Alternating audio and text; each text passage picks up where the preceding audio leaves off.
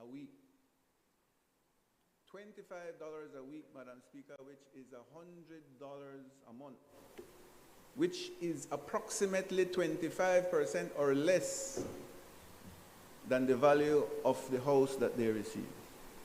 In addition to that, Madam Speaker, he discredited the size of the house. Well, for those that have roofs over their head, you can laugh and you can discredit and you can make fun of the sizes of the houses. But what he does not understand or refuses to acknowledge is that these houses were designed so that they can grow into any size that the recipient wants once their economic status rises. They should be ashamed, Madam Speaker, of ridiculing people that would never have been able to afford a house over their heads. Why? Because they have what the recipients don't have. That, Madam Speaker, I believe is distasteful, to put it lightly. Then the member from MESOP insulted the entire government's position when it pertains to social justice.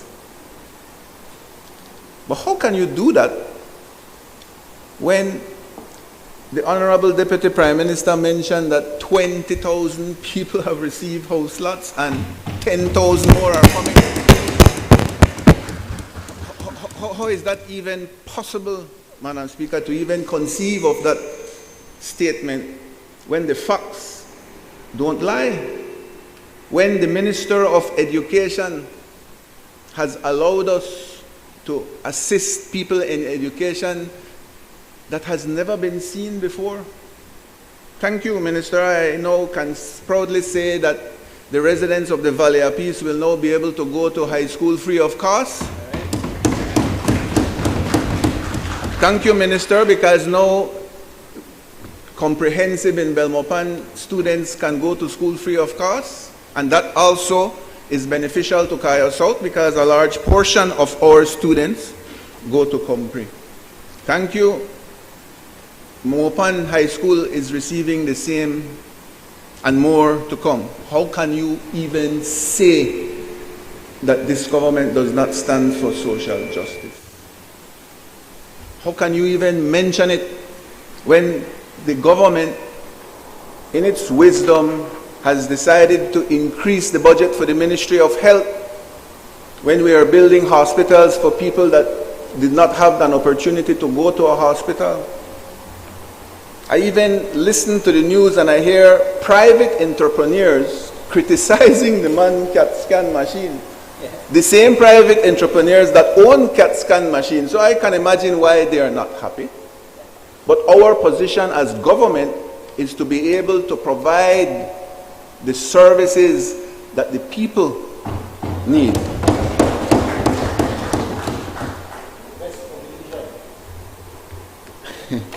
But we have some call it philosophical challenges, some call it cultural challenges. It is the fight between the haves and the have-nots. It has always been that fight.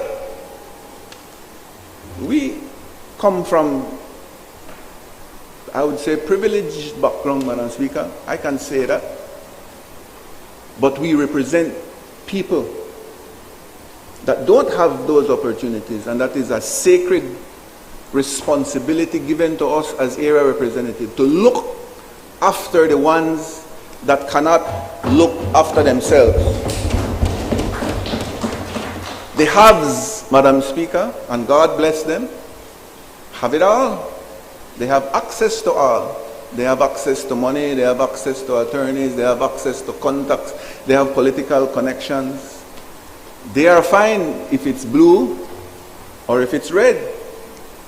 The have-nots have absolutely no opportunity if government does not step in to defend them.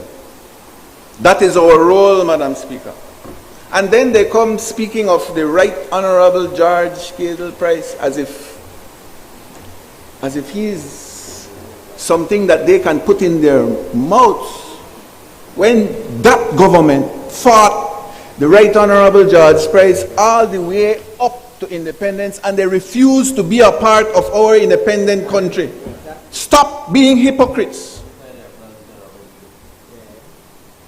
And they acknowledge him only when he died.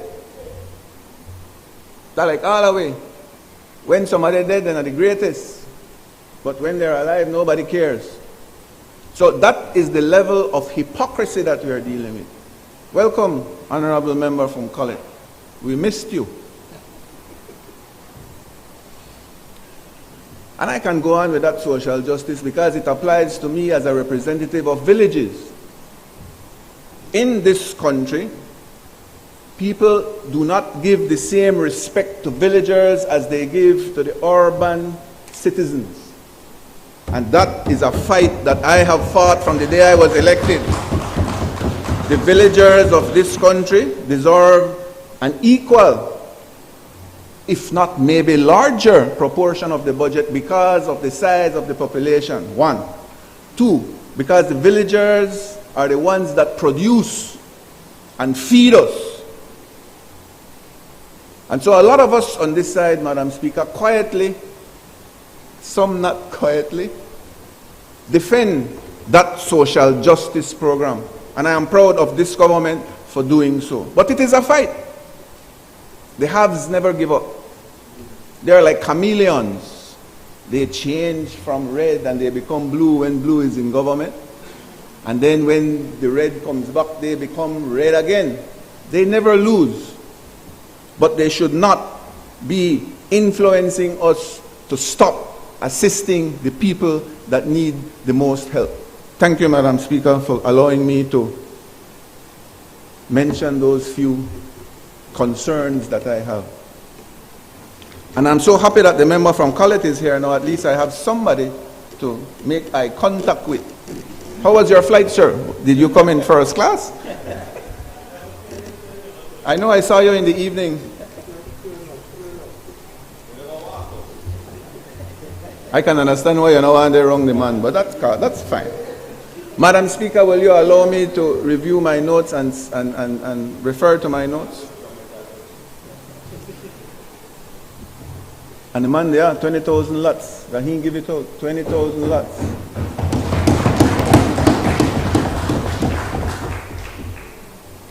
Madam Speaker, properly designed infrastructure facilities facilitates economies of scale, reduces cost of trade. It is the foundation for efficient production and consumption of goods and services. It is vital ingredient to economic growth and development, which is key to raising living standards and the quality of life of citizens, residents, and visitors of our beautiful Belize.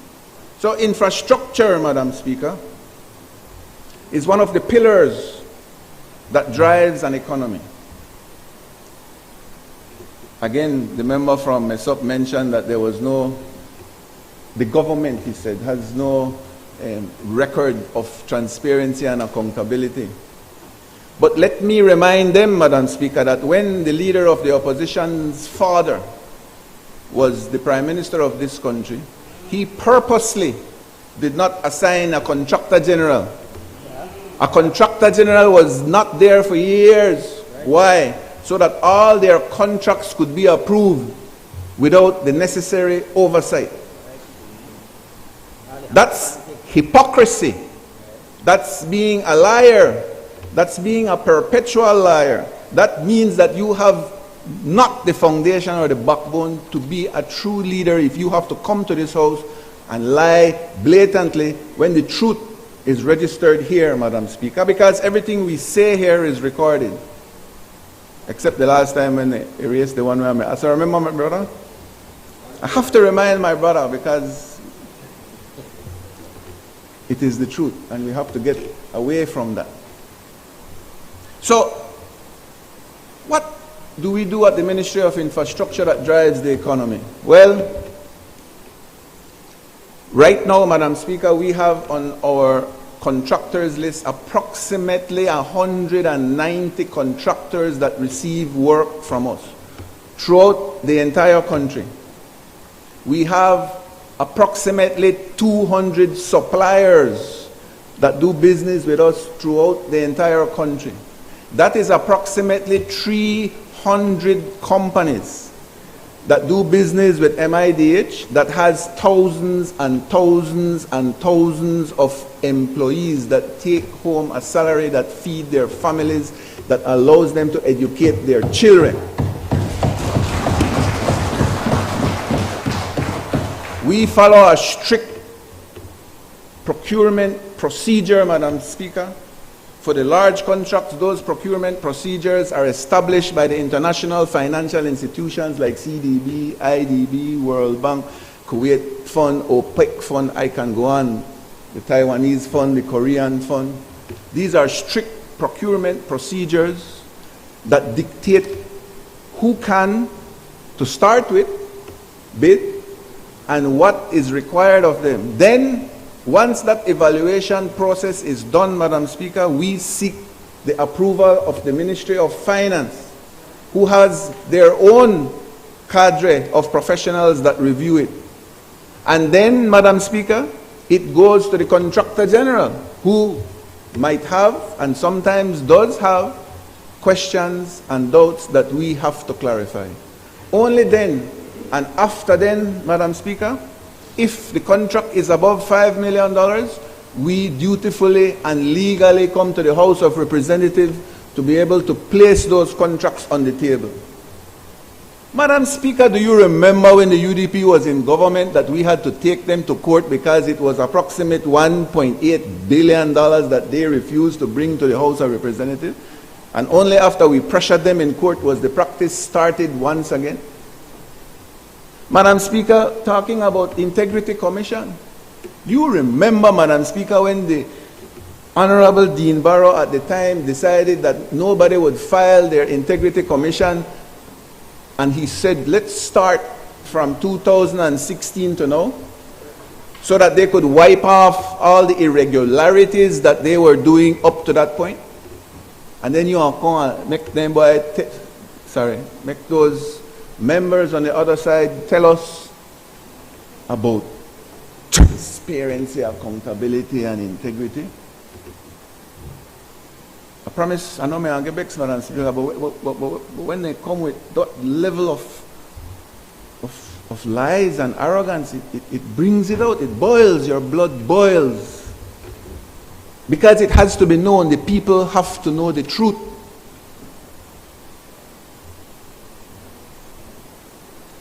Our mission, Madam Speaker, at MIDH is to develop and rehabilitate our infrastructure projects so that they can be clean, so that they can be green, so that they can be inclusive, so that they can be resilient, and so they can be safe. We need to consider the ongoing fight against climate change, whether it is through mitigation strategies or adaptation measures, and at the same time consider the needs of the most vulnerable users.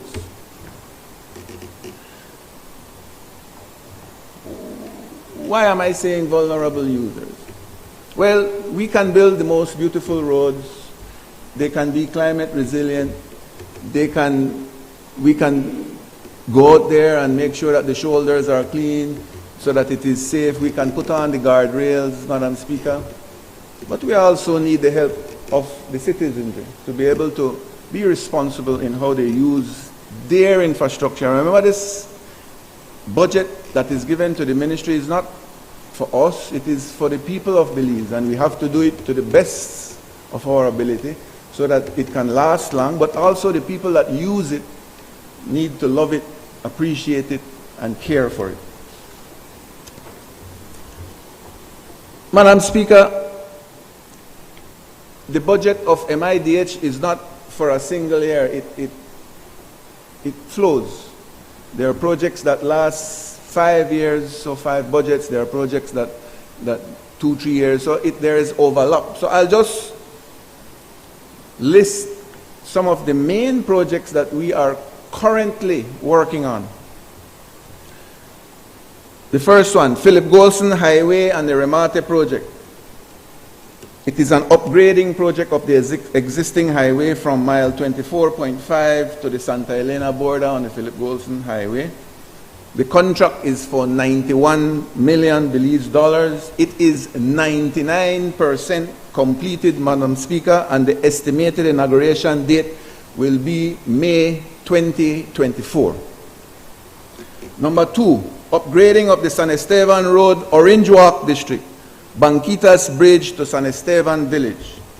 Contract value 10.2 million Belize dollars, 85% completed, estimated inauguration date August 2024. Number 3, upgrading of the Bullet Tree Road, Joseph Andrews Drive in San Ignacio to Bullet Tree Village. Contract value $3.9 million, 90% completed, estimated inauguration May 2024. Number 4, Corozal to Sarteneja upgrading project, which is from the Corozal town to Sarteneja village. Contract value $102 million, 70% completed, estimated inauguration October 2024. Caracol Road upgrading project phase 2, Pinol line to the Caracol archaeological site. Contract value $50 million, 30% completed, estimated inauguration date December 2025. Halova Bridge replacement project, Madam Speaker, contract value $31 million, 95% completed, estimated inauguration May 2024. Halova Bridge replacement project amendment, Madam Speaker, which is the removal of the Halova Bridge steel trusses superstructure and be able to fix it, paint it, put it back to its original state. That contract is for $4.5 million, 10% completed. Estimated inauguration December 2024. Number 8, the Joe Taylor Bridge in PG Town, Madam Speaker. This is a bridge that they have been clamoring for this for years. Contract value $2.3 million, Madam Speaker. 25% completed. Estimated inauguration February 2025. J&W Bridge in Belmopan City, Madam Speaker. Contract value $750,000, 55% completed. Estimated inauguration December 2024. The infamous roundabout by the Benny's Apartments, Madam Speaker, Philip Golson Highway. Contract value $2.4 million. Thank the Lord, 100% completed. Inauguration will be in April.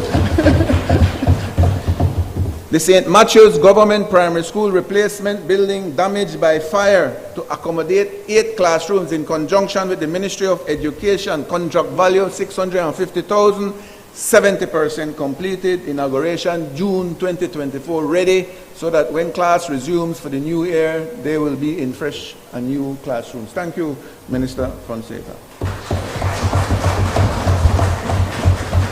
And that one is, as you're aware, Madam Speaker, a little bit close to my heart. It is one of our villages in Kyle South. Expansion and rehabilitation of the Philip Golson Highway from mile 8 to 24.5. This is the last section to complete the Philip Golson Highway. Contract value $48 million. We are presently procuring consultants, Madam Speaker, and if everything goes as planned, it will be completed in April 2027 to be inaugurated by a PUP government, Madam Speaker. George Price Highway Upgrading Project Section 6, San Ignacio Town to San Jose Socots. Contract value $13.2 million, Madam Speaker, 20% completed. Estimated inauguration September 2025. Banana Bank Farmers Express Road to the Valley of Peace, contract value $3.3 million, Madam Speaker, 70% completed. Inauguration expected to be June 2024. That one is also close to my heart, Madam Speaker, in the center of Kyle South. Hawksworth Bridge repairs and retrofitting project, Madam Speaker, which the members from the San Ignacio, Santa Elena constituencies would appreciate. Contract value $1.3 million. It is in the procurement stage. Estimated inauguration November of this year. Then, Madam Speaker, we assisted the Attorney General's Ministry by refurbishing and restoring the old Treasury building in Belize City to accommodate the High Court. It was done internally by MIDH and some local contractors. The same was done for the Charles Hyde building, Madam Speaker, as was mentioned yesterday by the member from Freetown. And, Madam Speaker, we have the yearly administration and maintenance of the Civic Auditorium and the Eleanor Hall building that is under our watch. And as everybody is aware, it is the cleanest auditorium that the country has, because we make sure that every chair is cleaned, every toilet is kept properly, all the AC is functioning. It is an environment that we are proud of because of the maintenance. Maintenance, Madam Speaker, is important. Huh? But we could clean it. Then, Madam Speaker, we have the maintenance of farm roads, rural roads, and secondary roads, which is basically grading, spot checking, and routine maintenance. This is the one that we get calls to our ministry on a daily basis. 3,000 miles of roads in the country, Madam Speaker. It is nearly impossible for us to do all, but we do our best. In the Corozal district for this year, Madam Speaker, we dealt with 25 miles of secondary roads and 102 miles of farm roads. In the Orange Walk district, Madam Speaker, we dealt with 40 miles of secondary roads and 168 miles of farm roads. In the Belize district, Madam Speaker, we dealt with 82 miles of secondary roads and 30 miles of farm roads.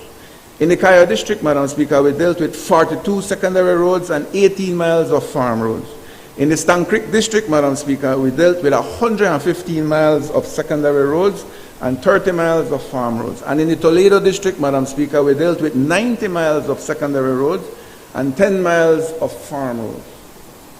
We work with the area representatives, we work with the elected chairmen, we work with the elected mayors at times, Madam Speaker.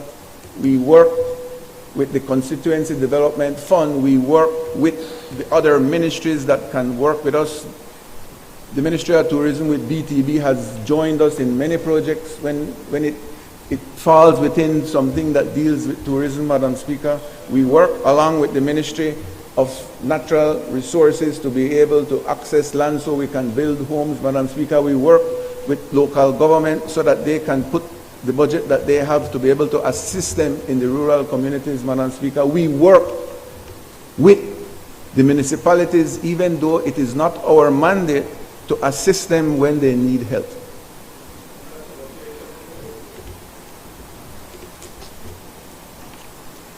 Let's get to the municipal projects now, Madam Speaker, which was a mandate given to us to be able to go in and assist our brothers and sisters in the urban areas. We budgeted and we have been working in most of the towns. San Ignacio and Santa Elena, Madam Speaker, we budgeted and we are working on a budget of $3.9 million. And this is ongoing projects. So in San Ignacio, Santa Elena towns, you will see paved Galvez Street, Guadalupe Street, 3rd Street, 4th Street, Armando Sabido Drive, 18th Street, Collins Boulevard, Constellation Boulevard, Tulip joined with Guerra Street, Street number 2, Maya Vista area, New Haven Street, Hillview to Santa Cruz Street, Santa Cruz Main Street, in the San Ignacio Santa Elena municipality. In Benqueviejo town, Madam Speaker, we estimated $4.9 million of paved streets. And in Benqueviejo, some of them have already been completed. Bayman Street, completed. Burns Street, ongoing. Cemetery Street, ongoing. Elizabeth Street, completed. Kennedy Street, completed. Lomas del Rodeo Street, ongoing. Maya Street, ongoing. Moihong Road, ongoing. Pablo Guerra Mena Street, ongoing. Riverside Street joining Cemetery Street, completed. St. John Paul II Boulevard, ongoing. St. Joseph Street, ongoing. Victoria Street, completed. And Wyatt Street, completed, Madam Speaker, in the Benqueviejo municipality. In Punta Gorda town, Madam Speaker, a budget was provided to us of $3.2 million. And we are paving streets in that municipality. Charles Westby Street, Far West Street, Mahogany Street, Orange Walk Street, Prince Street, Sunflower Street, and the Joe Taylor Bridge. There is more work for Punta Gorda, as I understand, Madam Speaker. The Minister from Tourism has informed the mayor and others that there is some work that will be done on the front street with some cultural activities and other things, Madam Speaker. So Punta Gorda town will be getting its fair share of the budget. Anna Marina. Corozal town, Madam Speaker, a budget of $2.5 million. Belmopan Street, Susuk Street, Olga Marin, San Andres, Philip Golson Highway, G Street, Potsal Street, and 7th Avenue, Madam Speaker. All of those in the Corozal municipality have been completed. And we can't left out the Bass Tongue, Orange Walk Tongue, Madam Speaker. But you never get the biggest budget. You only get $2.5 million. And he provided the budget, so it was what was done. I cut you. I don't want me cut your boss. The finance cut you. He writes the check to himself, so that's the way. Orange Walk Tongue, Baker Street, Main Street, San Jose Street, San Felipe Street, San Pablo Street, Santa Familia Street, Douglas Street, and Tangerine Street. Now, if you go to Orange Walk Tongue, you will see much more streets than the ones I have indicated here. It's because they got a mayor with a real mayor, hard-working mayor in Orange Walk Tongue that I joke about it, but it's the truth. He has shown the engineers at the ministry how to manually pave streets with a bucket. And he came and he gave practical instructions. I think he learned it from the member from Orange Walk East. That you taught him, Honorable Bernard? Kudos. Dangriga, a budget of $3.56 million. All of the streets that we were commissioned to do have been completed. Trucking Boulevard, South Rivers Side, Gumagarugu.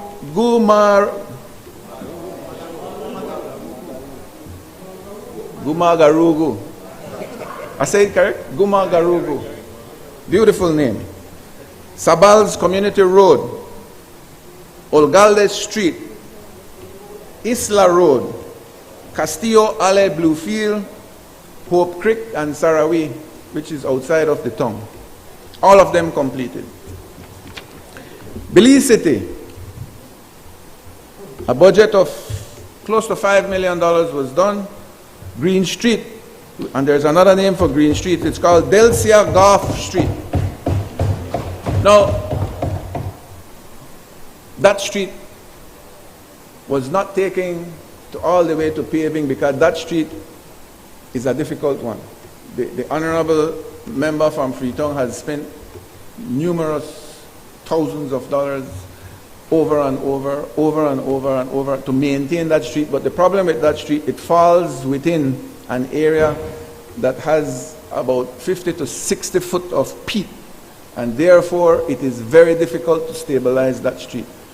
And we will continue, Honorable Fonseca, but that street is a really difficult one. It gives us the same problem that we have on the Philip Golson Highway where we did the roundabout.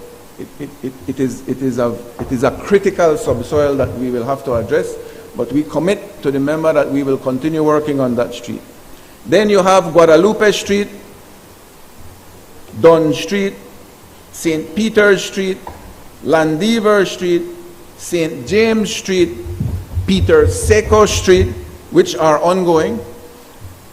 And then we have the ones that are completed. LaCroix Boulevard, Complex Avenue, Niels Penn Road. That, in my opinion, more work needs to be put in the south side of Belize City because it is our way of giving respect to the people of the south side of Belize. It is the same respect that I believe should be given to the rural communities. These are people that need help. But sometimes psychological assistance is at times more valuable. So what does infrastructure do? It raises the way that they feel. It helps the value of their properties. So if you had a house in our area that don't have no drain and no street, and now the government invests in infrastructure, automatically, Madam Speaker, the value of those homes and those houses increase. Therefore, you are giving power to the people. And that is the mission of the People's United Party, and that is the foundation of our social justice stance. And then, Madam Speaker, those are the projects that we are doing. Now, Madam Speaker, these are the projects that we plan to do with, hopefully, the approval of this budget. I don't see much opposition to it, so I think it will be approved. This year, we will once again focus on the needs of the rural constituencies that drastically need our assistance. In the past 3 years, we have already established the groundwork in the rural constituencies and our main road network. This year, we will continue to do so with everything we have at our disposal. It has been a Herculean effort to be able to address the needs of the residents of the entire country and trying to bring back our road network to an acceptable level after so many years of neglect. Madam Speaker, if you would only have been present when we took over this ministry, then you would understand what I mean by neglect. The honorable member from Toledo West, I remember from we were elected in 2012, was clamoring for one culvert from the Prime Minister for years, and he was ridiculed and ridiculed and ridiculed and ridiculed. Ask him how many culverts he has been able to put in. He can't even mention it because it's thousands. Ask him how many bridges we have fixed for the constituency. Ask him how many roads we have put to villages that didn't have any road. And like human beings, we're not going to know a road, we rail up. We put in a road and they say, but we need it paved. We understand. We understand, Madam Speaker. We all have this desire for better. But we work within what we are provided and we do the best that we can. So, Madam Speaker, the first project that we have been working on, which has not been approved for this fiscal, but we have done work for it, is the George Price Highway upgrading project from Belize City to Belmopan. That project, Madam Speaker, is broken up into 5 lots. Swing Bridge being the first lot, Belcan Bridge being the second lot, Belize City to Hattieville being the third lot, Hattieville to La Democracia being the fourth lot, and the Democracia to Belmopan being the fifth lot. I can proudly say, Madam Speaker, that the ministry has already done the design. We have already completed the construction documents. We have already done the technical specifications. We have already gone through the procurement procedure process of hiring the consultant, Madam Speaker. And we are in conjunction with the Ministry of Finance seeking financing from various institutions. Swing Bridge is presently being looked at by the government of Japan. Hopefully, very shortly, they will be able to give us a green light, and that one will be done on the basis of a grant.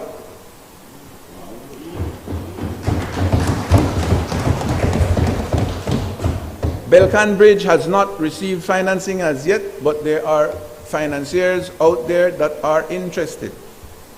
CDB has shown interest in one of the lots, and I believe they are extremely close to be able to give us the green light that it will be approved. The Kuwaiti Fund and the OPEC Fund has contacted us that they are interested in one of the lots, Madam Speaker, and we are awaiting their board to make a final decision. And the Ministry of Finance, along with the Taiwanese government and other sources, are looking at the options for the 5th lot, Madam Speaker. So we are hopeful. It is a critical project to be done. It is the last, one of the last, I would call it, main arteries of the country that needs urgent attention. The Belcan, for example, we have spoken about this already. Structurally, it is at the point of being unsafe. The most trafficked highway is the George Price Highway between Belmopan and Belize City, and the people that drive it at night can realize how dangerous it is. The ones that drive on the day has seen that the pavement is coming in so close that that's why we are experiencing more accidents. The longer we wait, the more expensive it will be. And so that's why I lobby for that project, because I believe it's important. North Ambergis Road has been put as part of our budget, Madam Speaker. This year's budget will allow the feasibility studies to commence and the planning stage to commence. It won't give us the ability to do more in a year. And then the budget, Madam Speaker, will allow us to pave the road from Dangriga to Commerce Bight. Where is my brother? Brother Zabane. The budget given is not to complete the project in its entirety. The budget given is to start the project. Because of it being a long project, we can budget per year.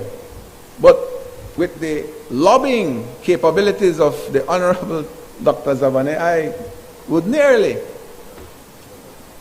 can say that it will happen.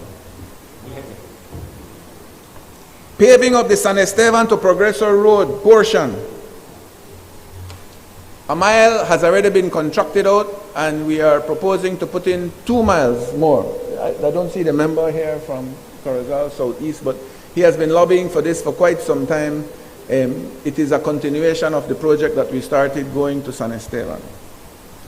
And then, the paving of the Guinea Grass, Tower Hill to Guinea Grass. That is a long road. That is a sad road. That is a road that the Honorable Mai has been after us for years. That he lobbies, and we finally convinced the Ministry of Finance that a portion of the budget should be allocated to that. So congratulations, Honorable Mai. And then we have the Orange Walk Road project, which is the rehabilitation of the main roadway through Orange Walk Town. The Philip Golson Highway project did not include the portion that is directly in front of Orange Walk Town, and now we have decided that it is also a vital artery that needs to be addressed. So that will be done this budget. Trial Farm Road, where is my brothers from the north?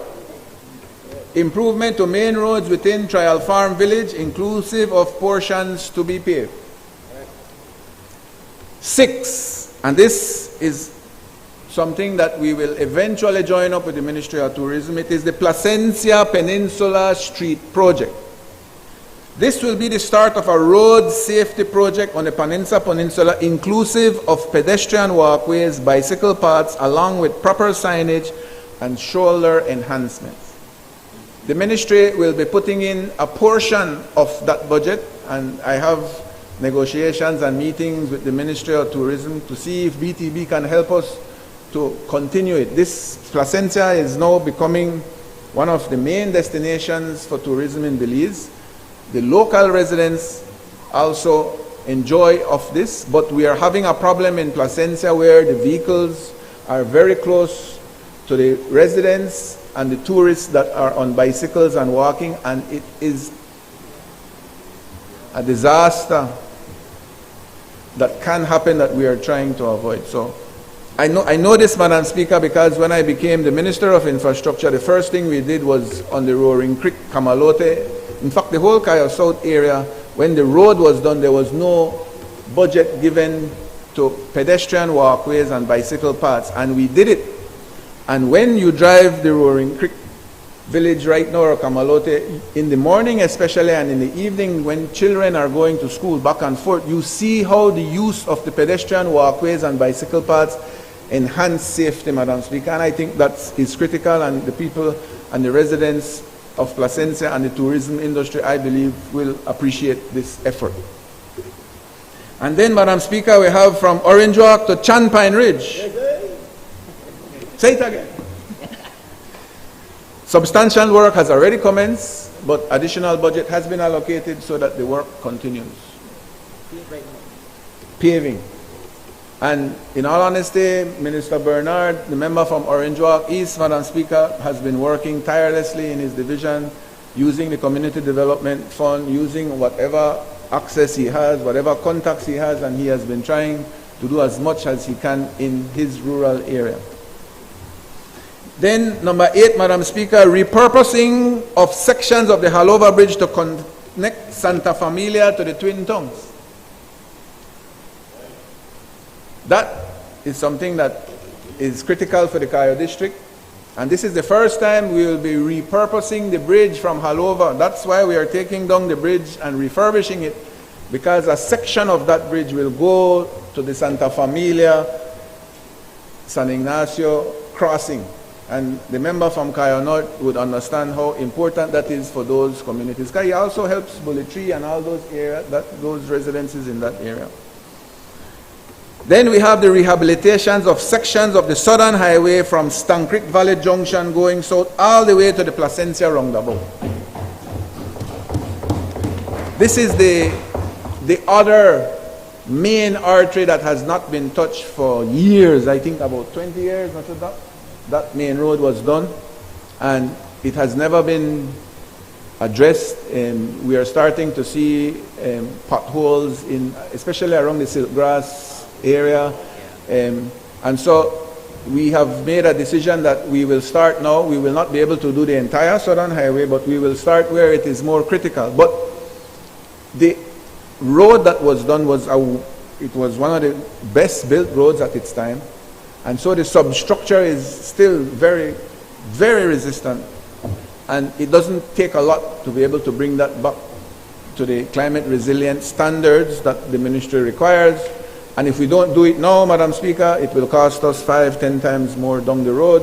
And again, the South is now becoming I would say an attraction for the country. The last virgin area of our country, and people want to go.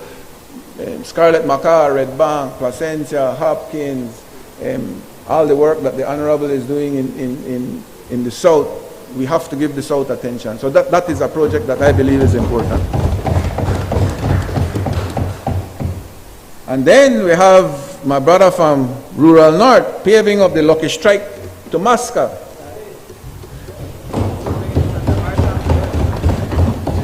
We, last round we gave a portion of Crooked Tree, and we have a piece left to be done in Crooked Tree.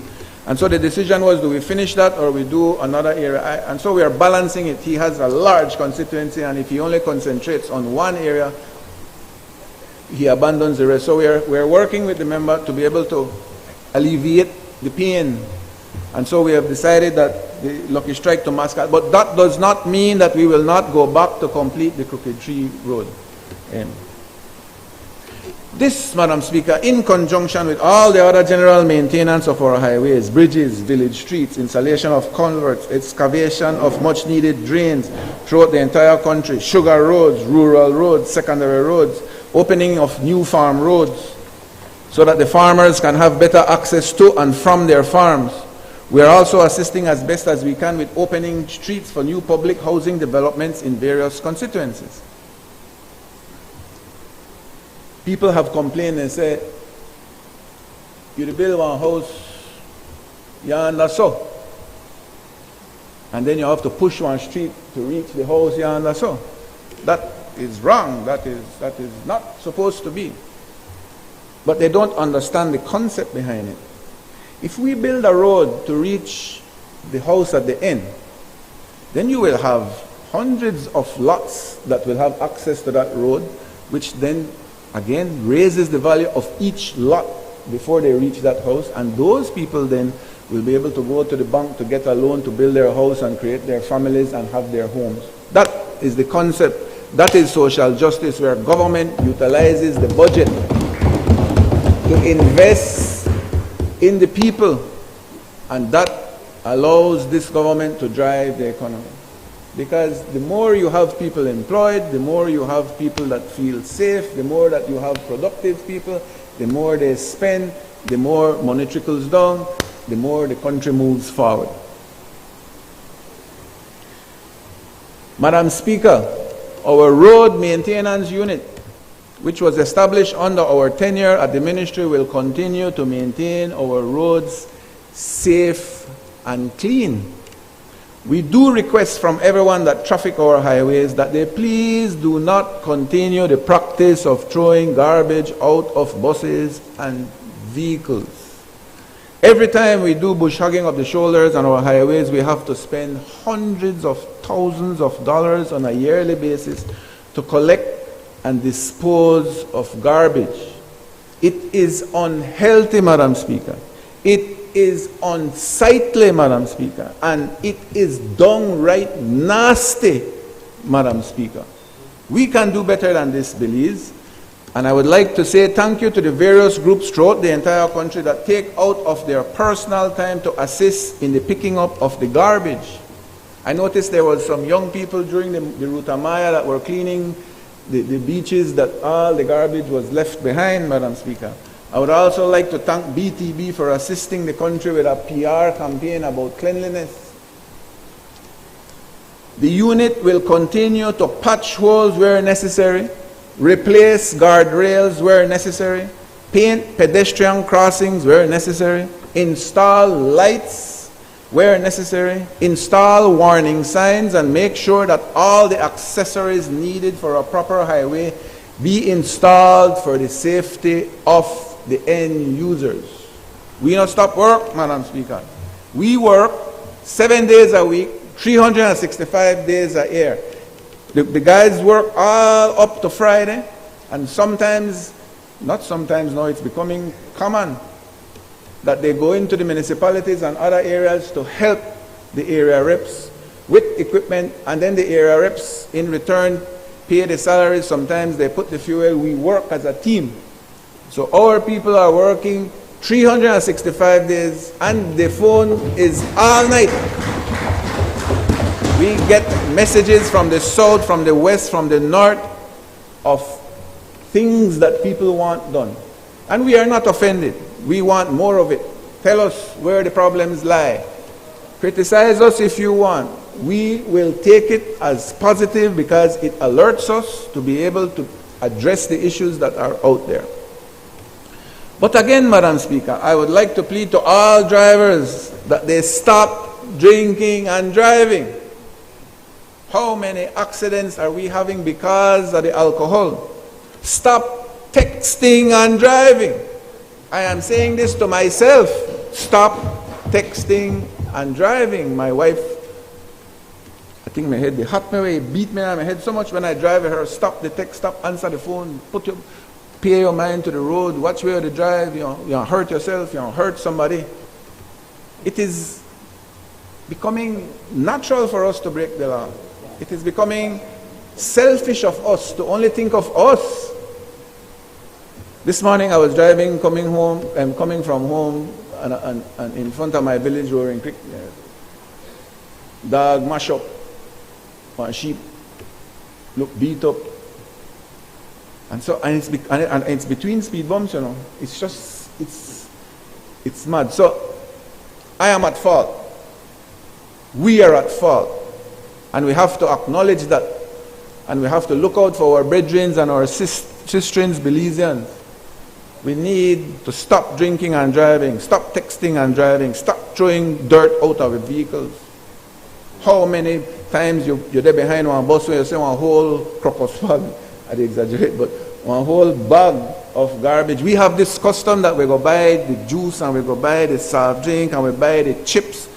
We put it in the plastic bag where we get it from the shop, we tie it and we throw it out the window. Make somebody else worry about it. We have to stop it. This is a beautiful country that we live in. Right or wrong, Honorable Member from Collett, it's a beautiful country we live in. And we have to stop the politics about it. We have to work together as a team. We have to look out for our Belizean brothers and sisters. And we have to take care of what is ours. People call it jewel. We know it's a jewel, but yet we don't want to shine the jewel. We don't want to take care of the jewel. We dey crack it, we dey drop it, we dey throw it away. No ghost fool you. Others, the haves from outside, they know your jewel worth. And they come in silently, some not silently, and it will be that they will own everything that we have if we do not take care of what we have, love it, cherish it. That's why I like what the bedroom they do. My apologies, I shouldn't have said bedroom. The member from Lekai, where they give out 30,000 lots to Belizeans, to give them power, piece of land in the jewel.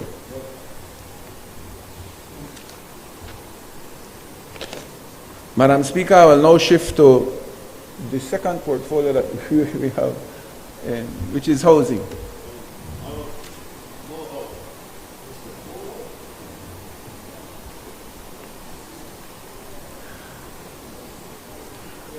Madam Speaker, I would like to personally invite you. I know you're busy, but I want to invite you to go with me when we hand up some of their house to people that need it. Madam Speaker, you have to experience that. It is, you could see it on TV, you could hear about it, you could even think about it, but if you are not there experiencing when those people receive their house, Madam Speaker, you will never know the feeling that we have at MIDH when we can hand over the keys to one of these people.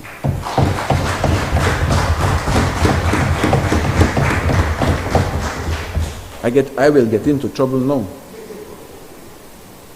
I will get into trouble now. But now with you, Madam Speaker, me and you never got trouble. I will get into trouble with the Ministry of Finance. Oh, okay.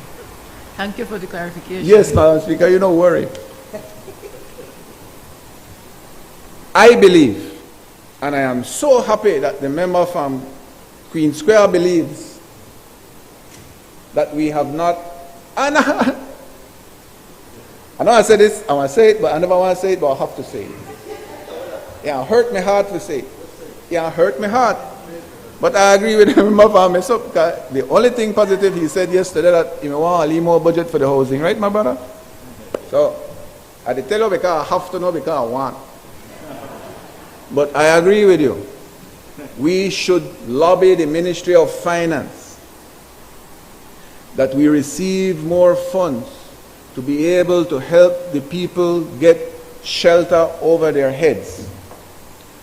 If we don't do that, Madam Speaker, the haves will be happy that they do not believe that the have-nots should get. Right or wrong? They lobby, make them go to the bank, go borrow the money. But they don't say it when I'm around. Because when I'm around, I'm telling them, but how they go in a bank, go get the money? They not got no job, they're not single mothers, they struggle, they not got opportunity in life, they're single fathers, some of them are disabled. You are setting them up to fail. So, you know, they come with a briefcase and say, oh, you can go to the bank. Yeah, you could go to the bank. But the people that we help cannot go to the bank. And so it is our job. And many members here believe in it. I am the only one that voices it often. We need more budget for the housing.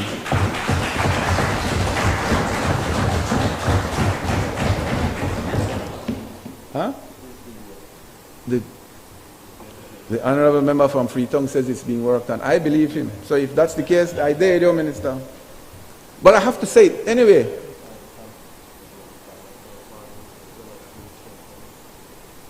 Thank you very much. The minister from Freetown has made my day. He has more information than I do, and I appreciate that. But $5 million out of $1.5 billion is unacceptable. And it's not that I'm saying it here and I haven't said it before. Every single person in this room have heard it. Remember how many times have you heard it from me?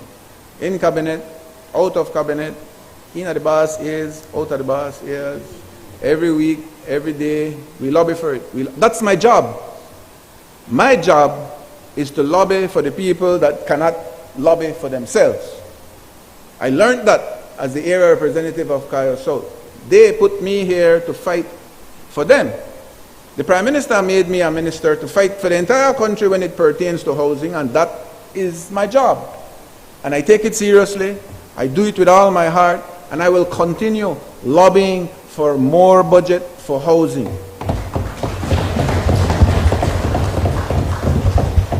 But not going on to criticize the size of the house and the amount of the house when the government from the next side never do no house. And I know that you and your Bally Finnegan, oh, I hear you tell Finnegan he can't go to the headquarters.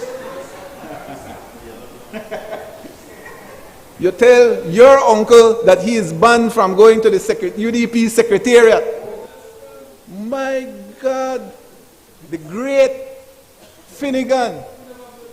My Bally will never build no house. Your uncle and your banner from UDP secretary. My God.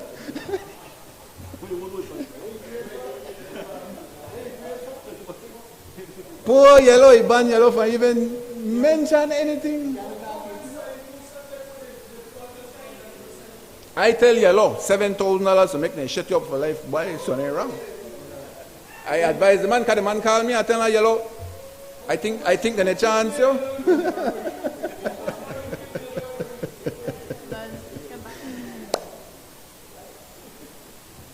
I had to put that one in, Madam Speaker. You know, once in a while, you know, I make me buy lively. You know, make sense you come in here, you look sad. I know, but you know, should I sit down closer together, man? Come. kumbaya on a whole hand and things, you know. Yeah. Madam Speaker, they made the whole hand before election.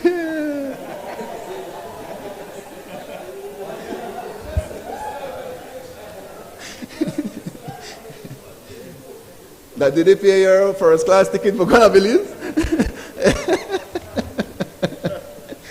Aye, aye, aye. Madam Speaker, housing is the basis of stability and security for an individual or family.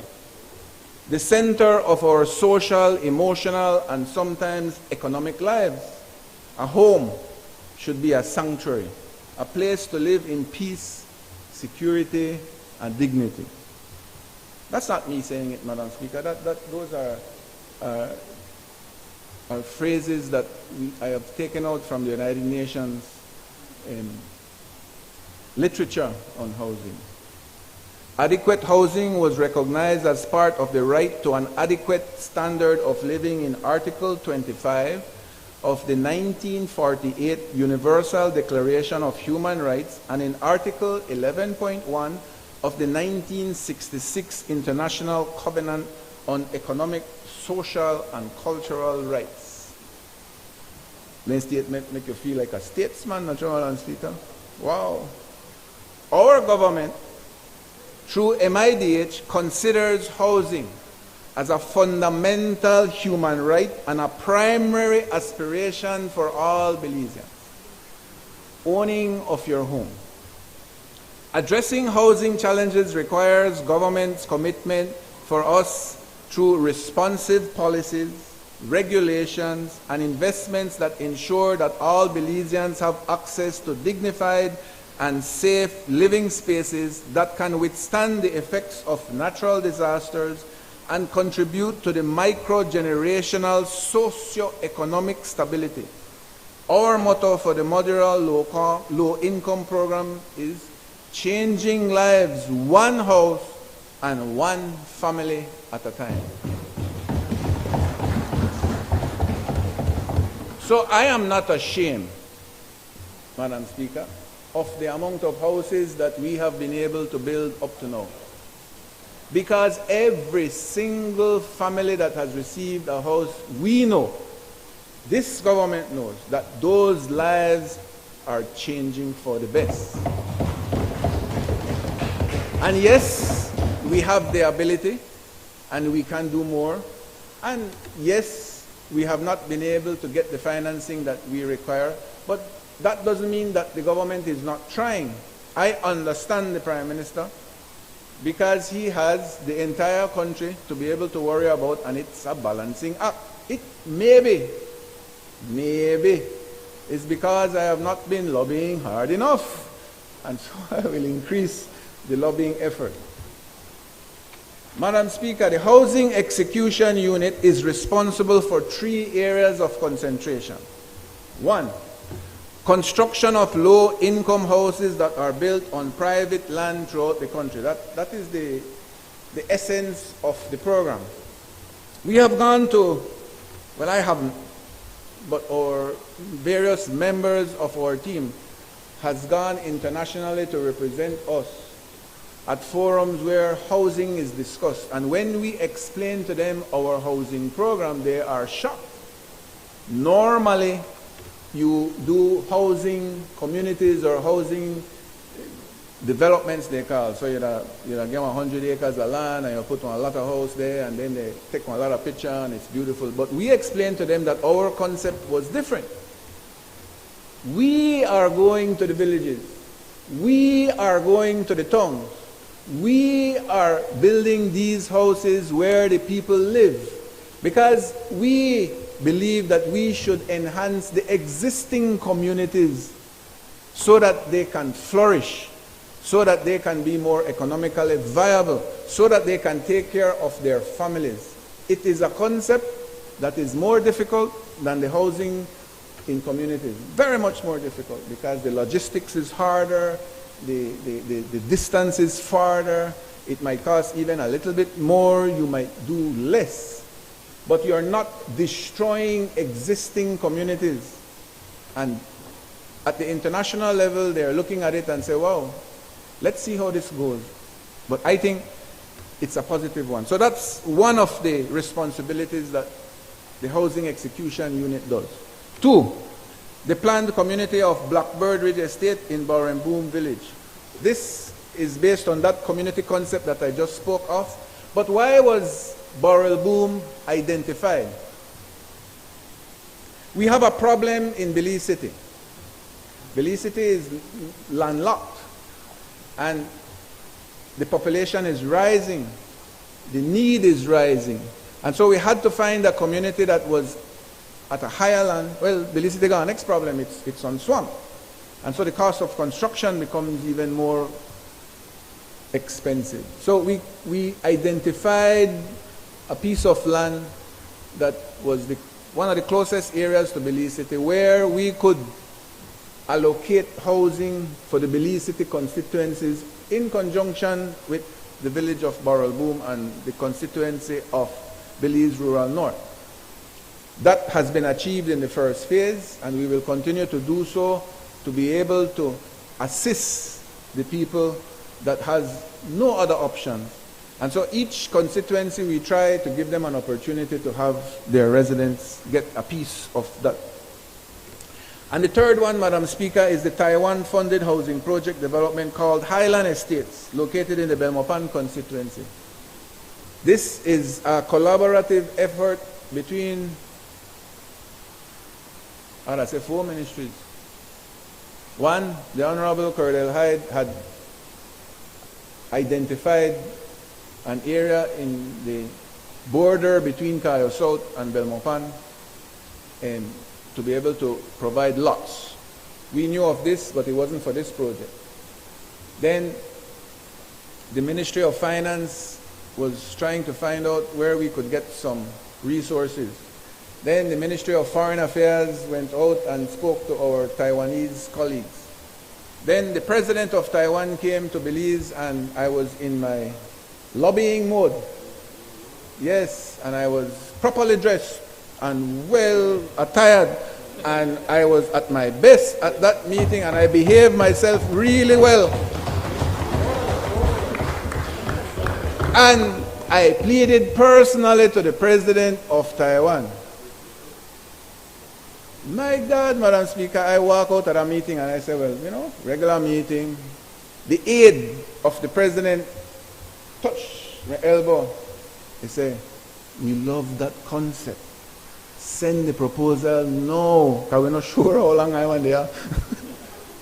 And it was magic, because the proposal was done before I got on the meeting. We sent it to them. It went all the way to Taiwan. The President said that she personally was interested in this project, just that she didn't want to spread the houses all over. She wanted a centralized area. I went back to the minister. I said, Minister, here you got some lot, Belmopan. Make we do one thing. Have these lots available. We will put in the infrastructure. I will lobby with the Ministry of Public Utilities to get water and light. We will put in the roads and drains, and we will build the house. How will that benefit your project? It's like a spark. Once we start with the infrastructure, then he has, how many lots is it? I don't know, 1,000, right? 1,000? 800 lots now that will come.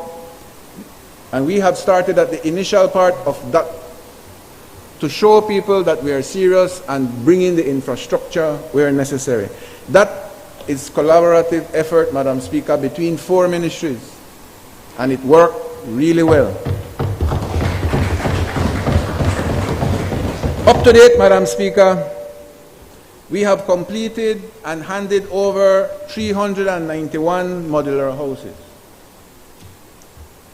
There are presently 125 of these houses under construction, 60 for Phase 2 Blackberry, 40 for Phase 3 of the Blackberry expansion.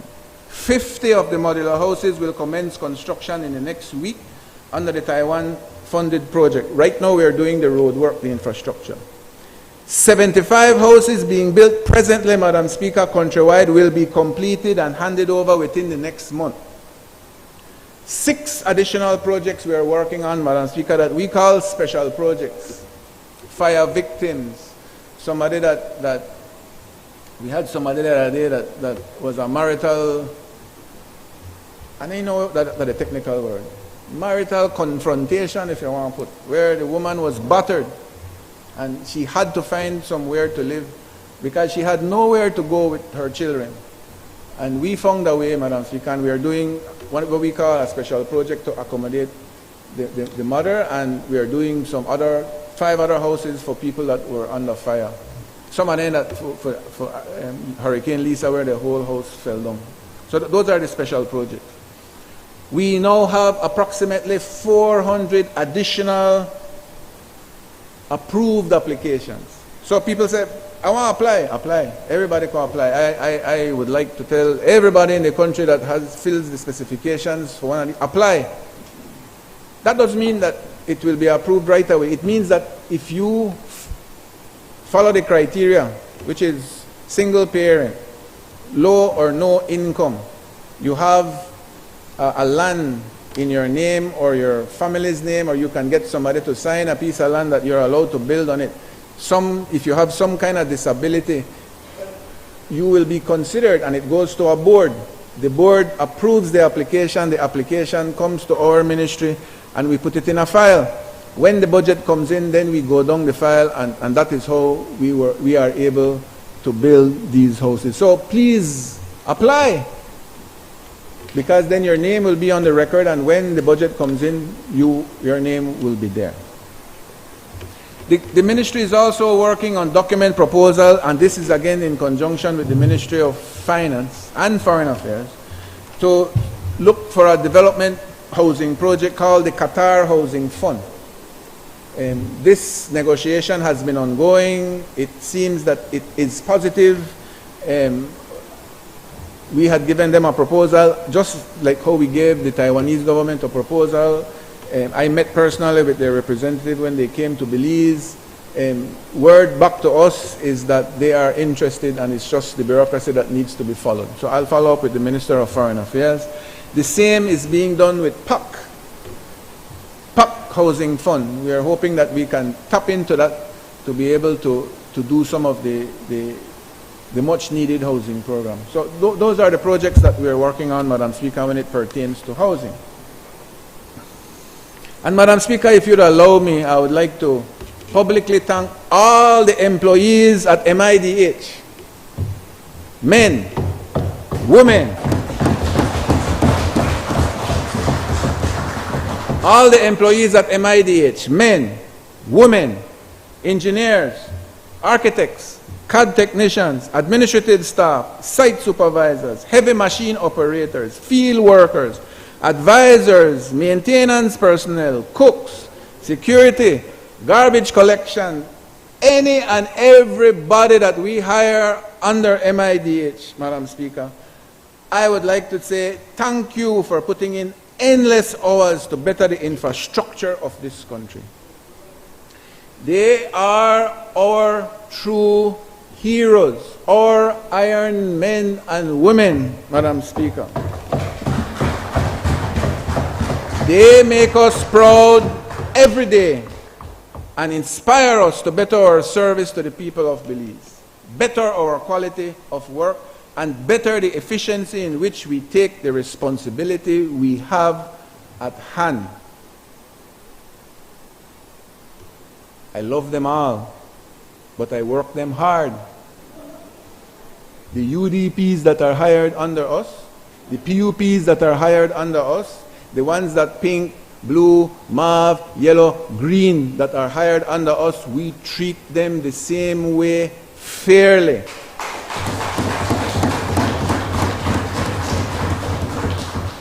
So, we allow them for Ghana and lead Johnny Cake the morning before they work. The lead tacos at 10:30, that's necessary. The rice and beans at midday that we love. And the meat pie maybe at 2 with the orange juice. But the other hours, I expect them to work. And they know that. And we check that they work. And the ones that don't are not fired. They are brought to us and we explain to them why is it important that they work. Why? Because it is the people's money that we are spending. Their salaries are paid by us Belizeans, and we cannot take that lightly. Secondly, we have a lot of work to do. 3,000 odd miles of road and nothing for play with. In the past, we had no equipment. At that time, it wasn't called MIDH, it was called Ministry of Works. We were famous, Madam Speaker, at the Ministry of Works. Them boy could have play feature, the best in the country. Because all they used to do. Mechanical department play feature. Road work unit play feature. Everybody play feature. Then boys said that some of them house, I believe it we paint yellow, paint from the MIDH paint. So they say, equipment was not being used on the roads, it was being used on private property. Go to MIDH right now, Madam Speaker, we have created a campus. We have designed and built a cafeteria for our staff. We have provided bathroom facilities at the level. We have inspired our people. Why? Because they have inspired us back. We now got remote control entrance for security now. We have fenced the compound. We have even given a portion of our compound to the vehicle care unit because we know how important it was. They were going all over the country trying to figure a spot where to put. And we, out of our heart, said, but we don't really need this section. Use it.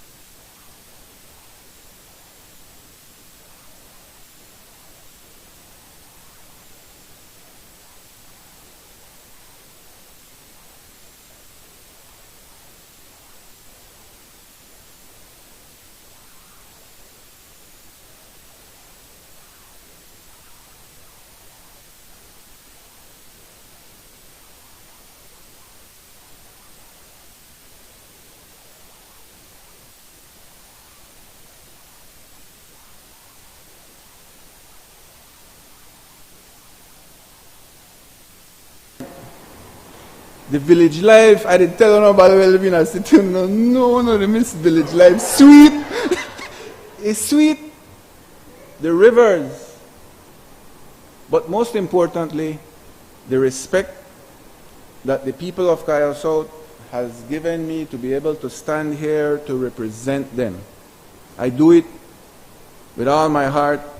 I do it with positive intentions. And we the jam na Kaya South. I know I list that one car. Nah, a lot.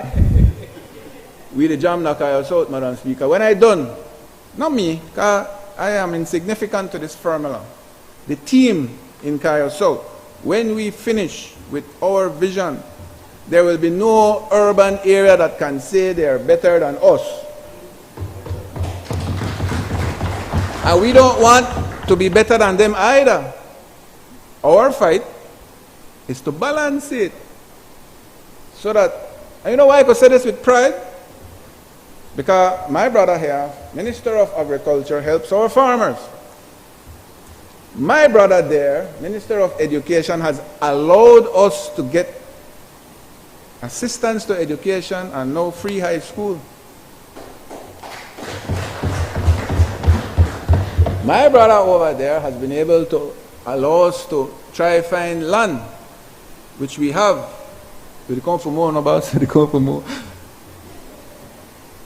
My brother over there assists us in keeping our villages safe.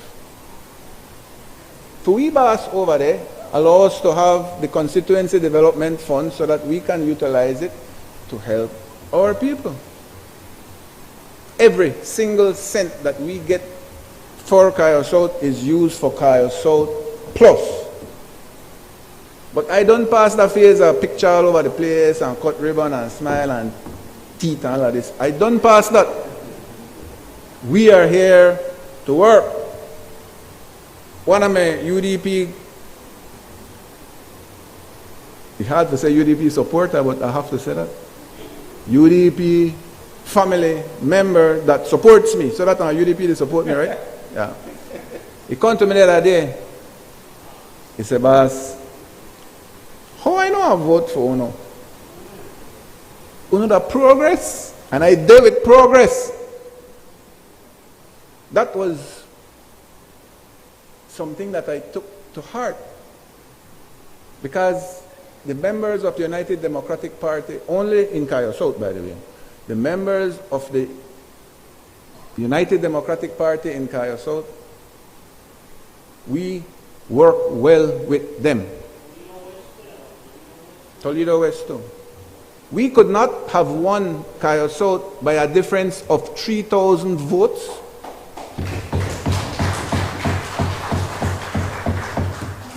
If we not love them and they not love we. It is impossible that you win by that margin, and I ain't come close to 90%, but are they going for it? Are they going for it? We do it with love. I think you should learn that, member from Mess Up. Do it with love. Make Finnegan go back to the headquarters. Not sue yellow man, hug the man. Don't do that to your people, because in the end it will hurt you. I did do this as an advice, and I shouldn't, but I am. Finnegan and my bally, you know, here, they want to make I come back to the house. You forget that. I never forget that. There is love in Kaya South. It is true love. It is non-political. Yes, we kind of draw the line or leave it. Maybe more than leave it 2 weeks before election. But that's normal. Once that election is finished, we go back. And everybody that works for me know there is no objection. If it's to help, let's help. You know why? This is a philosophy that was instilled to me by some of my family members. I think it's my daughter that said it. That they never forget. You are only a manager of their money and their resources. It's not yours. Manage it well. Make sure you distribute it fairly, and make sure that they benefit from the time that you're there. That's all you're there. Not fool yourself and feel like you're a dangag. And like what the minister says today, everybody and blow smoke up their head and they feel like they're a minister, and they want to throw the red carpet, they want the door open, they want to back them bag. We not depend on that, Kaya South.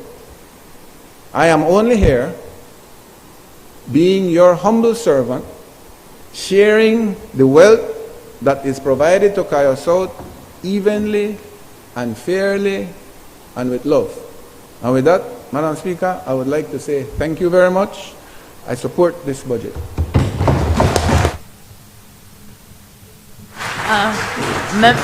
I'll suspend the proceedings for just a few seconds while the office gets the podium down. Thank you.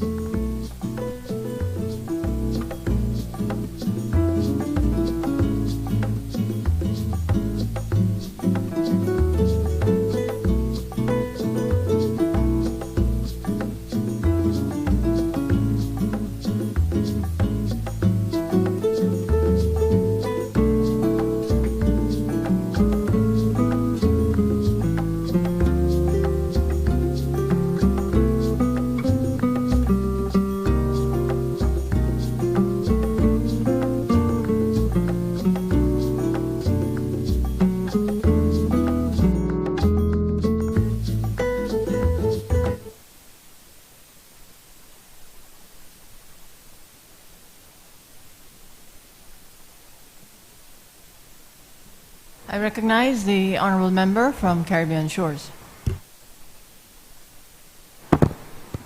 Thank you, Madam Speaker, and good morning to my colleagues on this side of the House, because, as usual, nobody there on the next side. Minister, it's 2024. I think it's time for us to get a little innovative with AI and simulation, because I'm not used to shadow boxing and nobody there on the next side. So at least if we have some AI technology, I could imagine someone on the other side. I was hoping to have the privilege of following the honorable member for Collett, but I guess he went to the back. But it's an even greater honor for me to follow the lion of Kaya South, the member for Kaya South, the Honorable Julius Espat. Madam Speaker, yesterday the leader of the opposition gave his presentation, and I didn't know exactly how to feel about his presentation. I didn't know if I should feel amused by what he was saying, if I should be concerned by what he was saying. But he actually tried to convince himself that he won the election. If you listen to him, and then if you look at his ads, guy gone so far as to put ads on TV, this man genuinely feels he won the city council and town council elections. It reminds me, Madam Speaker, of when I buy Bolido. For we Bolido, no Brad's or the Prince Bolido. For we Bolido, the People's United Party Bolido. And then I could buy one number, like 100 piece of 61. I give you a rake today, clerk. But then 67 play. But I still take my ticket and I show up at the Bolido agent the next day and I say, check out for me, I can collect. I win. And the Bolido agent look at me and say, but Minister, you the half? But while I buy 100 pieces of 61 and I'm kind of close, my boy buy 1,000 pieces of 6. Using the Lord's money, not Brian Lord, because he and Yellow Man they fight. The Lord's money, 1,000 pieces of 6. And he's still going to show up the next day, go try to collect with this 6. And I'm sure the Bolido agent will tell him, man, the minister may have, but you the way off a truck. So, Mr. Leader of the opposition, that's right. Try for me next time and stay on track.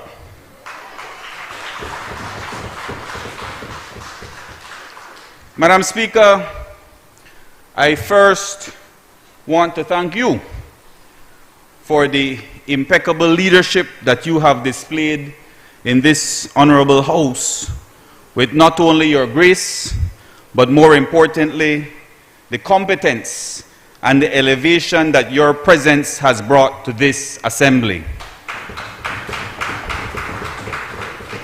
Of course, as we celebrate Women's Month, we know that you and all the women present in the Legislative Assembly play a critical role as points of inspiration for young girls across the nation, and as a reminder of where we can all go together when women are included everywhere decisions are made.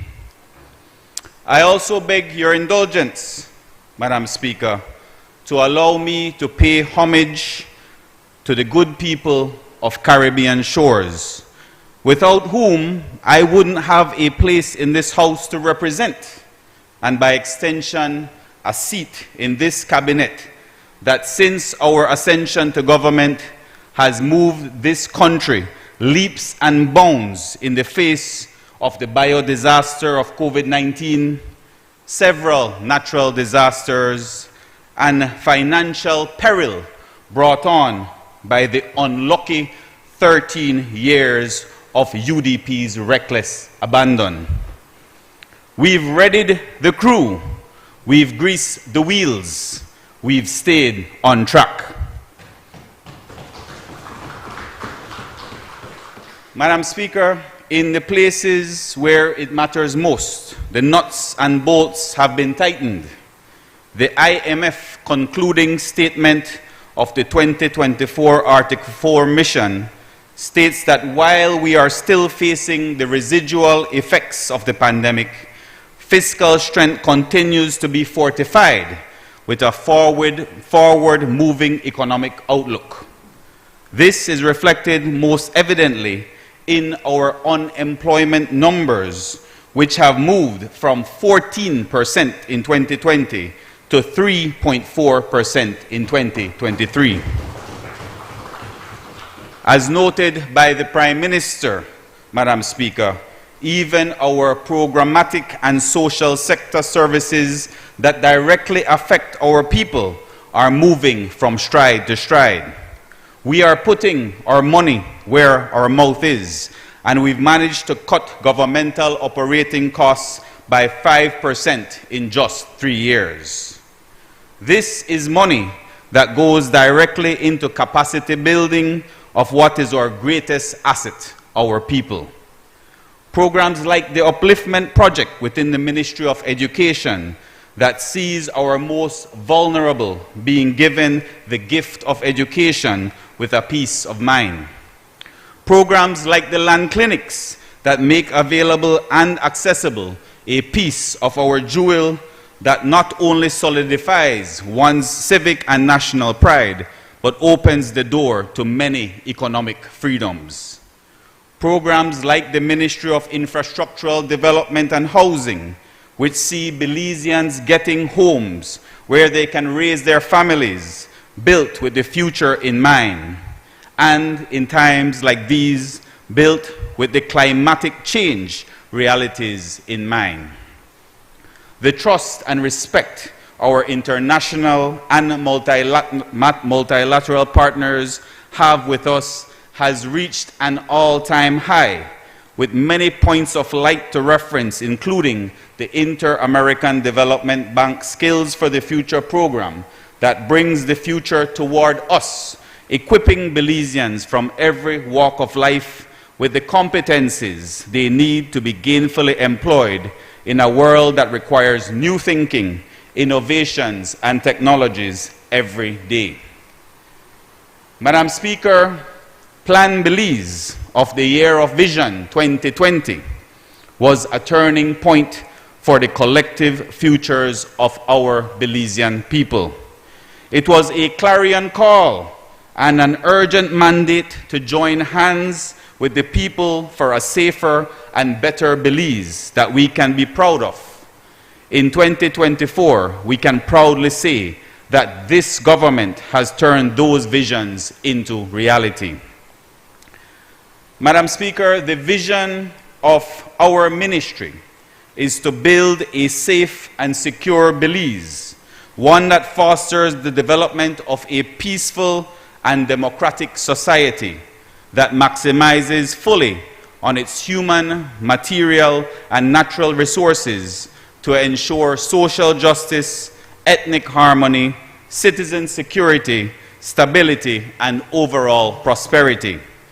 I want to thank the Cabinet for approving an increase in our budget within our ministry that pushes this vision into reality. We have more able public officers both within the ministry and across social protection-oriented ministries with which we partner, who have done stellar work to ensure that Belize is the best place in which to grow and raise a family. I'm sure the Minister of Health and Wellness will agree that health is wealth, and it is something we within the Ministry of Home Affairs take very seriously, especially given the challenging experiences we have had within the Belize Police Department recently as it relates to mental well-being. Just a few weeks ago, we opened a support and wellness center called The Lotus that is particularly tailored for the experiences that our law enforcement officers have each day on the job that can, chip by chip, take a toll on them. Our officers who face unique stressors must always show up and are looked at as those who can help when anyone is in need. We concede that sometimes even our heroes in khaki need a helping hand too. It is something we take seriously and are working arduously to not only provide the resources to officers, but also want to ensure that we begin the journey of ending the stigma against mental health care within and outside our ministry. We also want to ensure the health of all parts of our ministry are taken care of, including infrastructural health. Madam Speaker, we have reached an unprecedented number of police stations and substations for upliftment and renovation. The people of Hopkins Village, San Pedro Colombia Village, Pomona Village, Orange Walk Town, and in urban spaces like Caribbean Shores, and even in my colleague's constituency of Mesopotamia, have gotten much needed facelifts and restorations, making for a more comfortable and welcoming space for citizens to engage with those who protect and serve. And while we keep pushing the boundaries toward a better police department with better police officers, the National Forensics Science Service continues to be buttressed by our commitment to technology and innovation. The NFSS acquired, configured, and implemented an industry-standard laboratory information management system at the Forensics Lab as a significant step forward for digital transformation in line with government's national digital agenda and ISO standards. To ensure a smooth transition of the system, the department conducted change management sensitization sessions on LIMS improvements with the justice sector and law enforcement stakeholders countrywide. The scope of the forensics department analysis capabilities has also broadened to include outsourced fiber debris, outsourced general toxicology, and outsourced carbon monoxide testing. We also understand that the work of crime solving requires relationships that expand beyond our borders. We have established client relationships with a new ISO accredited DNA laboratory in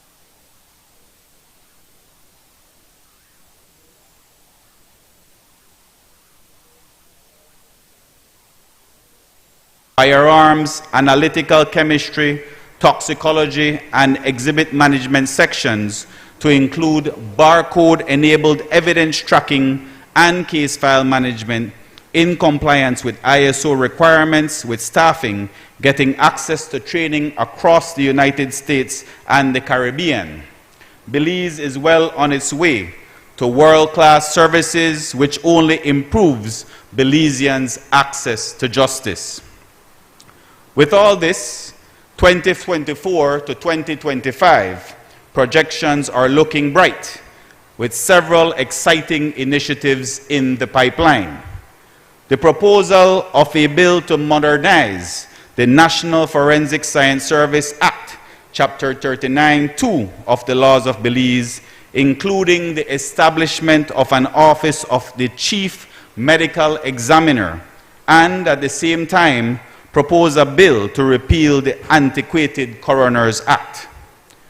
Through the CABE project, the Forensics Department will commence the first phase of establishing a new state-of-the-art forensic laboratory and the country's first forensic morgue in Belmopan.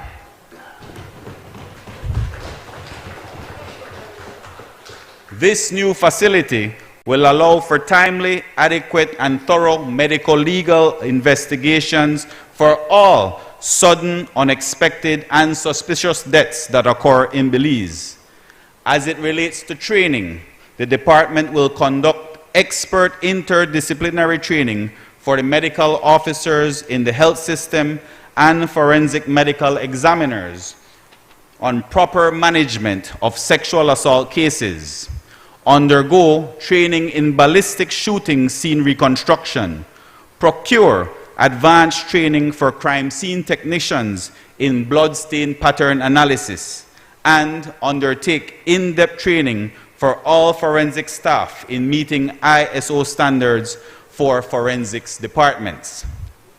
The department will acquire rapid screening technology and pursue specialized training to conduct advanced forensic technology, toxicology testing in Belize.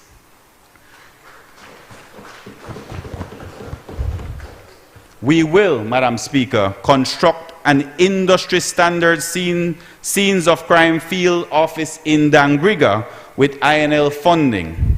And finally, Madam Speaker, and for one for which I am extremely proud as Minister, the NFSS will purchase a rapid DNA system to enhance forensic investigative capacity of law enforcement by providing timely identification of suspects or missing persons, in addition to the purchase of a new ballistic comparison microscope to enhance capacity for forensics firearms analysis. Madam Speaker, this rapid DNA analysis system is extremely important, not just in homicide cases where there may be blood stains that need to be tested in a very rapid fashion, but also in sexual assault cases where bodily fluids may have been left behind. Many times, you know, at a crime scene, evidence is left behind, but it takes months because we have to send that evidence abroad for testing, for DNA testing. What this rapid DNA analysis system will now do is allow us to confirm or deny the blood stain or the bodily fluid left behind if it is from that individual who the police may have in custody within that 24-hour period. And so this, Madam Speaker, is extremely groundbreaking. With improved science, there is improved access to justice. And with improved access to justice, there is also a need for improved access to information for public awareness. The Belize Crime Observatory, the #1 source for crime statistics in our country at par excellence levels, has also done its part.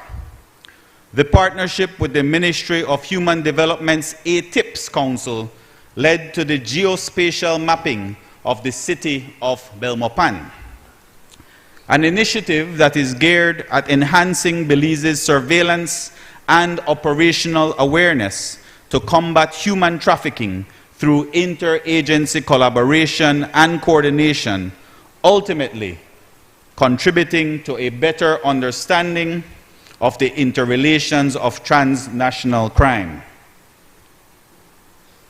Madam Speaker, the BCO also facilitated a consultation on sexual offenses assessment, which will lend to the finalization of an MOU, policies and procedures with public, private, civil society, and academia on the population use and access of the Sex Offenders Registry. Madam Speaker, the Belize Police Department has also had its achievements that we must take note of from the last fiscal year. In June of 2023, we saw the passing out of Squad 96, with 223 recruits officially becoming police constables. The passing out ceremony, held at the National Police Training Academy in Belmopan City, marked the culmination of their training and the beginning of their careers in law enforcement. In September 2023, the Belize Police Department enlisted Recruit Squad number 97, comprising 233 recruits, who will be the fresh faces of a forward-thinking, qualified, and community-minded Belize Police Department in April of 2024.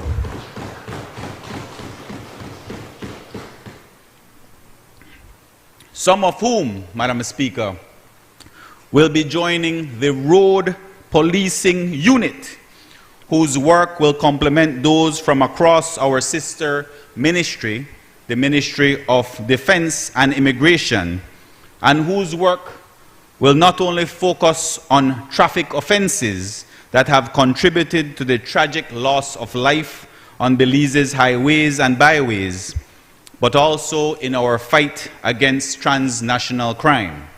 This unit has already bore fruit and has contributed to the detention of more than 80 irregular migrants and the seizure of several kilos of illicit substances.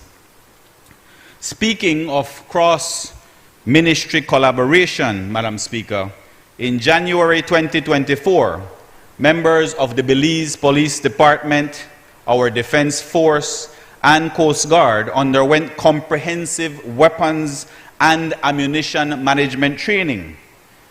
This training was aimed at enhancing their skills and knowledge in the safe and effective handling, storage, and disposal of weapons and ammunition. Graduates of the training program were tested on their knowledge and skills as part of the Weapons Destruction Initiative, a collaborative effort involving the Mines Advisory Group, CARICOM Impacts, and the British High Commission. As part of this initiative, Madam Speaker, over 900 unserviceable weapons were destroyed, taking guns out the hands of dangerous criminals and off the streets, leading to not only a safer Belize, but a safer region. Now, Madam Speaker, we have all grown accustomed to the leader of the opposition style. And yesterday, true to form, and coming as no surprise to anyone, the leader of the opposition attempted to use the bizarre, tragic, and unfortunate sequence of events that took place last week as his usual platform to lay his claim that crime is out of control. But what the leader of the opposition failed to mention, Madam Speaker, that 5 of those very tragic, unfortunate deaths were unexpected and unforeseeable. I once again, Madam Speaker, take the opportunity to share my thoughts, my prayers and condolences with those who lost their loved ones last week. And while, yes, Madam Speaker, last week was an extremely painful one for Belizeans, the leader of the opposition, try as he may, simply cannot escape the numbers. The raw black and white statistics dictate that crime is exponentially worse whenever the United Democratic Party is in power.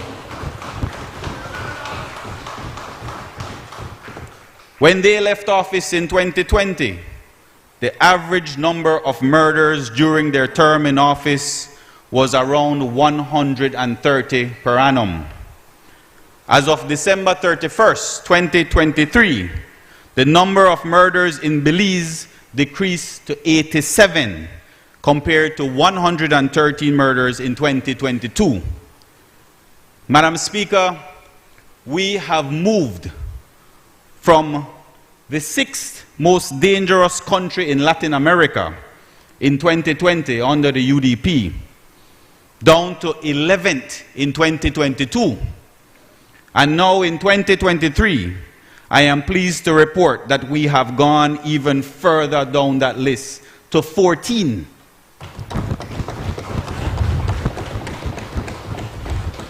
So try as he may, Madam Speaker, but the leader cannot dance behind the statistics, as he was saying yesterday.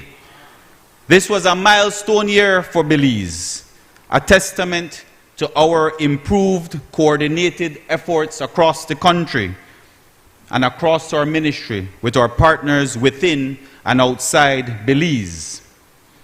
Indeed, Madam Speaker, the issue of crime is all of our business. It is a public health scourge that we must continue to fight against. Our position on insight crime metrics is not a badge of honor, but it is a good indicator of us getting on the right track and indeed staying on the right track. We continue to do the work in the nooks and crannies, down to the nitty-gritty that puts justice and peace with a humanistic lens at the root of this ministry's and our government's mission. Our ministry's 5-year strategic plan, which sees the revision of the current national cybersecurity strategy supported by the Organization of American States, the continued fruitful relation we share with the United States of America cannot be understated. They have been our key supporters of our strategic security strategy through the Bureau of International Narcotics and Law Enforcement Affairs, and with the implementation of the social approach via the Positive Engagement and Civic Education Program executed in collaboration with our great friends at the Ministry of Education and Minister Fonseca. Of course, the access and functioning of justice is equally important as we work with the European Union and the PACE Justice Project, which seeks to reduce the backlog of criminal justice cases by providing integrated software, hardware, capacity building, and legislative support. The ministry, through the PACE Justice Project, will be receiving US $274,000 from this initiative. Madam Speaker, while our law enforcement must be swift and forceful, we must also keep in mind that we are fighting the symptoms of socio-economic issues as well. And colleagues, let me remind you that there are indeed a lot of costs to crime, but paramount is the social cost of crime, which the IDB refers to as a variety of costs that affect the overall economy as a consequence of crime. The most important of these are victimization costs. These are interpreted as the income foregone by individuals who are victims of crimes and the income foregone by imprisoned individuals who are not doing productive activities for the Belizean economy. The Colby Foundation at the Belize Central Prison has had its achievements too. The launch of the Prison Information Management System, made possible through the InfoSegura project, represents a significant milestone for the Belize Central Prison. This new system will revolutionize the management and organization of prison-related information, moving from traditional paper-based methods to a modern digital platform. The prison continues to be managed and reinforced with necessary renovations that continue to make the prison more self-sufficient, but also a place where rehabilitation and reintegration are the focus. In fact, in 2023, the Belize Central Prisons Parole Board reviewed the cases of 342 eligible inmates, ultimately approving parole for 41 individuals for parole privilege. As mentioned, more than the economic focus is the psychological impact that crime, both lethal and non-lethal, have on the Belizean way of life. Our focus is multi-sectoral, humanistic, one that alleviates and mitigates risk factors by addressing the root causes of crime and violence in simple as well as complex forms at the individual, interpersonal, household, and community levels. Indeed, Madam Speaker, we recognize that crime prevention and management can only be achieved when partnering with other implementing agencies within the government and also with non-governmental agencies who have a vested interest in securing Belize's future. I spoke earlier of our revitalized relationship with multilateral agencies, but it is also the rigor of our national partners that keeps us anchored. The IMF has noted that Belize had the 4th largest homicide rate in Latin America and the Caribbean in 2016 to 2019. The 4th largest homicide rate, again under the UDP. About 60% over what could be expected by the country's GDP per capita.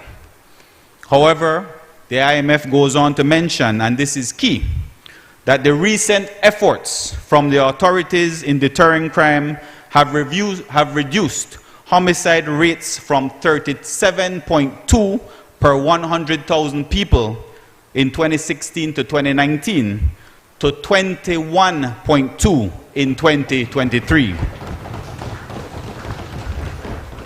They point out, and I quote, further reducing crime in Belize to the Caribbean average could increase annual real GDP growth between 0.04 and 0.3%, and key policy priorities include enhancing the capacity of existing personnel, using cutting-edge technology to prevent and address crime, and expanding social and educational programs that support the youth at risk.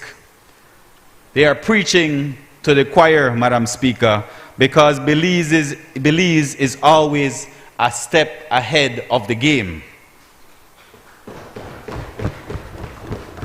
The Leadership Intervention Unit continues to lead from the front as it relates to the social inclusion of communities in urban and peri-urban areas affected by crime and gang violence. The programs and project initiatives by the LIU, such as the William Dawson Digi Sprite Basketball Tournament and the William Dawson Peace Cup Football Tournament, have emerged as significant events, attracting participation from over 300 young men from primary urban and peri-urban areas of the Belize District.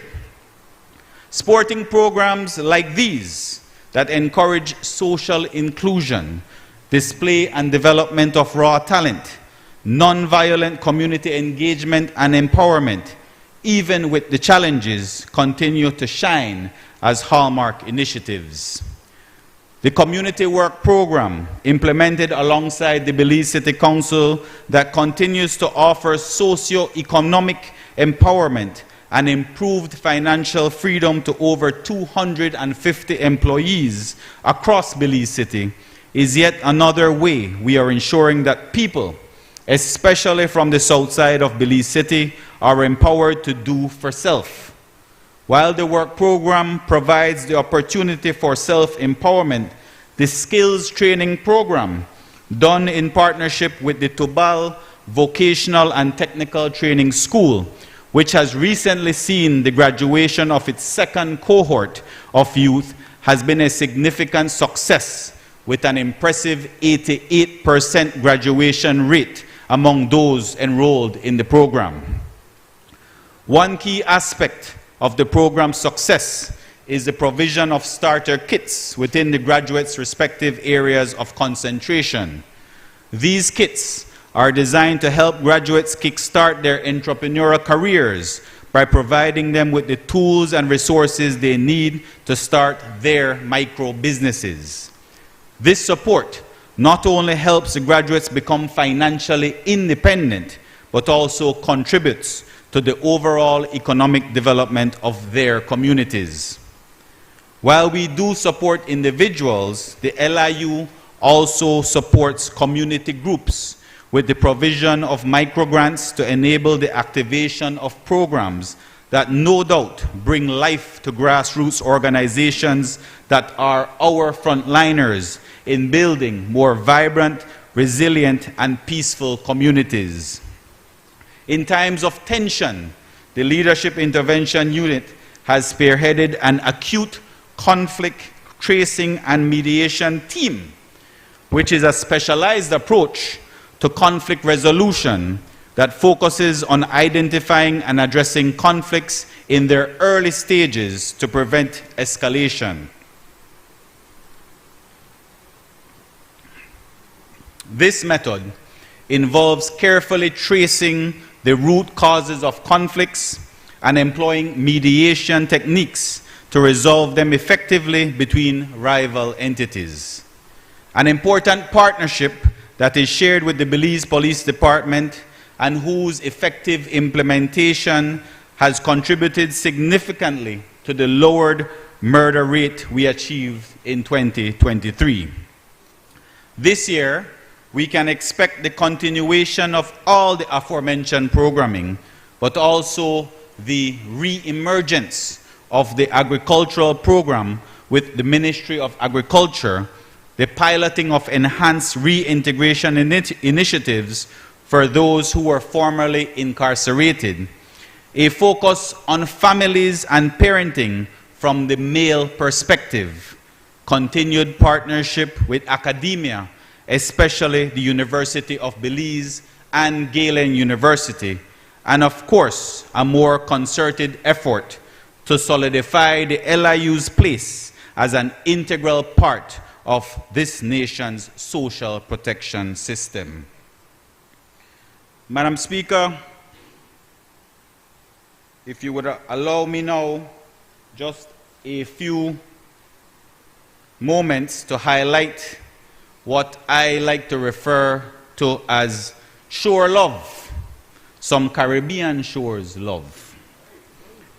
Madam Speaker, thanks to the Community Development Fund, we have brought back that beautiful Caribbean shores community spirit with the revitalization and restoration of five parks within our constituency: Program Park, Buttonwood Bay Park, Lopez Mateos Park, the West Landiver Police Station Park, and Dolphin Park. We have hosted family fun days, numerous basketball tournaments, supported our neighborhood watch groups, supplied CCTV cameras at strategic areas in the constituency, supported our Kings Park cadets, and provided housing assistance to those in need. Over the last few years, Madam Speaker, through partnerships with the Belize City Council and the Ministry of Infrastructure, we have paved A Street, Manatee Drive, Teacher Street, Graduate Crescent, St. Edward Street, St. John Street, 8th Street, Landiver Street, St. James Street, and we are finishing up Graduate Street, Guadalupe Street, Dunn Street, Simon Lamb Street, with many more to come in the pipelines. Madam Speaker, it would be remiss of me to not acknowledge the Ministry and the Minister of Education, who have offered and continue to offer each year educational assistance to hundreds of deserving Caribbean Shores children. Their families, Madam Speaker and Minister, have asked me to thank you personally. As for the Minister of Natural Resources, boy, I don't know if I got you under pressure or they ain't got me under pressure, but over the last 3 years, we have issued over 175 housing lots to first-time landowners in Caribbean Shores. And we're not done yet. We're just getting started. And if we want to talk about land, make we talk about housing too. Thanks to the Honorable Member for Kaya South and his ministry, 10 Caribbean Shores families have benefited from brand new homes. And again, there's more to come. Madam Speaker, I wholeheartedly agree with the Minister and the Member for Kaya South when he invited you to come to the opening of one of these homes. It is truly transformational to see the joy, the elation, the relief, all the emotions packed into one. It is just truly an indescribable moment for these families. And I want to thank the Honorable Member for Kaya South.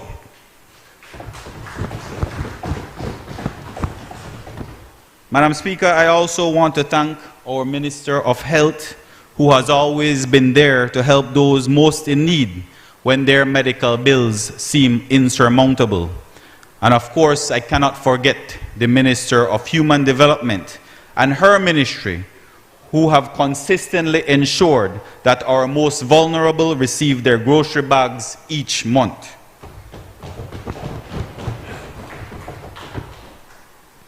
And finally, Madam Speaker, I cannot forget the big man himself, our Prime Minister.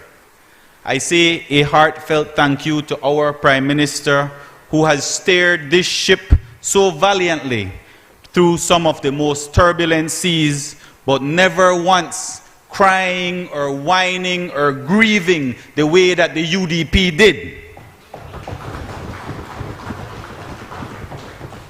And most importantly, Prime Minister, you never wavered from the PUP way, that of always standing for and with the people of Belize.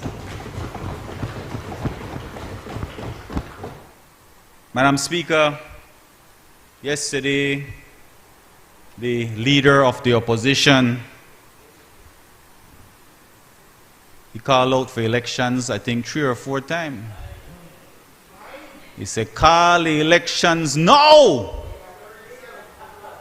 Well, many PUPs were excited at the thought of an election. What we have to understand, that when the leader of the opposition was calling for elections, it was actually a cry for help. He knows what's coming his way. And he knows that the only way he can hold on to leadership is if there is an early election. Because the knives are being sharpened, the blood is in the water, the sharks are circling him. And then he talked yesterday, Prime Minister. He said the Right Honorable Said Musa had called an early election. But he was confused because it was actually the Right Honorable George Price that had called an early election in 1993. But he wouldn't know about that because that was when they bring out. I think he was being groomed and Dede was going to bring him out. So you can understand, Prime Minister, why he was clouded and confused as to what was happening in 1993 and still suffering from that relationship with his mentor. But Madam Speaker, I wish that I could send some sort of a life savior for the leader. And I wish I could tell the Prime Minister to call elections because he will be a blowout again. But the truth is, Madam Speaker, we still have a lot of work to get done. And I hope he can understand that. But let his heart not be troubled. He can rest assured that his party will put him out of his political misery in very short order. Madam Speaker, we have tunneled through mountains and provided a voice of hope through economic and natural disasters and have transformed the vision of Plan Belize into a trans-rapid train of action for the people of Belize. Madam Speaker, with this budget, we have imagined the possibilities. With this budget, the best has finally come. With this budget, Madam Speaker, we the stay on track.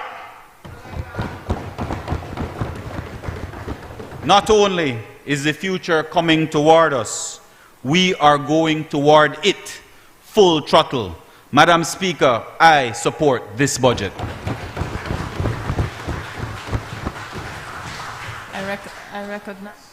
I recognize the honourable member for Orange Walk Styles.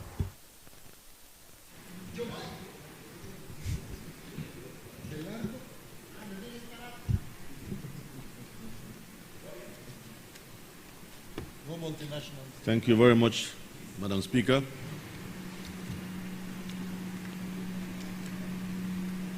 I rise today, Madam Speaker, to share my views on the 2024-2025 budget and to discuss the state of affairs of our nation, in particular in the agriculture and productive sectors.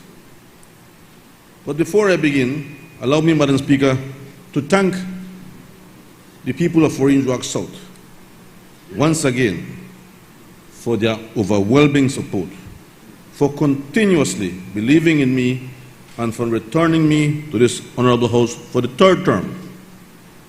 This, Madam Speaker, is my 12th time that I'm here to participate in the budget presentations. Madam Speaker, I am grateful to the beautiful people of Orange Walk South for giving me such opportunity. I will continue to do my best to represent them well. In the last 2 years, we have learned many lessons, but two of the most important lessons are: one, that climate change is real, and two, is that even sick people need food. Climate change has forced us to make critical changes in the way we produce our food. And if we do not adopt these changes, the chances of producing food for our people will be challenging. And secondly, Madam Speaker, COVID-19 taught us that very important lesson. Even the people who are sick and those who care for the sick need food. We can no longer take food production or food security for granted.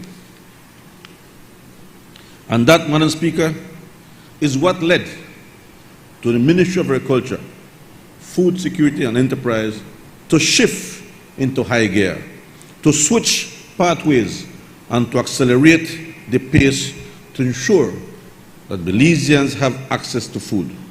But not only food, quality food, affordable food. Food security is a verb. It's not words, it's actions. It's hard work, it's perseverance, challenges, and investments. And it is for that reason, Madam Speaker, that I must salute every farmer, every producer in this country. It is because of them that we have food on our table daily. It is because of them that we earn valuable foreign exchange. It is because of them that we have employment in the rural communities, and it is because of them that we have income for our families. We truly appreciate and respect the farmers. We honor you. Madam Speaker, at the end of my presentation, you will acknowledge that our plan from farm to table has indeed had remarkable success. Today I will report on the challenges and achievements of the Ministry of Agriculture, Food Security and Enterprise, as well as on the achievements of my constituency.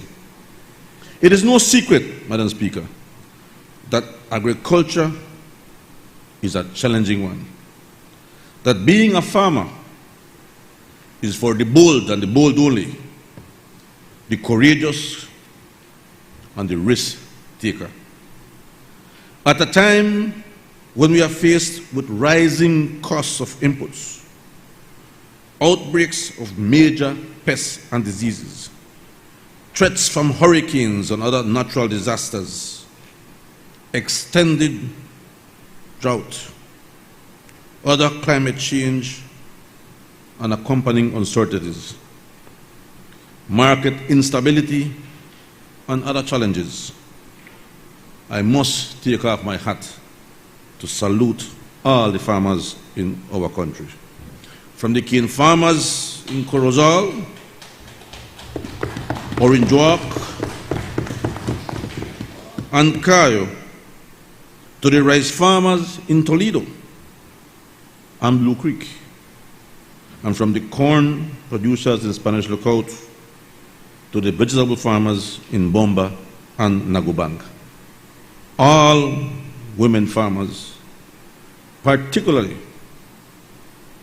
who are highlighting during Women's Month, to the young farmers in the high schools across the country participating in school gardens, and finally to those in the villages, towns and cities doing a little backyard gardening. 2023 was indeed a very challenging year for us, particularly for our traditional exports, citrus, bananas, and shrimp, all of which have been struggling from major disease outbreaks or flooding combined with the chronic neglect of the last UDP administration. We all know what we inherited in this sector for citrus, bananas, and shrimp. As the official statistics show, that we braced these challenges when we entered the government. We braced the challenges over the last 3.5 years with the interventions outlined in our great plan beliefs. And this very articulate plan, combined with the resilience of our farmers and with the support of a strong leadership and advocacy from my ministry and a progressive-minded Development Finance Corporation and other partners in development, these traditional industries are performing today extravagantly well in the first couple months of 2024, and the new export industries such as cattle, soybean, and animal feed and coconuts are growing in importance. For those doomsayers in the UDP who are following in the footsteps of their leaders on the other side, I will say about the next side. There are very few of them, who together make up an army that keeps spreading gloom and doom and are hoping and praying for the collapse of the agriculture sector. I say to them, not Not under my watch, amigos. Your party, the UDP, set the foundation for gloom and doom, and we're hoping for it to happen. But as long as I am the Minister of Agriculture and the People's United Party is in government, the agriculture sector will remain a foundation to our economy, and our food security will be a mantra of the PUP's political wagon. As Plan Belize says, no farmer equals no food. Let us not forget, or let us remember, it is the UDP, Madam Speaker, that killed the papaya industry and sent Fruta Bomba packing to the Dominican Republic. The shrimp industry under the UDP went from 17 large farms in 2014 to 7 in 2020. 10 shrimp farms, Madam Speaker, shut down and sent home hundreds of Belizean workers. One farm closed each year under the UDP. It was under their watch, Madam Speaker, that Belize went from producing 16 million pounds of shrimp to barely 1 million pounds in 2020. Yes, that was under the UDP. Shrimp went from $90 million in exports to barely being able to supply the local market.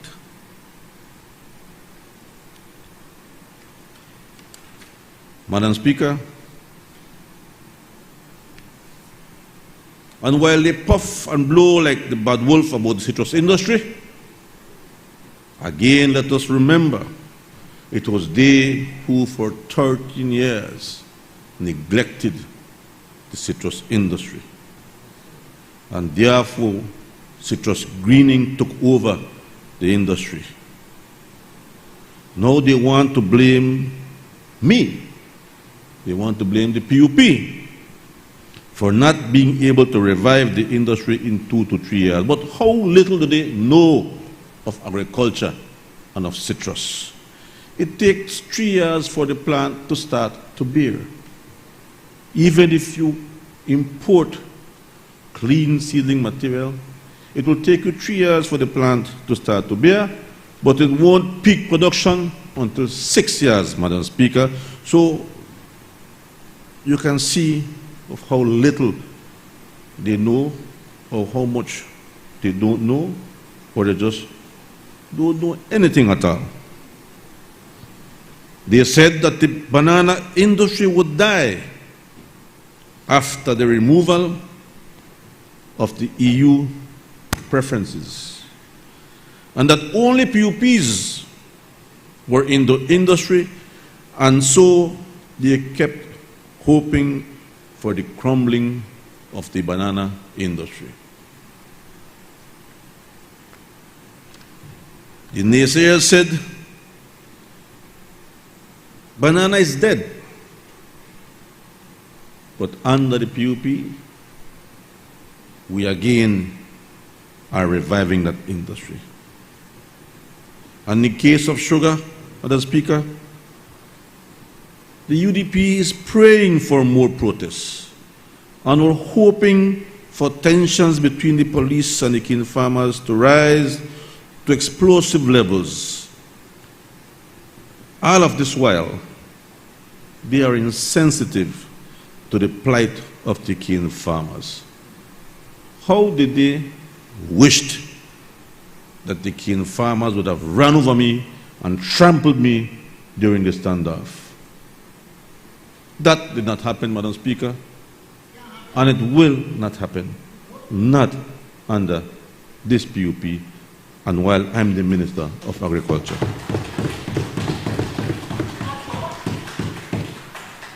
And those on that side, under the UDP, who thought they were so brilliant, smart pants, closed the border to stifle the cattle exports to Guatemala. What a shame. What a blunder. They allowed a loose cannon, UDP chairman of Bullet Tree, to dictate that government set up a mafia-style police checkpoint to stop farmers from exporting cattle to Guatemala or to have a fee paid to him in order for exports to continue. And while this may not be related to agriculture, it is important for me to mention, Madam Speaker, to remind the Honorable House that it was because of their evil-mindedness, their bad-mindedness, and political stupidity that the UDP decided to put a moratorium on new call centers immediately after they won elections in 2008. They did this because the PUP crafted the legislation in early 2007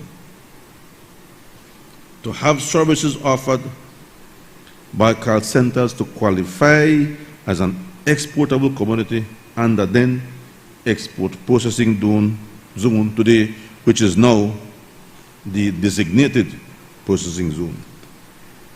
In just 1 year, before general elections of 2008, 8 call centers were approved for Belize, and the sector was set to experience a boom. But it did not happen because of the 4-year moratorium that was put in place by the then Prime Minister, the father of the LU.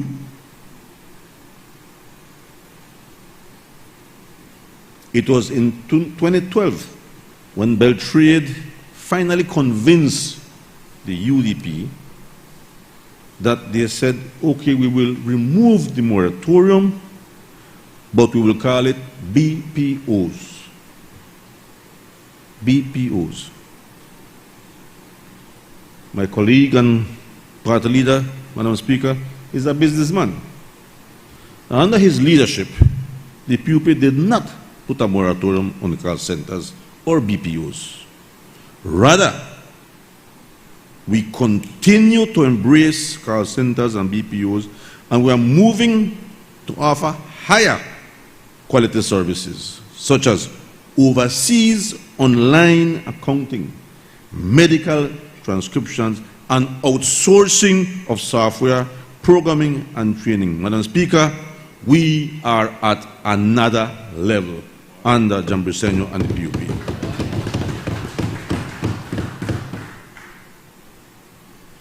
Why I mention call centers and BPOs, Madam Speaker, it is because today we have over 15,000 young people working in this sector.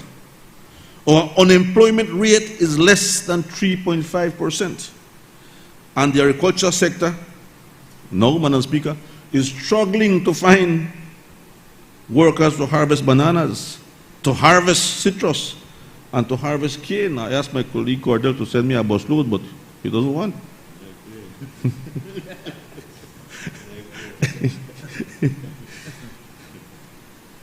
To harvest coconuts, Madam Speaker, to drive the tractors, to drive the combined harvesters, to plow the land.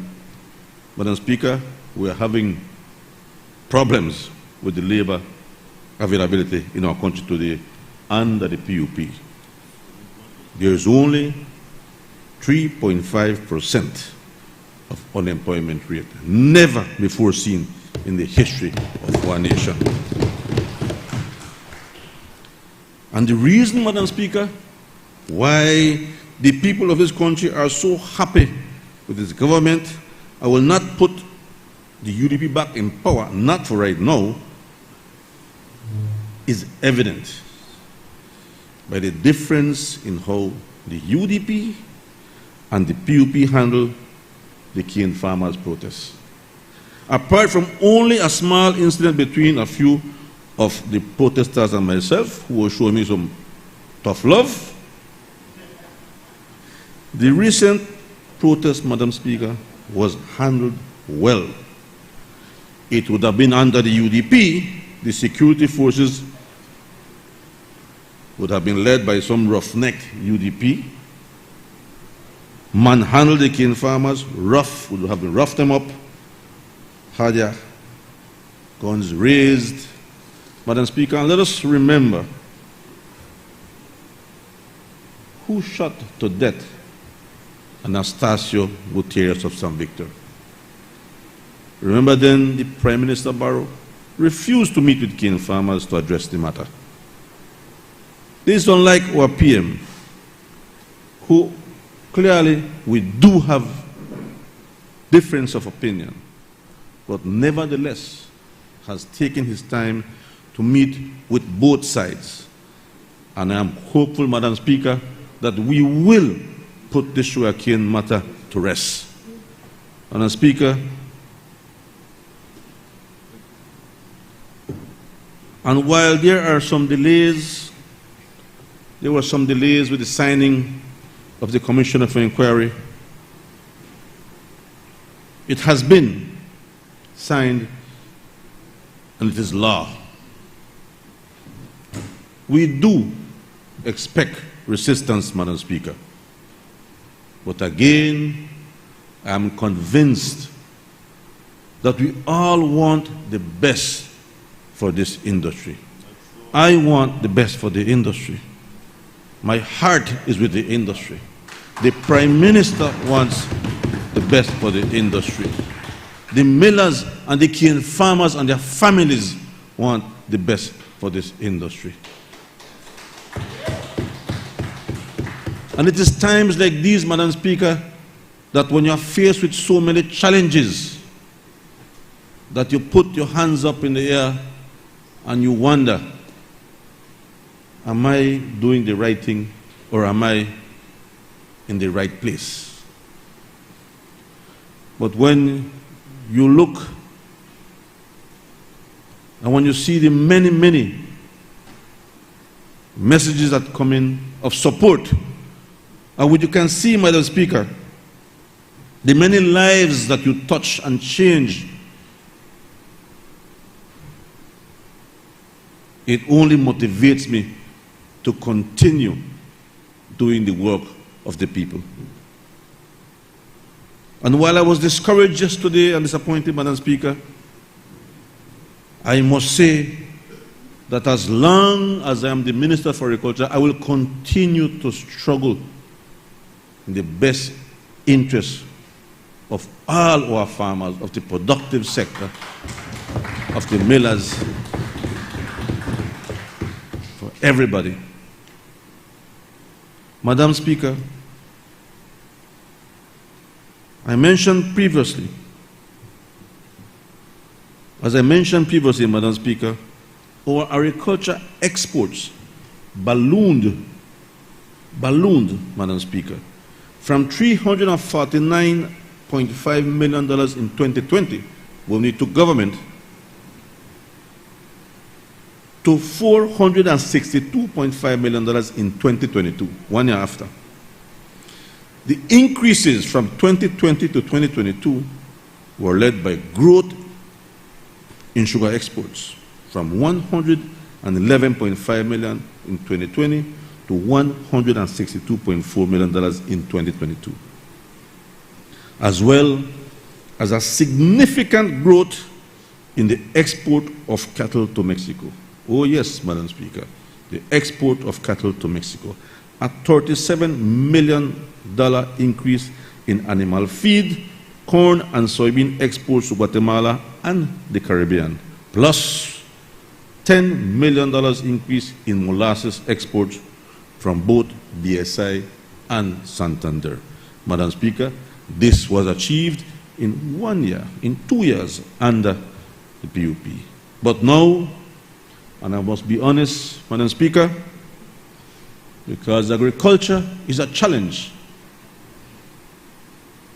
Climate change is real.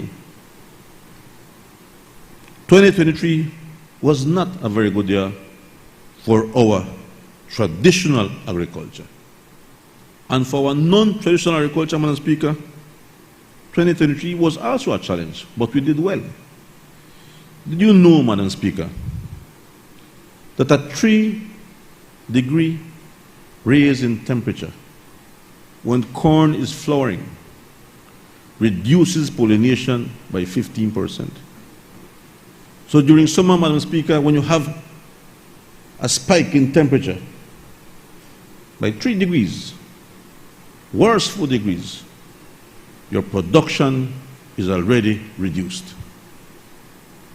And a 5-degree raise in temperature for 3 days, Madam Speaker, in soybean, you will never be able to control the whitefly population. Clouds and clouds of whitefly because of these spikes in temperature. And this is what the farmers are faced with in these days. And in 2023, we suffered those challenges. The traditional agriculture exports fell from a high of $462.5 million to $390.3 million in 2023. This $72.5+ million fall in agriculture exports, Madam Speaker, was primarily due to a struggling citrus industry whose export revenues fell. They fell below 25 million for the first time since the 1980s. This was the biggest fall in citrus. A 17.7 million fall in banana exports from 81.7 million in 2022 to 64 million in 2023. That was a 27.8 million fall in official exports of animal feed, mostly to the CARICOM. But this, Madam Speaker, this 27.8 million fall in official exports of animal feed did not go to loss. It's because of our growing livestock industry that these grains were not exported as feed, but rather consumed in the country by our livestock industry. And of course, Madam Speaker, let us not forget Hurricane Lisa in the north hit sugar production the most, and bananas in the south struggled, suffering from the residual effects of the 2021 flooding. While the export agriculture sector struggled, Madam Speaker, this is the traditional exports, local agriculture experienced a significant boost. And even as I deliver this presentation in this honorable house today, Madam Speaker, I am happy to report that every single one of our then struggling traditional exports, including citrus, is undergoing revival.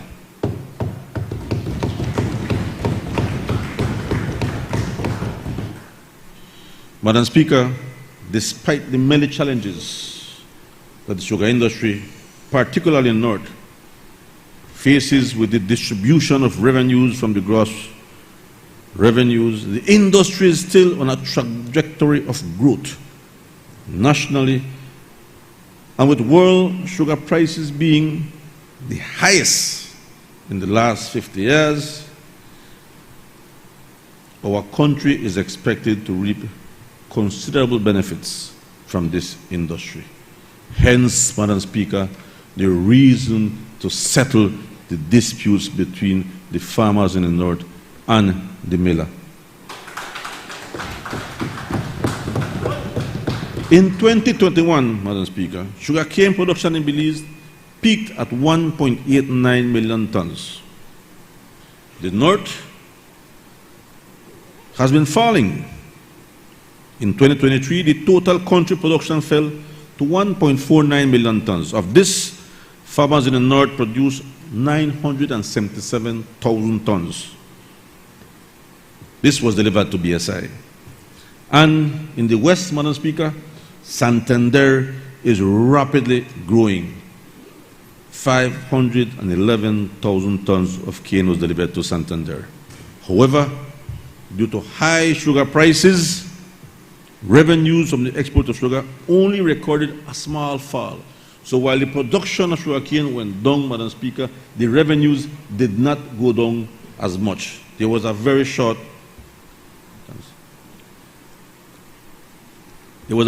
small decline from 162.4 to 157.9 because the prices fetched on the market were high. The good news on the sugar front, Madam Speaker, while production in the north has stagnated and is estimated to be just under 1 million tons of cane in 2024, this year, production in the west is expected to balloon to 850,000 tons. So Santander is coming up with their production.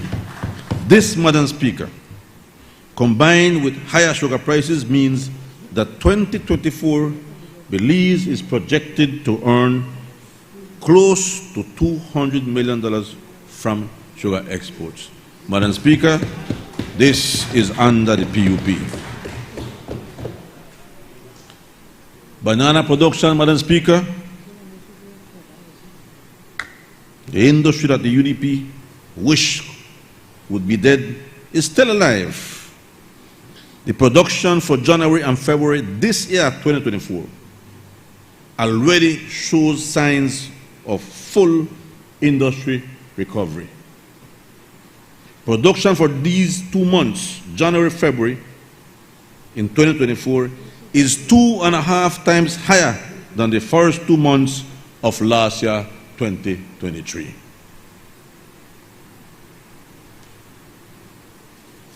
And are higher than both 2022 and also 2021. Madam Speaker, banana is back. Madam Speaker, for the first 2 months of 2024, we have exported 13.9 million versus 5.9 million that was exported last year. This, Madam Speaker, the primary reason for the rebound of the banana industry is the recovery of the fields from flooding, programming of crop to meet best price period of January to June in the EU market, the approval of $5 million for crop recovery via the DFC, and also approval of some $2 million plus by this government as a revolving crop input loan fund that effectively replacing the revolving fund that FIPES had in place for the Banana Growers Association. Better Sigatoka control and more favorable weather. Madam Speaker, banana is on its way back. Since 2015, the papaya industry indeed looked like gloom and doom. But Madam Speaker, in 2024, this year, our support to revive the industry is bearing good fruit. In January or February of 2023, these 2 months, we only exported 2 containers of papaya. Sorry, Madam Speaker. In January and February of 2023, last year, we had only exported 2 containers of papaya. But for the first 2 months of 2024, January and February of this year, we have exported 13 containers of papaya, totaling 523,000 pounds of papayas.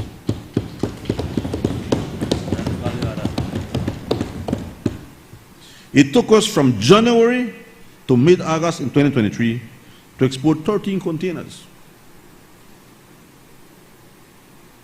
We exported only 24 containers of papaya, totaling 982,000 pounds. In 2 months, we have already surpassed 50% of last year's export in 2 months.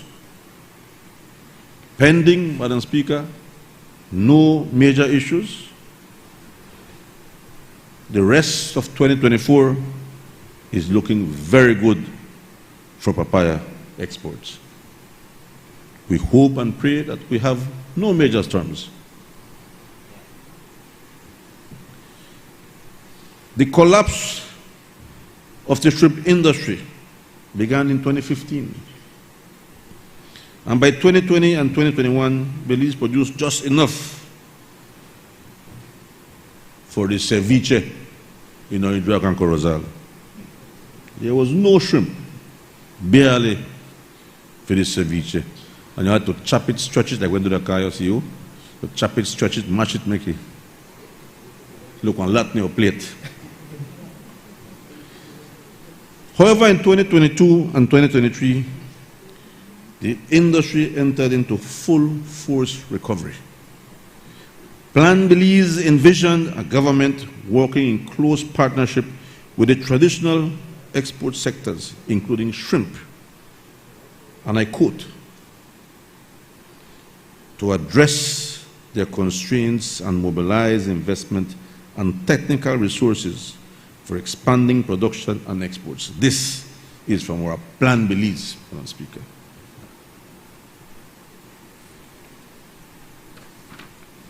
Despite the fact that production only increased from 1.7 million pounds in 2022 to 1.76 million pounds in 2023, the value of shrimp exported increased from 1.5 in 2022 to 2.9 million in 2023.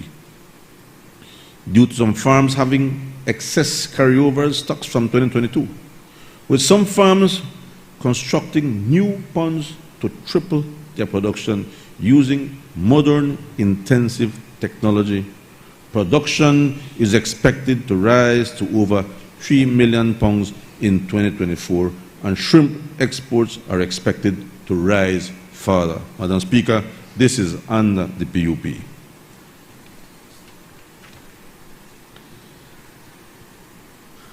Madam Speaker,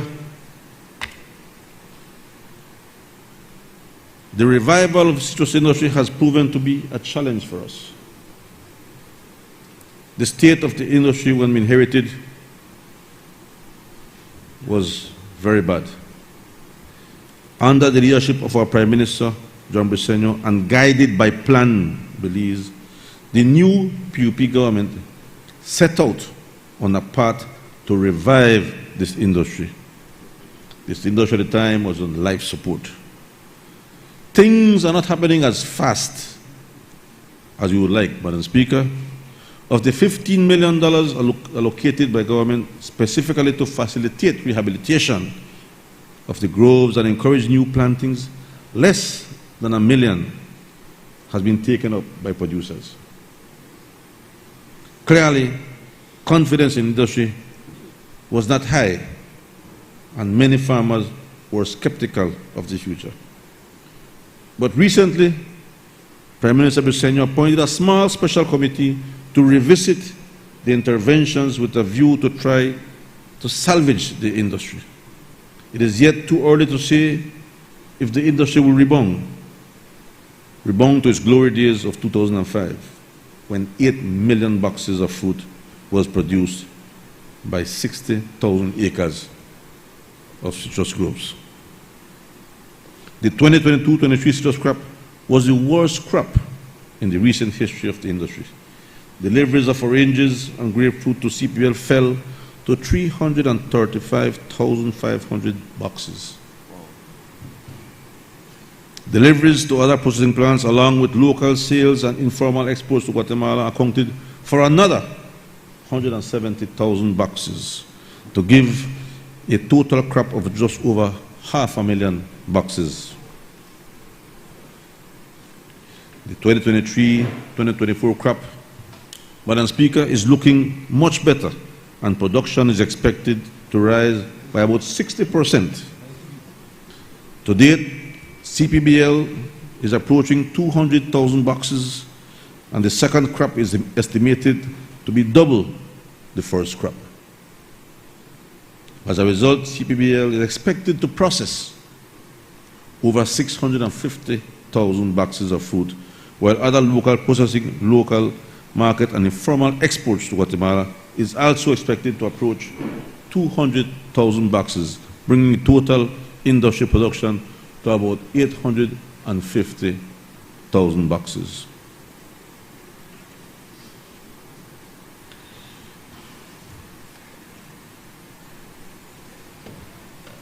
Madam Speaker, overall agriculture production in 2024 is looking very good. The value of agriculture to the economy of Belize has increased from $560.8 million in 2020 to $786.9, wrong it after $800 million in 2023. This is a whopping $226.1 million increase in just 3 years, Madam Speaker.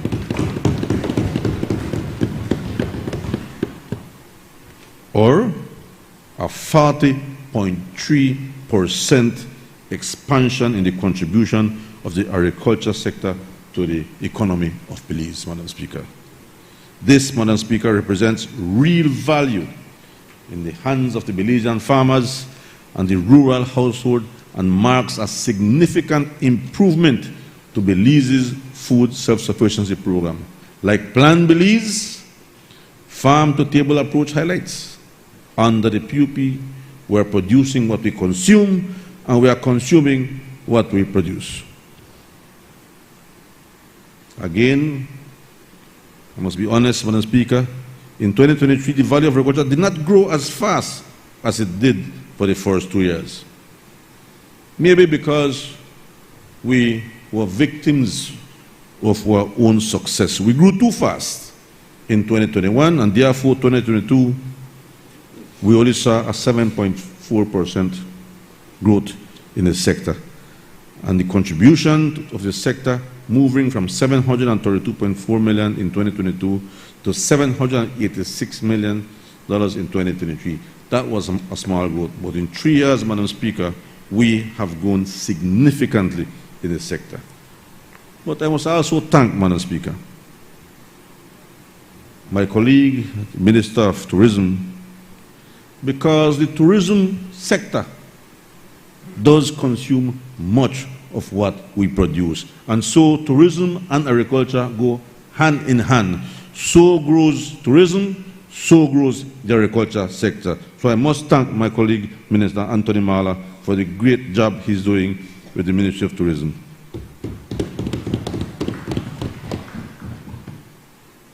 So while traditional commodities such as sugar, bananas, citrus, and marine products saw a 23% drop in value of production, grains and legumes, Madam Speaker, saw a 5.4% increase in production over 2022 and a 37% increase in value due to higher market prices for all categories of grains and beans in 2023. This significant increase was led by sorghum, incredible, Madam Speaker. Sorghum, whose production rose from 45.6 million pounds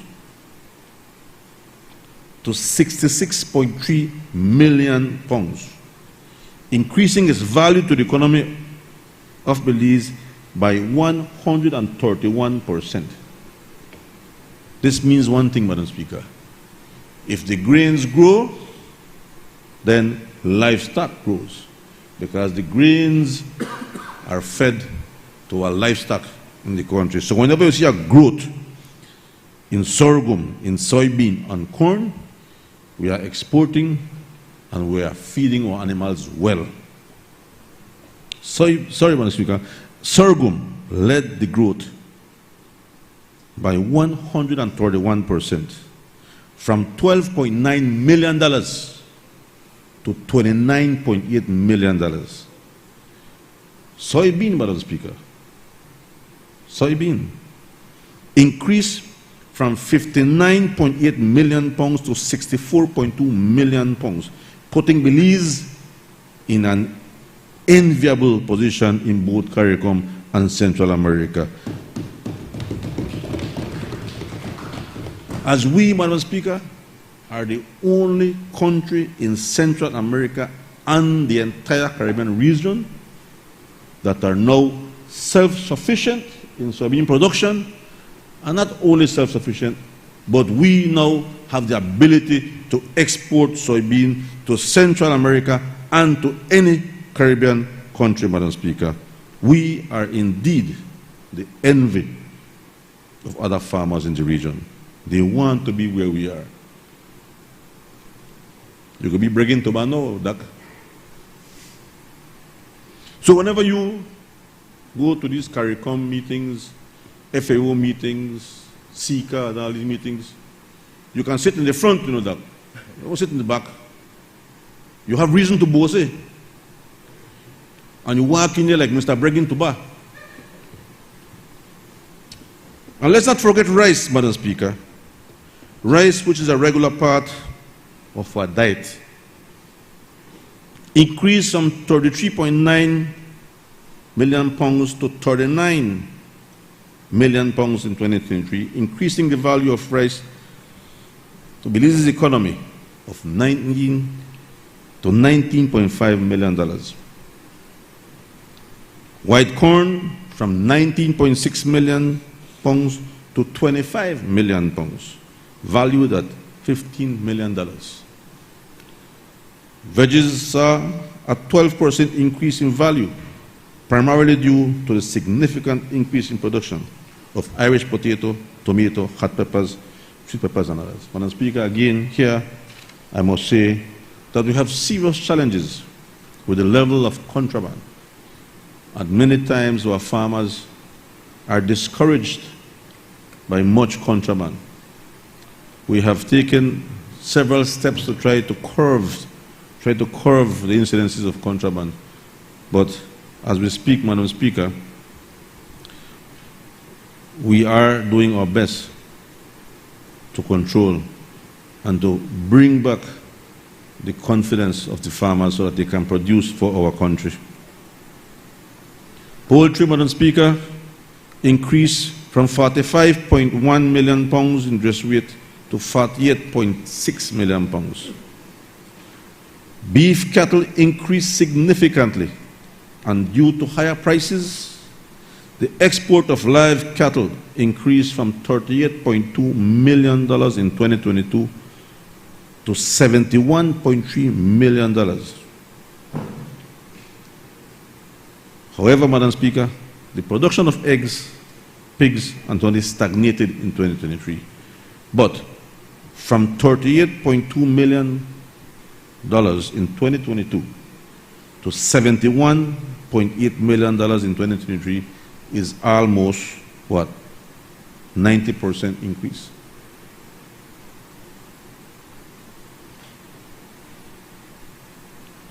Why am I spending time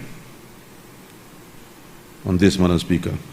All this, Madam Speaker, is because we must learn to big up our hard-working farmers, both women and men, and beat our chests when we strengthen our food supply chain. It is because of our success in local food production, in our farm-to-table approach outlined in Plan Belize, that our country received accolades at the recently held CARICOM Heads of Government meeting held in Georgetown, Guyana. You were there, right, Minister Fonseca? CARICOM leaders hailed the success of Belize in achieving 80% of our targets as outlined in the 25 by 25 initiative, a regional effort to reduce the food import bill in CARICOM by 25% by 2025. Madam Speaker, the new cash industry, beef, I am happy to report that while the cattle sector under the UDP was stagnated, the current national herd in Belize is approximately 2 200,000 head. 70% of the cattle farmers in the country own between 1 and 50 head. In other words, Madam Speaker, it is a small farmer industry. Beef cattle production is high priority on the Ministry of Agriculture agenda, primarily because it impacts the lives of approximately 6,000 cattle farmers. We have the same number of cattle farmers that we have in sugarcane farmers. 6,000, Madam Speaker. And while, Madam Speaker, we have 200,000 head of cattle, we have 200,000 acres of pasture. It means we have 1 to 1. The experts believe, Madam Speaker, that we can double the herd. We can have 2 cattle in 1 acre of pasture if we improve the management, and we can have 400,000 head of cattle. It means, Madam Speaker, that we can increase our herd by 100% without clearing a single tree. All we need to do is to manage differently. And when we are able to do that, Madam Speaker, we will no longer have to export the cattle on the hoof. What we're exporting, we believe right now, is a good price of $2.60 per pound, but we could double that if we double our herd, and there's no need to export on the hoof, but we can then open our slaughtering facility and work on value adding and export cuts instead of on the hoof. Thanks for reminding, Prime Minister. Under the UDP, they pay you $1.25 per pound. And then you have to pay your bulletary chairman, Doc. You have to pay him, remember? It was 80 cents. 80 cents. We used to sell 80 cents. Prime Minister made it sell for 80 cents a pound. And for that, you have to pay the chairman 20 cents a pound. That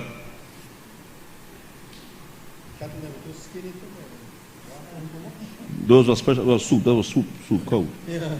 Slim, cow light.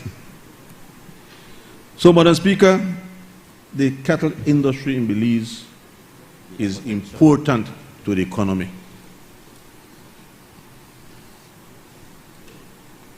It is now the largest, or becoming the largest agriculture export, beaten only by sugar. Except, Madam Speaker, and this is a secret, I hope they don't repeat it, except that we are unable to report the informal exports to Guatemala in our official merchandise trade statistics due to international standards for reporting trade statistics. So it is underreported to a certain extent. Beef cattle exported to Guatemala and Mexico in 2023 totaled 40,315 heads, generating approximately $70 million in revenue to the livestock farmer. This is an increase of 21% this year compared to 2022, and when a total of 33,197 heads of cattle were exported, generating a total revenue of $58 million. Under the UDP, Madam Speaker, under the UDP, the largest amount of cattle exported was 20,713 heads. This was in 2020. That was the largest amount exported under the UDP. Additionally, in 2023, and this is good news, but Belizean people are starting to eat more beef. In 2023, just under 9,000 head of animals were slaughtered to meet the local demand. This represents a $24 million total, Madam Speaker, 70 million of export and 24 million in local consumption. We have an industry of $94 million. Gone are the days, Madam Speaker, when you go to the store, to the supermarket and buy a gallon of Western Dairy's milk, and when you open it, it smells like yogurt. Those days are done, Madam Speaker. Thanks to the guidance from the ministry and support from the Ministry of Finance, Western Dairies, which is the largest milk processor in the country, imported modern equipment capable of ultra-high temperature pasteurization of milk and successfully installed the equipment at their Spanish Lookout plant. This technology, Madam Speaker, has allowed for fresh milk to extend the shelf life of fresh milk from 13 days to 90 days. There is no need, Madam Speaker, for the farmers to want to dump their milk at the steps of the National Assembly like they intended to do under the UDP. There are no stockpiles of cheese, Madam Speaker. We must all remember or know that the best way to store milk is in the form of cheese. So when the farmer cannot sell his milk, he converts it to cheese, and therefore it's packed in cool storage containers. That is a thing of the past, Madam Speaker. Madam Speaker, I want to wind down my presentation by making mention of the important role Baja plays in the agriculture sector. As the first in the first line of defense of animal and plant diseases, and the work they have done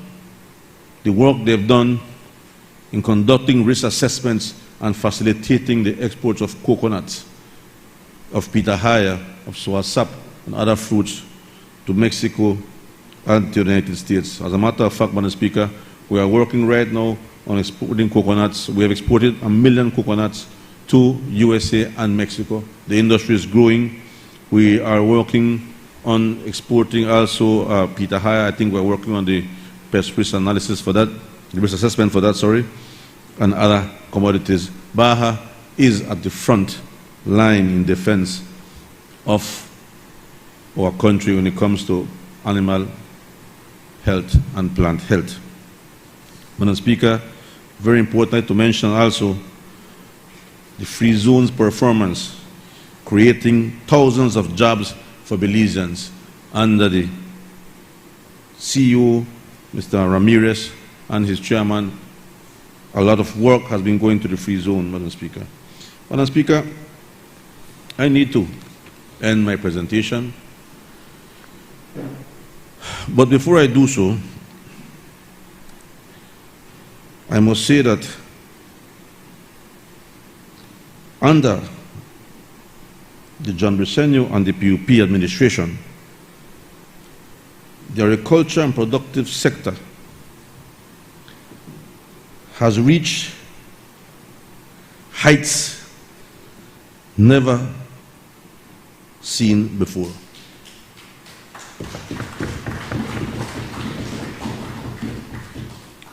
This sector, Madam Speaker, has boomed. It has exploded.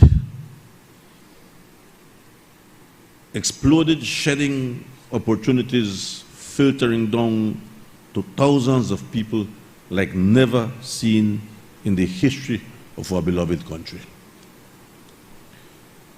But I cannot stand here, Madam Speaker, and pretend to take credit for this alone. It is unfair and unjust of me to do something like that. This is an example of great teamwork. I am surrounded, Madam Speaker, by great technical people at the senior and at the field level. And I will hail some of my staff here, Madam Speaker.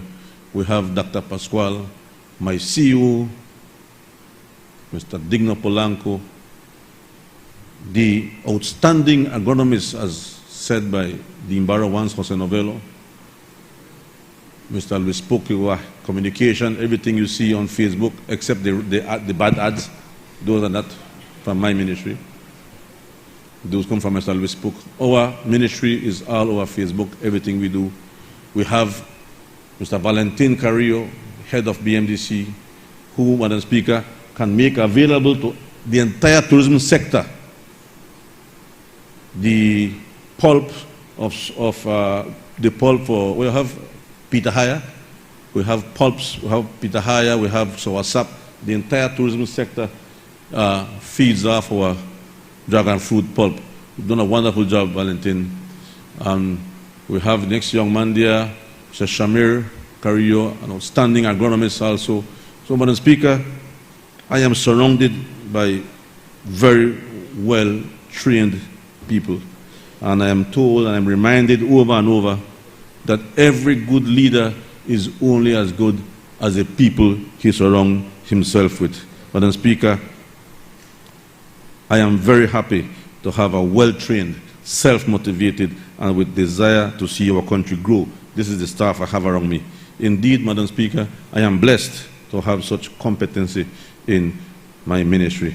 And, Madam Speaker, the Belizean farmers from north to south, east to west, are the best in Central America and the entire Caribbean region. Together, we have worked to reach where we are today, and we want to grow more, and with God on our side, we will achieve more.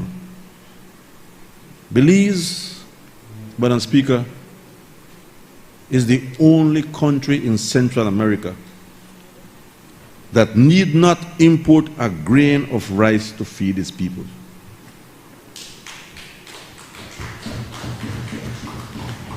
In the Caribbean, we're the only one of three, we're one of three that need not import rice.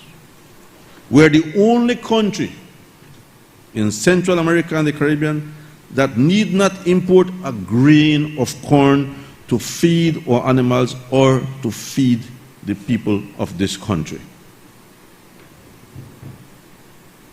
In terms of soybean, Madam Speaker, this is the second year that Belize is the only country that need not import a single grain of soybean. On the contrary, we are the only country in Central America and the entire Caribbean that is now exporting soybean meal and oil to both regions if they want to, and to Mexico.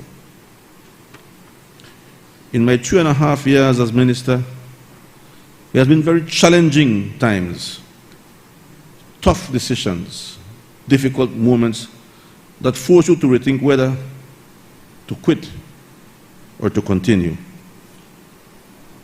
Madam Speaker, it is times like these that we look to our friends or listen to our farmers. And this morning, while listening to the presentations, I got a text from a lady farmer. And she said to me, Minister, I know that you're having difficult times, and I think that every minister has gone through difficult times. He says, but when you're in difficult times, he says, remember Psalms 31:14. It says, till the end, but I trust in you, O Lord. I say you are my God. I want to thank Ms. Eva Dick for sending me such a wonderful verse. We live in a wonderful country, filled with great people, supported by successful farmers, living under a progressive government. Madam Speaker, I am proud to be the Minister for Agriculture. Long live Belize, long live the farmers of this country, and long live the PUP government. Thank you.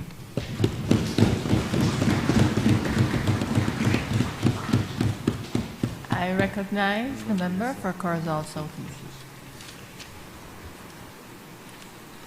Thank you very much, Madam Speaker. With your permission, Madam Speaker, I'd like to extensively refer to my notes. Thanks very much. Madam Speaker, I'm a little bit off guard, because I'm always enthralled when my colleague, the Minister of Agriculture, speaks, because I feel like I'm in a classroom. I learn a lot about agriculture. I might, become a farmer again sometime soon, thanks to him, no?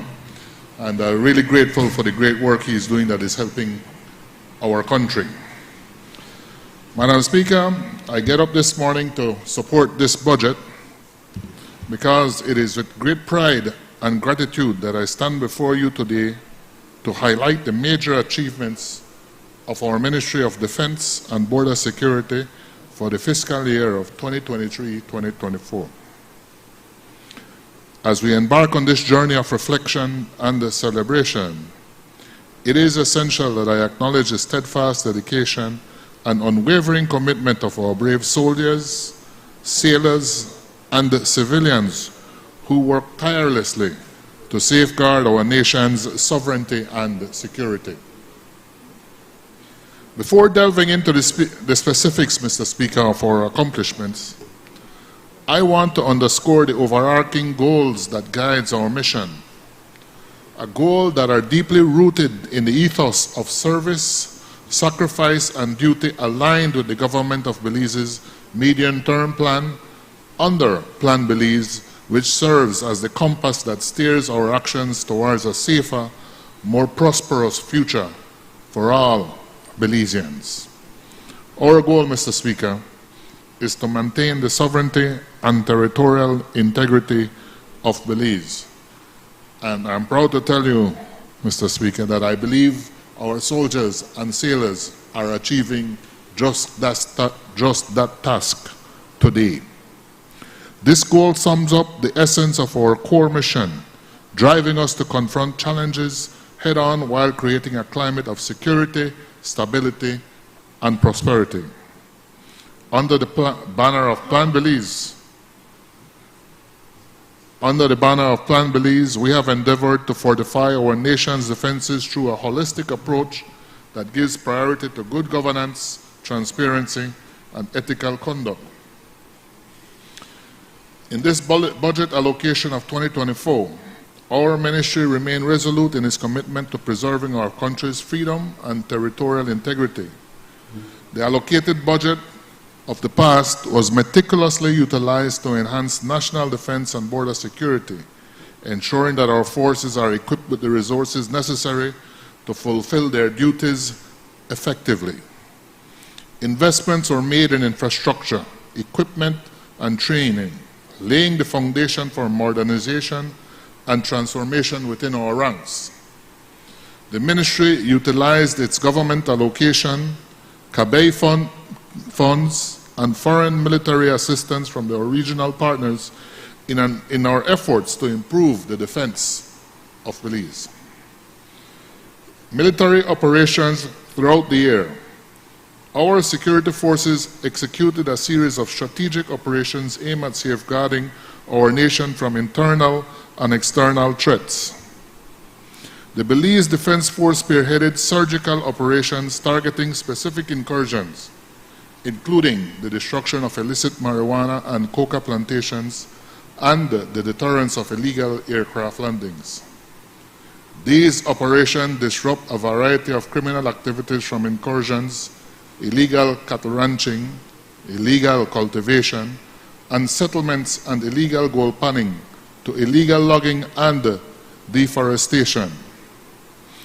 Mr. Speaker, I am happy to report that just last month, after intensive night flying training, the BDF Air Wing started to conduct night flying operations to ensure that our skies are safe 24/7. Mr. Speaker, if you may remember our presentation in the last fiscal year, we had just acquired a new Cessna, and we called it a game changer because it elevated the effectiveness of our Belize Defense Force protecting our skies not only during the daytime but also in the nighttime. I want to thank the Minister of Tourism and his ministry for collaborating with us in this endeavor. This takes us to another level, Mr. Speaker, And as I remember, with a visiting general, who one of the compliments he gave us after he took a tour of our operation, he said, Belize is a small country, but it is punching above its weight. Meanwhile, the Belize Coast Guard distinguished itself through its exemplary search and rescue missions, conducting over 25 operations and saving over 100 lives in distress. These missions not only showcase the Coast Guard's dedication to maritime safety, but also highlighted its vital role in protecting the lives and livelihood of our citizens. Mr. Speaker, saving lives on the maritime space is something that we should not deal with trivially. But I am relieved now that this Coast Guard that we're lucky to have, are aggressively going after all our sea pirates wherever they operate. Hence, you notice there's a significant decrease in sea piracy in Belize. I know we can't completely eliminate it, but believe you me, our Coast Guard will remain alert and be aggressive on it. Additionally, the Joint Intelligence Operations Center played a pivotal role in conducting search and rescue operations and responding to alerts, demonstrating our commitment to maintain readiness and the responsiveness in the face of emergent threats. Belize has achieved a groundbreaking milestone in its ongoing efforts to enhance border security, as the nation recorded a low in illegal aircraft landings in 2023.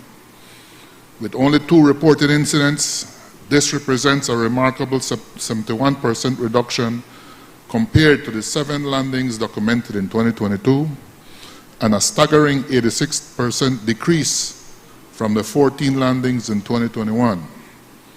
Additionally, the Northern District saw 0 illegal landings in 2023, while the Toledo District experienced a remarkable 60% decrease from 5 landings in 2022 to 2 in 2023.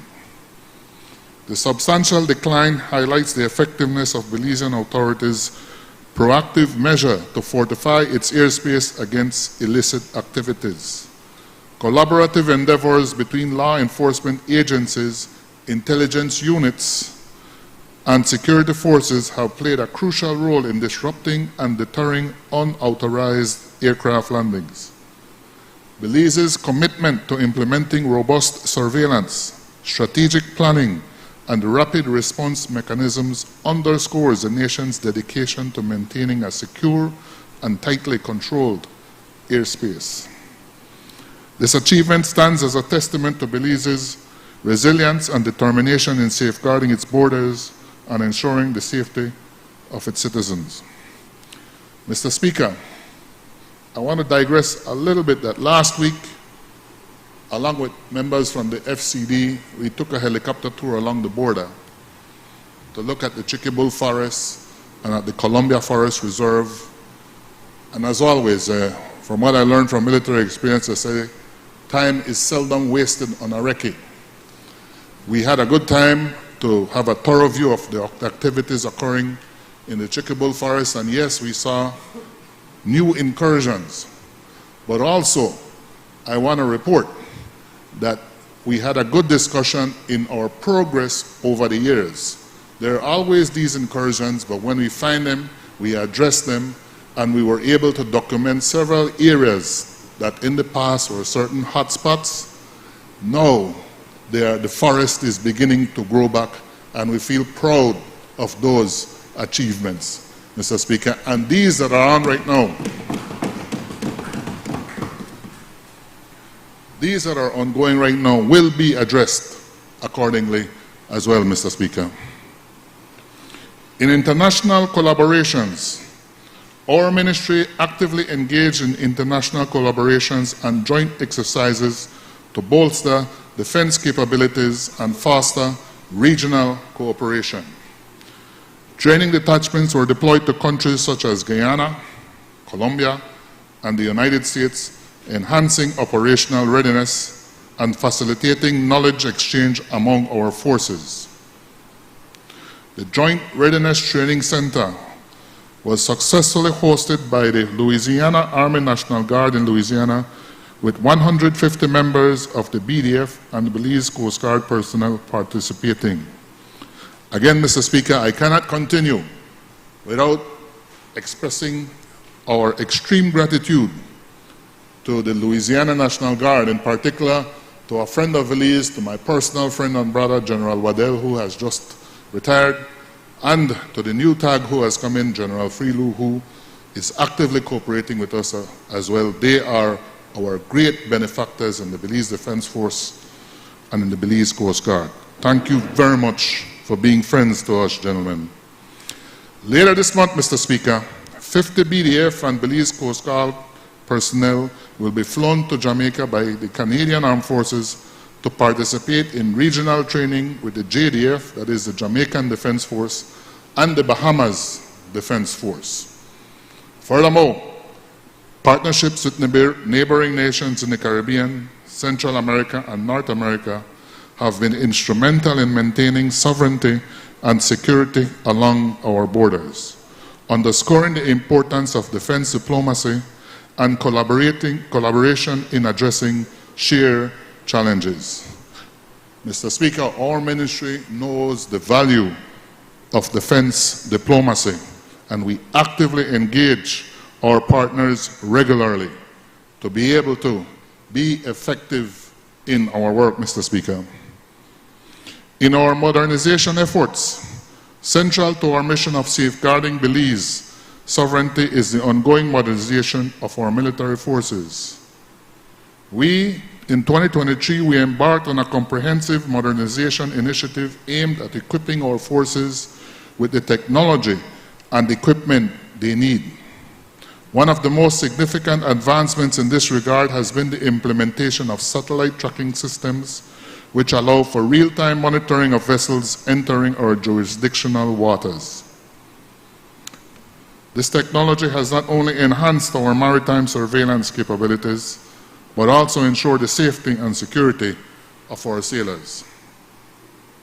Furthermore, investments were made in the development of unmanned air systems, or drones, to bolster our marine conservation efforts and increase our operational capabilities in remote and inaccessible areas. These drones provide us with enhanced situational awareness and reconnaissance capabilities, allowing us to identify and respond to threats more effectively. In addition to technological advancements, significant investments were made in infrastructure development to support our operational readiness. A brand new facility was constructed at the BDF Drill Hall in the Corozal district, thanks to our American partners again. 2 new dormitories are near completion at the BDF Price Barracks through the Cabay project funds. Complete renovation were done to 5 married headquarters at Price Barracks and the main air wing hangar that were badly damaged by Hurricane Lisa. We recently embarked on renovating the BDF headquarters and an officer's dormitory. I am also happy to report that the Sarsatoon Forward Operating Base is now fully functional after extensive transformation.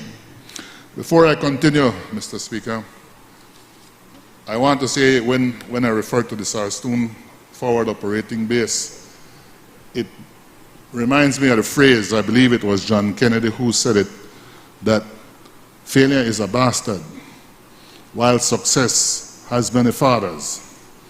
I think we all know, everybody now wants to claim credit for it, but if it didn't go well, nobody wanted to. But, Mr. Speaker, that credit belongs to our Prime Minister, John Briceño, to the Cabinet, and to Plan Belize, and to this PUP government for complete transformation of our Sarsatoon FOB. The thing now, Mr. Speaker, is that everybody wants to go visit it now. I think it might become a tourist spot. I'll have to speak with the Minister of Tourism. Let me continue with my speech. I'm digressing, Mr. Speaker. After extensive transformation that now boasts renovated sleeping quarters, kitchen and bathroom, a sentry hut, a dining briefing room, a mini marina for our vessels, and helicopter landing site that can accommodate 2 helicopters. The earthworks there has been so extensive that we have now stabilized and halted the erosion that was occurring there. Again, Mr. Speaker, one of the little vignettes that occurred at the Sarsoon is when the helicopter was taking off. The helicopter landed and it took off, and we overheard one of our soldiers say, he said, "Now I feel like a soldier again." In that plan believes this government, under the leadership of John Briceño, we're actually investing in the welfare of our soldiers and in the defense of our country, Mr. Speaker. I also want to report to you that we are now actively looking for the future relocation of our BDF air wing right here in Belmopan. Thanks to my colleague, to my brother-in-arm, to my personal brother from another mother, the member for Belmopan. You know, we work together, Mr. Speaker. We really do. A lot of people envy the partnership we have. But, you know, we're always discussing, looking ways how we could improve and doing our work better every single day. He is the one who is spearheading that effort to relocate and modernize how we will operate our BDF air wing, Mr. Speaker. In terms of the Coast Guard, we have completed the construction of the Belize Coast Guard Sector South Headquarters at the port of Big Creek. Establishing a Coast Guard presence at Big Creek complements our national efforts in combating transnational and organized crime, allowing interdiction teams to deploy much more quickly from this station in coordination with the BDF Air Wing. This facility boasts 3 new buildings that houses the offices, kitchen, and dining areas of a dormitory. These infrastructure improvements have not only enhanced the quality of life for our personnel, but have also bolstered our operational capabilities, ensuring that we are well equipped to meet the challenges of the 21st century. Mr. Speaker, my colleague from Dangriga is also telling me that there are another place they want us to operate, and believe you me, once we have the space and the support, we're going to move. We need to keep protecting our country. Moreover, acquisitions of communication equipment, troop-carrying vehicles, handheld radios, computers, printers, and solar equipment have further increased our operational effectiveness, providing our forces with the tools they need to succeed in their mission. When it comes to professional development, Madam Speaker, many investments were made in the professional development of our personnel with a focus on enhancing their skills and capabilities. Various capacity building initiatives and training programs were conducted during the period to ensure that our forces are well prepared to tackle emerging threats and the challenges. This year, we added 119 soldiers and 60 sailors to the ranks of the BDF and the Belize Coast Guard, respectively. We have developed collaborative agreements with the Ministry of Education and educational institutions and foreign partners to provide our personnel with opportunities for advanced education and training, further enhancing their professional development and contributing to the overall effectiveness of our defense and border security operations. Madam Speaker, I believe there's someone who said progress brings problems. One of the challenges we're now facing in actively pursuing the education of our personnel in the BDF and the Coast Guard is that now we're kind of running short. We might be affecting our operational effectiveness if we begin to send a couple more people for study. So we now have the challenge now to ensure that we choose what and where and who will go study, because we don't want to hurt our operational effectiveness on the ground. In addition to our security efforts, we remain committed to humanitarian missions and disaster relief efforts, both local and international. Whether responding to natural disasters or helping communities in need, our forces consistently demonstrate compassion, courage, and resilience in the face of adversity. Although this occurred in the previous year, Madam Speaker, I believe the best example was how the BDF and the Coast Guard operated in the streets of Belize City, and I believe in parts of rural Central, to quickly bring order and to quickly help clean up the city. And if you notice, nobody remembers it right now. I mean, that's not a bad problem. It just said that how effective they were, that they came in, get the job, and moved out. So much so, a phrase was developed that I will never forget, and I fully support, where they said it's only the BDF and the Coast Guard that have the discipline and work ethic to get the job done. For our future outlook, our priorities remain clear: to continue to invest in the development of our defense forces for the security and the stability of Belize. There are several future projects planned for 2024.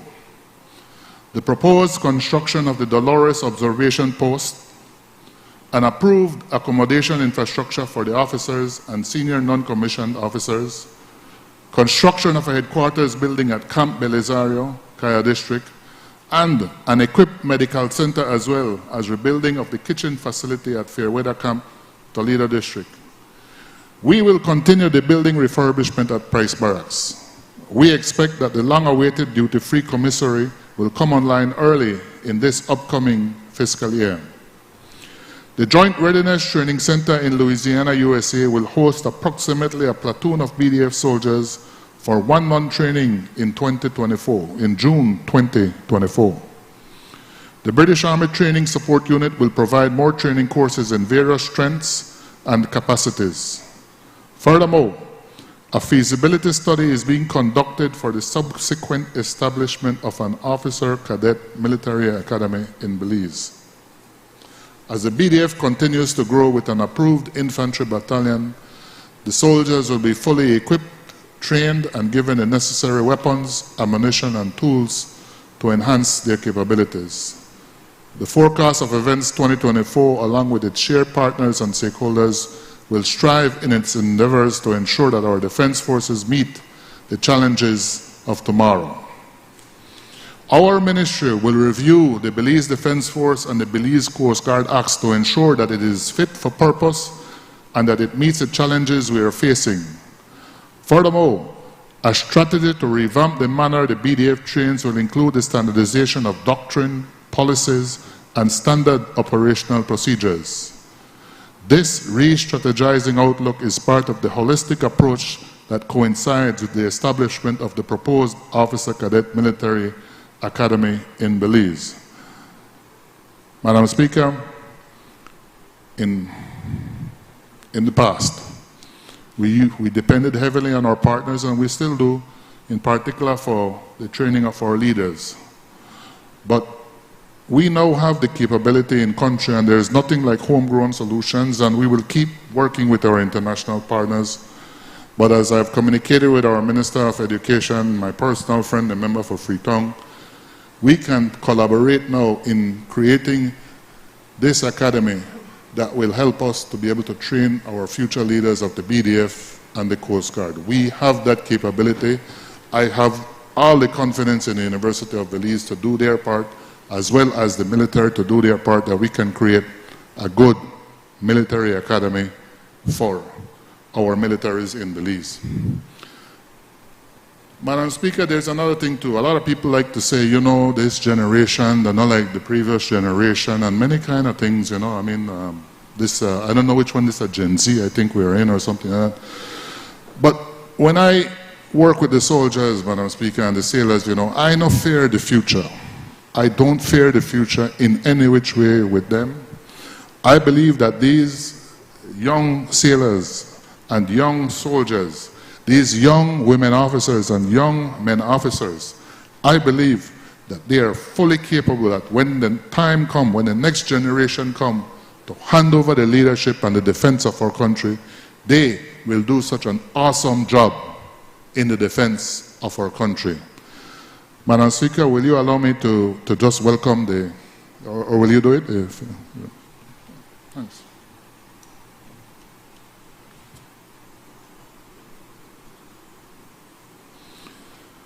Talking about the the youths and the future of our country, I want to welcome these students, these future leaders from the Agriculture and Natural Resources Institute that was once called the Lynham College, where a lot of our current leaders graduated from. All right, please welcome to the National Assembly. All right, and I hope you get to enjoy the debate and learn from us. A lot of the leaders in here, their parents went to the Lynham, so I am sure in the next 10, 15 years, some of you will take the mantle of leadership in this country, so keep up the good work. As I said, Madam Speaker, I don't fear the future of this young generation. I know when it's their time, they will take up the mantle and make us proud. We will continue to give priority to the professional development and welfare of our people, ensuring they are equipped with the skills, the knowledge, and the support they need to get the job done. We will also continue to build partnership, domestic and foreign, as we recognize that collective security requires collective action. This month is Women's Month, Madam Speaker, and I want to apologize to them. I was not able to attend the event at the Price Barracks, but we had house meeting. But I want to wish all our female officers, our soldiers, our female Coast Guard officers and sailors all the best in Women's Month. And those of us in the ministry are proud of you, and we recognize what all you have brought to the defense of our country. In closing on this part, Madam Speaker, I want to express my deepest gratitude to the women and men of our armed forces whose dedication and professionalism and unwavering commitment have made these achievements possible. The Ministry of National Defense and Border Security has made remarkable progress in 2023, and we are poised to build upon these successes for years to come. Again, I think it's important for me to thank my brother, the member for Belmopan, and our CEO, retired General Tapia, for all the support and for all the work that they have done. It is teamwork, Madam Speaker. It is not a single man's or single woman's game. The military works on teamwork.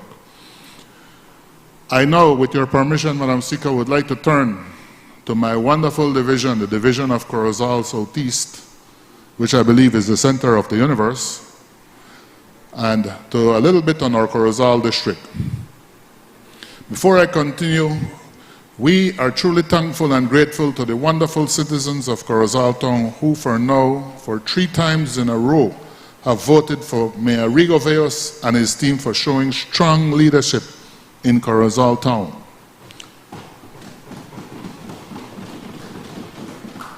Madam Speaker, the results were so good now we have broken the Altamira box again. That was once the stronghold of the UDP. That is not the truth anymore. The people of Altamira have spoken that they want to stay on track with the PUP because only with the PUP they get attention. My friend, Mayor Veos, is now a 3-term mayor, and he has won back to back to back. And believe you me, Madam Speaker, he will keep on winning. In my division, the Corozal Southeast Division, Madam Speaker, roadworks can done. Throughout the division, we constantly have road grading that we didn't have for 13 years in the time of the UDP.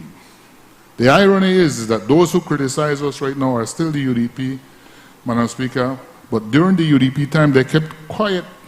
They never criticized when the government ignored Corozal Southeast for 13 years.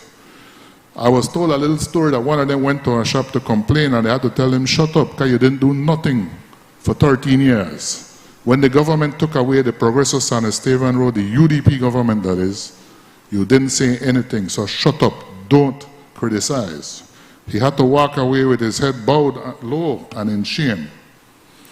Madam Speaker, the jewel of the Corozal district and for my division is the Sartaneja-Corozal Road, which is nearing completion. And Madam Speaker, I would like your permission to give, I believe, a very important backdrop to the history of that division and to the history of this road. He has now passed away, but there was a wonderful gentleman, the late George Verde, who is a Belizean author and a Belizean patriot.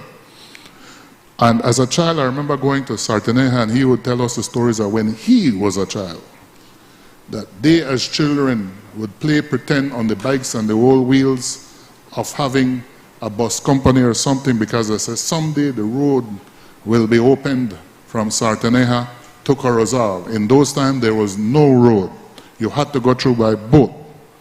And that brings me to the other part of that little vignette, where my good friend, Dr. Carla Barnett, a lady who I have the deepest respect for, once told me the story that she, as a child, remembered going to Sarteneja on the boat and playing on the decks because her father was a policeman there, and there was no road to reach Sarteneja.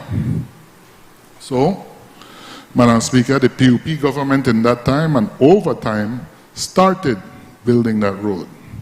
I, as a child, remember each phase, so every year, year in, year out, the former era rep, happened to be my father, working diligently to open up road access to Sarteneja and to the neighboring villages. There's also a watershed moment, Madam Speaker, where in 1993, the PUP built a road from Progreso to Pueblo Nuevo Bank, and Corozal, and a road from Corozal Town to Pueblo Nuevo Bank. But the UDP won the elections then, and for spite, for vindictiveness, they refused to put a ferry or a bridge there. They used to say, oh, the era rep only want to go to the farm, that's why they don't want no ferry or no bridge there. Now, again, they're the ones who has the greatest complaint whenever something goes wrong with the ferry, Madam Speaker. It was in the year 2000 that the PUP opened the Pueblo Nuevo ferry, and in 2007, the PUP, again, only under the PUP, the Laguna Seca ferry was built. That is how we have both ferries in the Corozal district between Corozal town and Sarteneja, Madam Speaker. Right now, as an update, paving continue on the road, and the Laguna Seca bridge is almost complete. I have spoken with OECC, who say that they will finish the Pueblo Nuevo bridge by year's end, and in discussing with them, they say they will have the road fully ready within the contract period. I want to thank the Republic of China, Taiwan, for this generous loan given to Belize to improve the lives of the people in the north, in particular to the people in my division. Turning to another road, Madam Speaker, I want to give big thank you, I see he's come back into the room, to the Prime Minister for supporting the Progreso San Esteban paving again, Madam Speaker. Again, allow me to give a little backdrop. As they would say, it is like deja vu all over again. Because under the previous PUP government, all the monies were there to finish the paving of Progreso San Esteban. And the UDP came in and took that money, stole that money, and sent it to Belize City. And so now we've had to wait 14 years or more before paving starts again, and only under a PUP government. Prime Minister, thank you very much for this. This is where, like I said, the UDP, they complain, oh, they should have paved the road. Well, if you never allow your government to take it, it may have done paved long time ago. Only under the PUP it's going to be coming back. Madam Speaker, we are working diligently with MIDH to continue grade the streets and upkeep of all the roads in the division.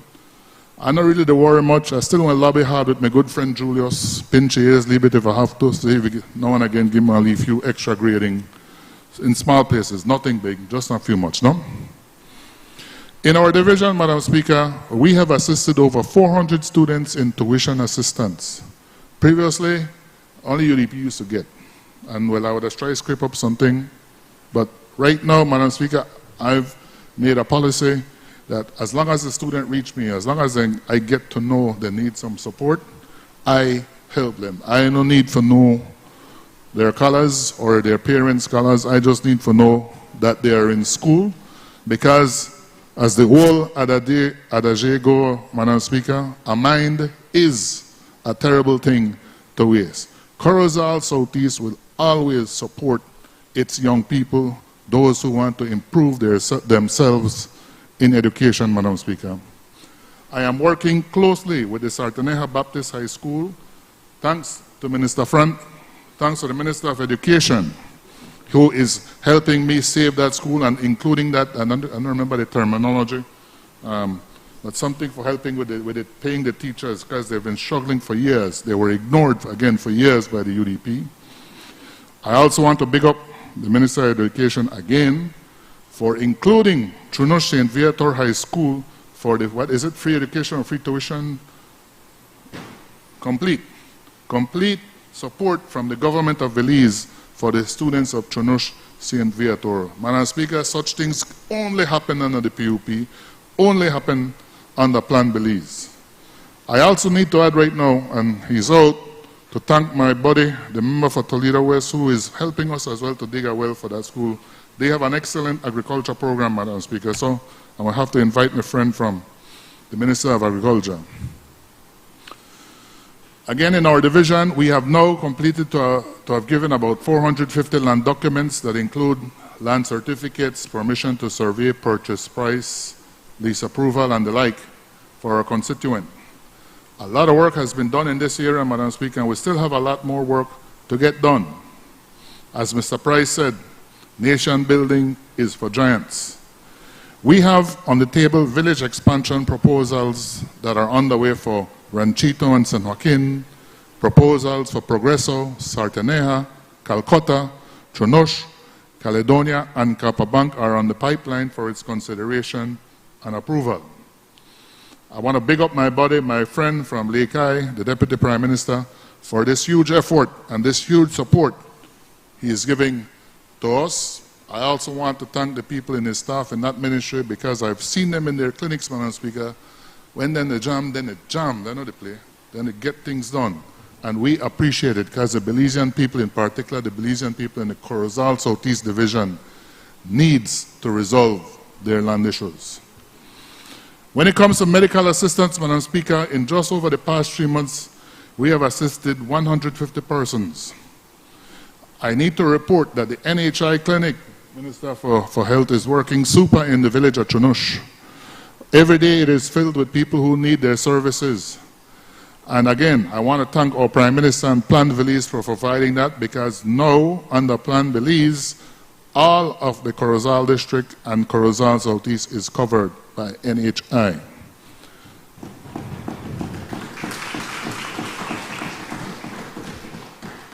As an elected rep, Madam Speaker, this is huge, not just for the benefit to the people, but it also impacts the reps too, because, Madam Speaker, from the inception that clinic was open, the amount of requests for medical support fell significantly in my division. So I know just by that is one of the barometers of success of what the NHI brings to the Corozal Southeast Division.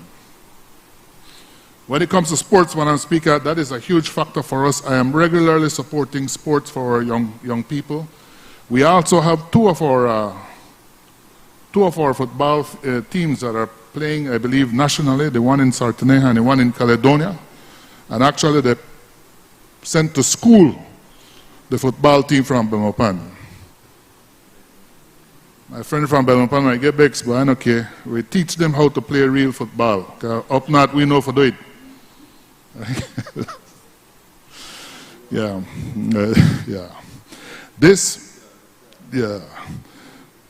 More and more, Madam Speaker, I mean, we all know this, more and more, sports is becoming more important in our division. It was always been important, but I am noticing how important it is. We need to support it because I'm beginning to see an added plague in the division, the use of drugs.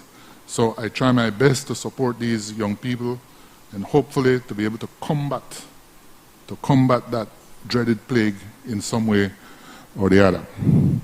Again, Madam Speaker, I want to thank our Prime Minister who, because of him, we have signed with PAC to install a new reverse osmosis water system in Sartaneja. We have not forgotten that for 13 years they left us with a rundown water system, that we now have to replace this system, Madam Speaker. That is, honestly, in my view, a crime. But we're working on it. We're not to complain. We're going to roll up our sleeves. We're going to get it done. Additionally, Madam Speaker, and this is parallel to that, in the village of Chunush, Madam Speaker, the previous PUP government in 2007 left the most modern, the most technological, advanced, at the time, reverse osmosis system in the country in Chunush. When the UDP came in, Madam Speaker, and they took it over, within 3 months, the reverse osmosis system ceased working to this day. When we got in, Madam Speaker, they had like a little pump there, so they try pump water into the village. There's a reason. There was a reason why we need reverse osmosis in that village for that water. The neglect was so much that the water tank, Madam Speaker, we had to bring that down. You can imagine that? Water tank, we had to destroy that because we're going to have to rebuild that too. So we have to rebuild the reverse osmosis system. We'll get a new one. We have to rebuild the water tank to be able to provide fresh, potable water to the village of Chunush, Madam Speaker. I think that's a crime what these people did, neglecting that significant investment for the village at Chunush, Madam Speaker. As well, we also have many other projects going on in our village. No? Madam Speaker, for example, in the Ranchito village, are working with the village council to fix up their community center. I have worked very close with the Ranchito government school in support of their work, and we're also trying to fix up the football field that is constantly in use. In Calcutta, we're endeavoring very hard to fix up the Amin Jamid Manzanero football field that again was abandoned by the UDP. This young man, Amin Jamid Manzanero, has passed away, Madam Speaker. He was a personal friend, and so I take a little bit of pride in hoping we can do him justice. He was an avid football player. And so we are proud that this football stadium will be named after him from the village of Calcutta. In San Joaquin, again, I'm working with the village council to fix up the community center and fixing up their stadium. Again, neglect. We're fixing it up so that the people can play football. We all know that San Joaquin is the center of football in this whole country, bar none. Hukugevex, Gebex. Yes, of course. In the village of Caledonia, Madam Speaker, which once was a UDP village, particularly under the UDP time, completely ignored by their government. I am working very closely with them, again, to fix their football field, to help the upkeep of the water system, to giving new house lots, and as well regularly upgrading their streets, Madam Speaker. We are also working, and this one I particularly look forward to us achieving because this is with the villagers. We're trying to get a pump that will assist the farmers where that they will just go to the riverside, pump up the water, and take that water to the farmers for their fields. The purpose of that is that we'll alleviate the pressures on the water system because, you know, farmers get up very early and they get the water for their fields. So at the same time where everybody is waking up, taking their shower and cooking and all that stuff, so it put a pressure on the water system. With this project, we hope it will help us alleviate that burden. In Progreso, Madam Speaker, along with the Minister of Education, again, we're working to see how we could build an auditorium for the Roman Catholic school. We're upgrading the lagoon side. It's a beautiful lagoon in Progreso, Madam Speaker, and we're building little touch huts with their little barbecue grill so that the people, when they visit, they could go, you know, sit down at the huts, take a little bath in the lagoon, and as well, you know, do them barbecue and all that stuff. Now, we're trying to accommodate for visitors in the area, and now with the paving that's going to be happening, we are expecting more and more visitors to be coming along to the beautiful village of Progreso. We have also upgraded the football field with the basic necessities, something basic as a bathroom, Madam Speaker. In the village of Capabang, I am working along with the school to help build some of the basic infrastructure for the young students. Again, we're fixing the lagoon front because of this same land erosion that is happening. We're trying to see how we could stop that from the village and be able to keep protecting the lagoon front in that area. In the village of Chunush, Madam Speaker, I'm working with all the schools that need urgent repairs, again, because of the neglect of the UDP government. A lot of these schools are now going under urgent repairs, and I'm actively engaging with them, and we're working together as partners to help continue with the maintenance of these schools, Madam Speaker.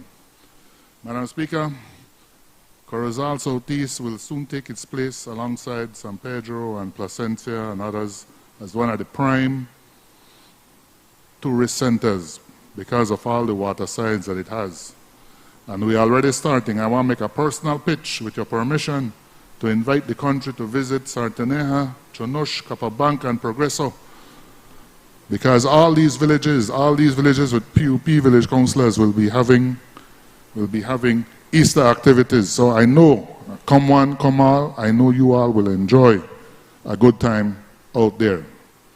I need at this moment to big up again my friend, Minister of Tourism, member for Pickstock, for committing to help us out, and he will pave 1 mile of street in the Sarteneja village, works that have already begun, and he will designate it a magical village. Well, it was already a magical village, but he will just make it official now. All right. Also, thanks to my colleague from the Caribbean Shores, we'll be getting 2 police in the area.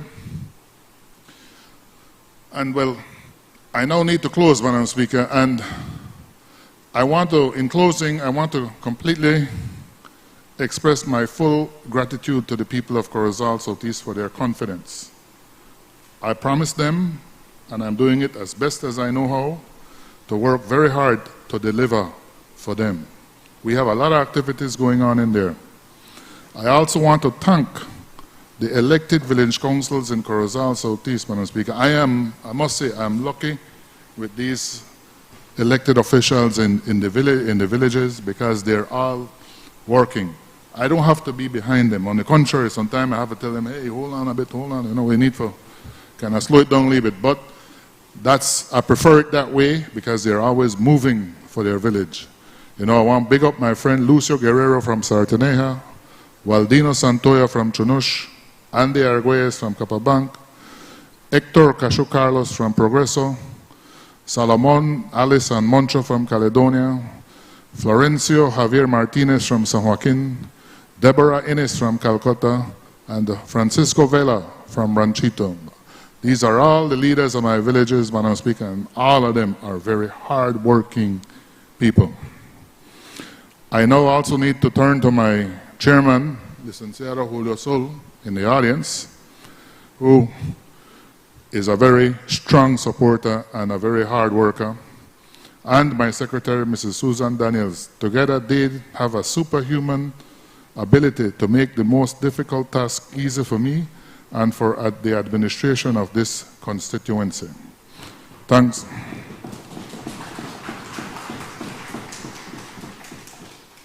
Thanks to my family for the support, which I clearly couldn't survive in this work, in this heavy work. I appreciate it. And, Madam Speaker, I want you and the country to know that I unequivocally support this budget, porque el futuro no se detiene. Thank you.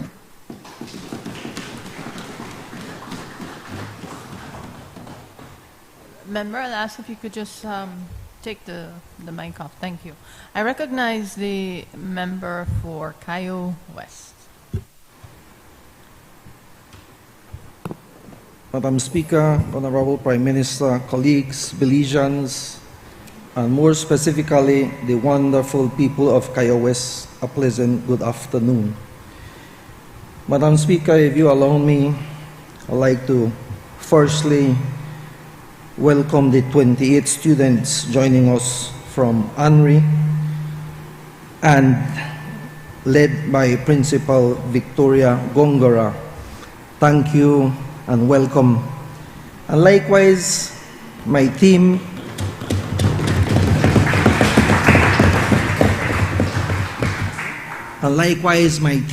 from Cayo West, Mr. Raymond Cox, one of my managers, Shaheen Polido, a counselor, Elwell Lisby, president of the youth group. Welcome.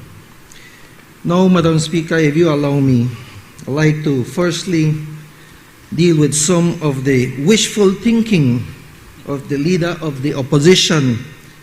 He made mention, Madam Speaker, that he will be the next leader of opposition with such surety.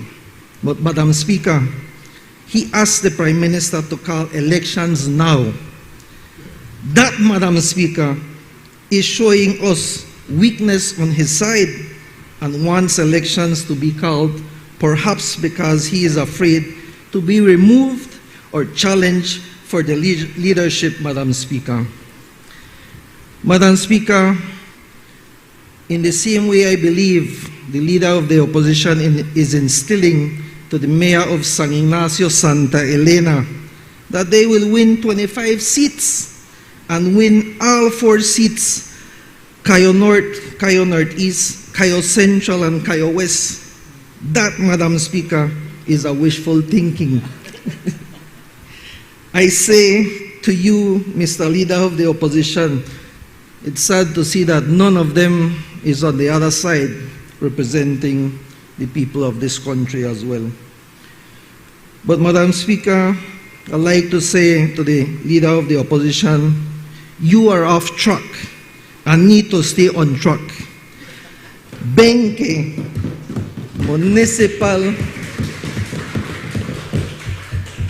municipal election was won by more than 600 votes. And that's because the people are seeing the investment of this PUP government under the leadership of Honorable John Briceño. So next general elections, what do you think will happen? And I can assure you, Cayo West will win, rest assured. And so will the rest of the Cayo district, Cayo Northeast, Cayo North, and likewise Cayo Central. So, Madam Speaker, let me start off by wishing you all, the women of this nation, a happy Women's Month.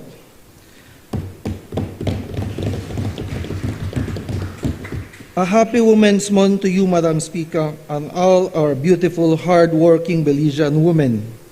I also want to thank the voters of Benqueviejo del Carmen for exercising their right to vote and for re-electing PUP to Benqueviejo Town Council. This massive victory at the polls, Madam Speaker, shows the confidence the good people in Benque and by extension Cayo West in the People's United Party. That said, Madam Speaker, I rise in full support of 2024-2025 budget estimates.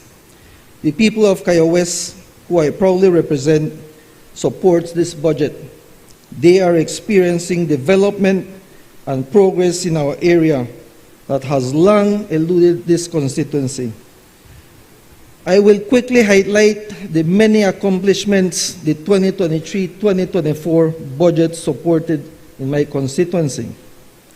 Thanks to the kind assistance our Prime Minister and member for Orinjuak, Central, and my other colleagues on this side of the House, and the patience and support of the residents of Cayo West, we were able to accomplish the following.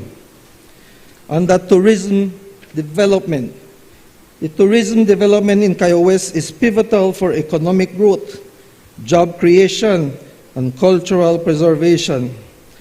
Cayo West's rich natural beauty, including ancient Maya ruins and lush rainforests, presents immense potential to attract visitors. By investing in tourism, infrastructure, and sustainable practices, Cayo West can harness these assets to drive local businesses, to create employment opportunities, and to safeguard its unique heritage for future generations.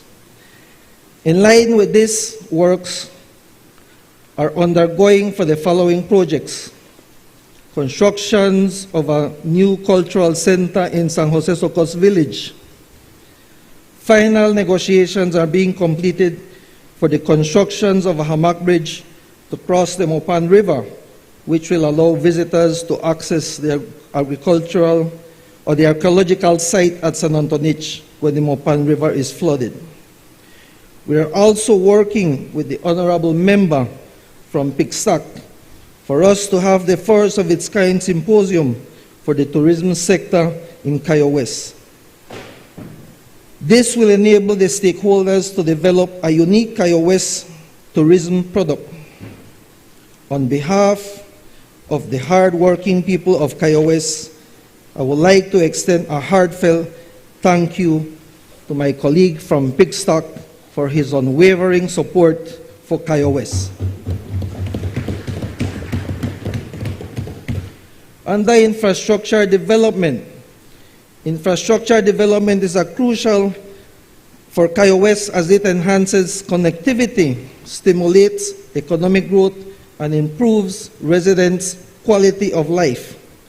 With well-maintained roads and bridges, Cayo West can attract investment, facilitate the transportation of goods and services to ensure access to essential services and amenities.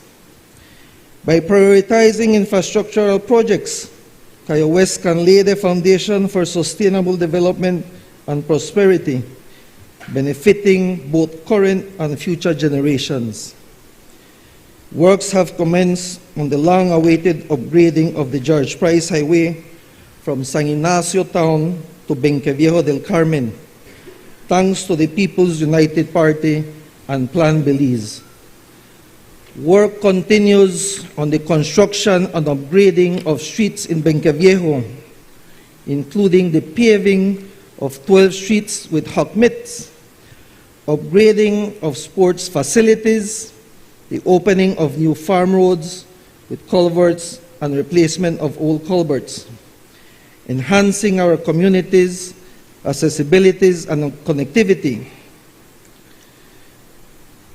Under housing initiatives, housing development is essential for our residents as it addresses the growing demand for affordable and quality housing options. By providing adequate housing, the constituency can improve living standards, promote community stability, and foster social cohesion. Additionally, housing development contributes to economic growth by creating jobs in constructions and relating industries, ensuring access to safe and secure housing in fundamental and enhancing the overall well-being and prosperity of residents in Cayo West. We've constructed 14 houses for families in need, alongside offering additional housing support, underscoring our commitment to ensuring secure living conditions for our residents. On behalf of the residents of Cayo West, I would like to issue a big thank you to you, my colleague from Cayo South. Under education assistance, educational development is paramount for Cayo West as it empowers individuals, drive economic progress, and cultivates a skillful workforce. By investing in education, we can unlock the potential of our youth, equipping them with the knowledge and skills necessary for success in a competitive global economy. Improving access to quality education, fosters social mobility, reduces poverty, and build a foundation for sustainable development. Ultimately, educational development in Cayo West is essential for unlocking opportunities and shaping a brighter future for generations to come. Grants, scholarships, and school supplies have been provided to students across all education levels, supporting our youth's academic endeavors in Cayo West. On behalf of the residents of Cayo West, I would like to thank my colleague from Freetown for his continued support to the residents of Cayo West. Under healthcare enhancement, access to quality healthcare in Cayo West is essential for ensuring the well-being and longevity of our residents with adequate access to medical services. Individuals can receive timely care, prevent of diseases, and manage chronic conditions effectively. Moreover, accessible healthcare promotes early detections and treatment, leading to improved health outcome and reduced healthcare costs in the long run. Prioritizing access to healthcare in Cayo West is critical for promoting equity, fostering community resilience, and enhancing overall quality of life. The donation of an ambulance to Benqueviejo Town and medical supplies to the local clinic has significantly bolstered our healthcare response capacity. On behalf of the residents of Cayo West, I'd like to thank my colleague from Orinduac East for his support, the residents of Cayo West. Ministry of Natural Resources. Land ownership in Cayo West is crucial for the fostering economic empowerment, community stability, social progress. By granting individuals and families the opportunity to own land, we promote wealth creation, encourage investment, and stimulate local entrepreneurship. Land ownership also provides a sense of security and belonging, empowering residents to build permanent homes and establish roots within the community. Furthermore, access to land enables agriculture development, promoting food security and sustainable livelihood. Prioritizing land ownership in Cayo West is fundamental for fostering prosperity and enhancing the overall well-being of our residents. Over the past year, 2 mobile land clinics were held in Benqueviejo. The seasons were dedicated to assisting residents with securing essential documents and facilitating home ownership through the distribution of house lot and farmlands in San Jose Socots, Benqueviejo del Carmen, Cala Creek, and Arenal. On behalf of the residents in Cayo West, I'd like to extend a heartfelt thank you to my colleague from Lake Eye for his support from the residents of beautiful Cayo West. Vital statistics.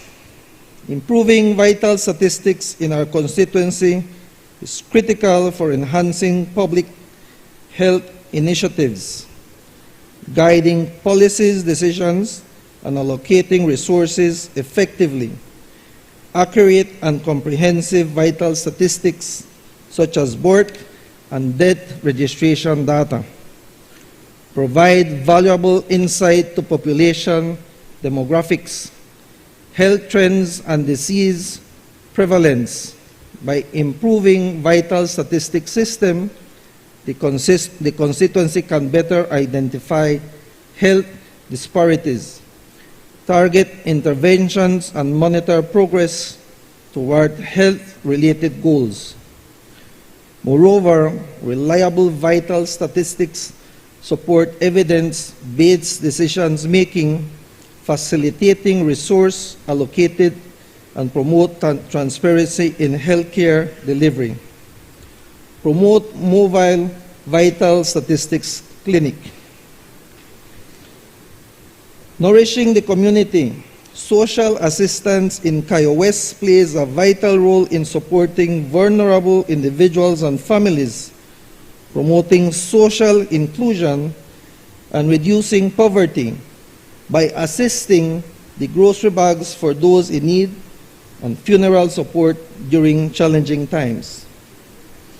The constituency fosters a compassionate and supportive community environment and social assistance programs not only address immediate needs, but also contribute the long-term resilience and well-being. Prioritizing social assistance demonstrates a commitment to caring for all members of society and building more equitable and cohesive community. Our ongoing monthly grocery bag distribution program underscores our commitment to prevent residents from facing food security and the donations of casket to support families during their difficult times. Support sports and cultural development. Investment in sports infrastructure has been a priority, including sponsoring tournaments and planning a new culture center to enrich our communities. Notably, new lights were installed at Cala Creek Football Field, San Jose Socots, Arenal, and Estadio Amin Egar, enhancing our sports facilities and encouraging community participation.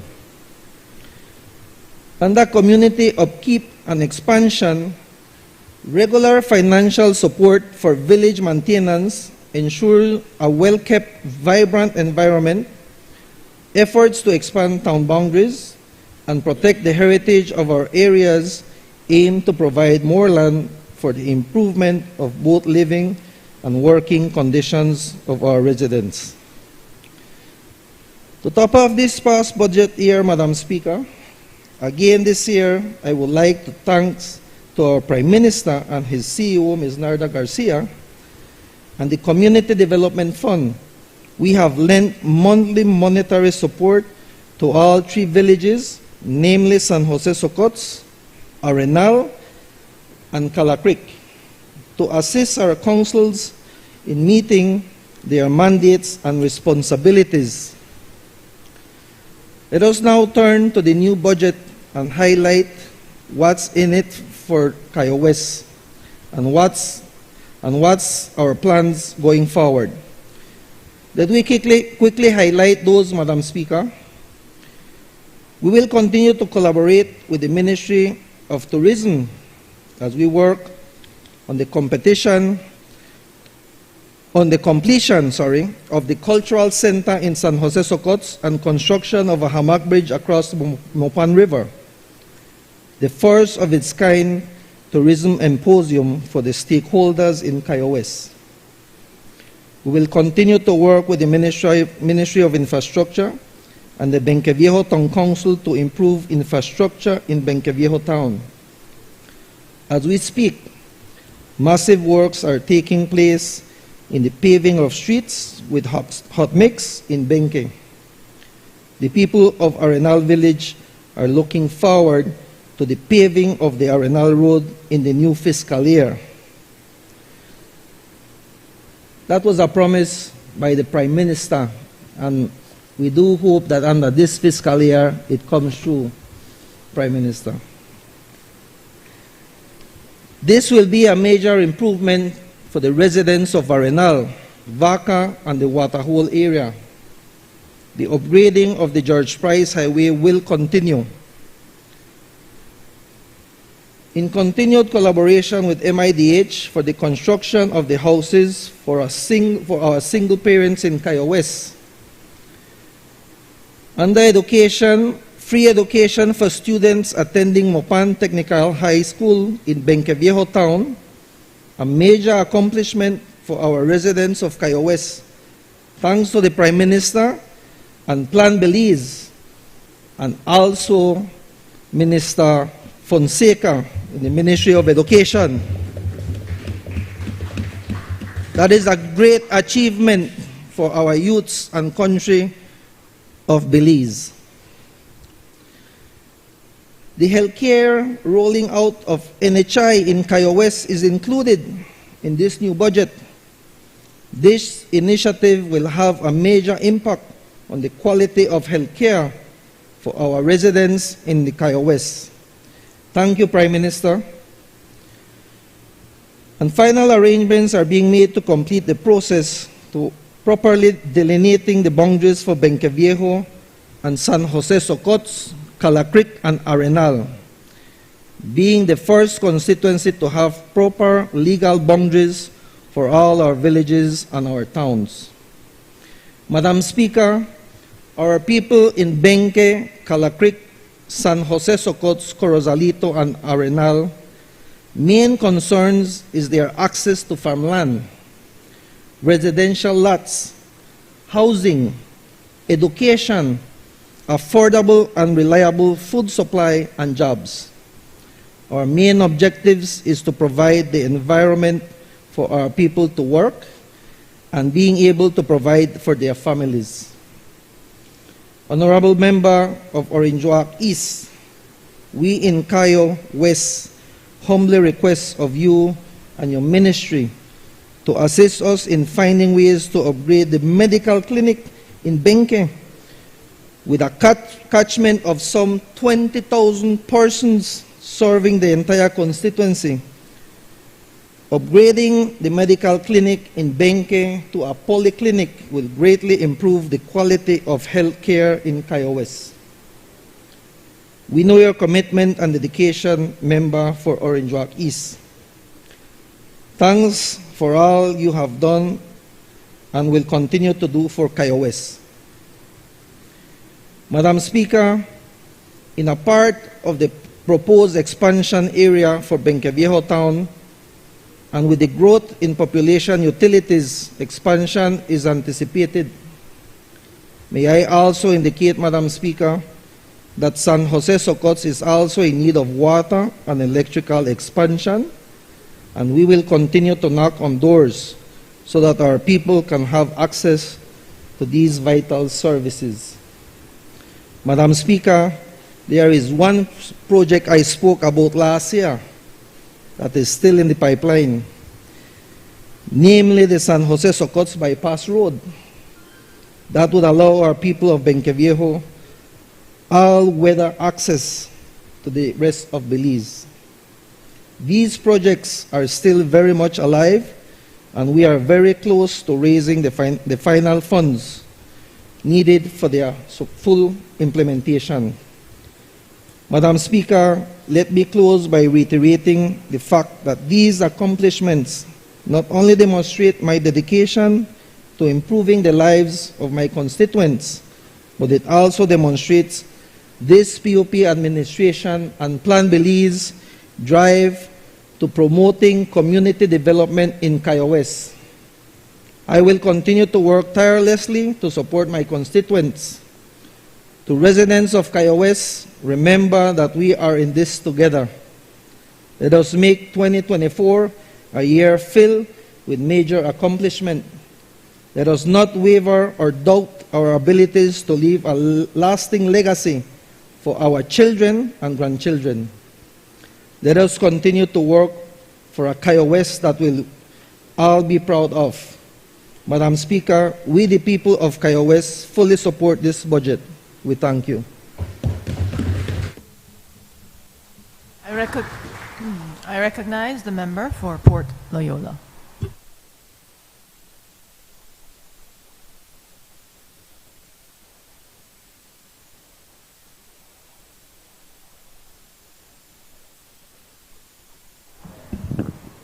Good afternoon, everyone. Madam Speaker, I ask your permission to refer to my notes. First, I must say a warm welcome to the students of Anri Youth Institute to this budget debate. Secondly, I must express warm greetings to the residents of Port Loyola who have given me the opportunity to represent them in this honorable house. Madam Speaker, I now take the opportunity to make my contribution to the draft estimates of revenue and expenditure for fiscal year 2024-2025.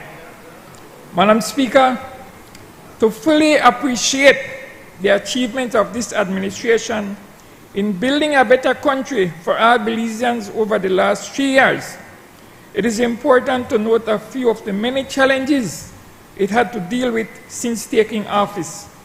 First, it had to deal with COVID, Hurricane Lisa, and the wars in Ukraine and Palestine that have resulted in the high cost of imported goods and many other challenges over which Belize has no control. Secondly, it must be recalled that the previous administration left the country broke. In the latter part of their 13-year reign, corruption in government was at the highest level in the history of the country. Exports were on steep decline. Unemployment was extremely high at over 10%, and crime, including murders, was rampant. In the final year before the previous administration was voted out of office in November 2020, it was so strapped for cash that it had to resort to borrowing $1 million per day just to pay salaries.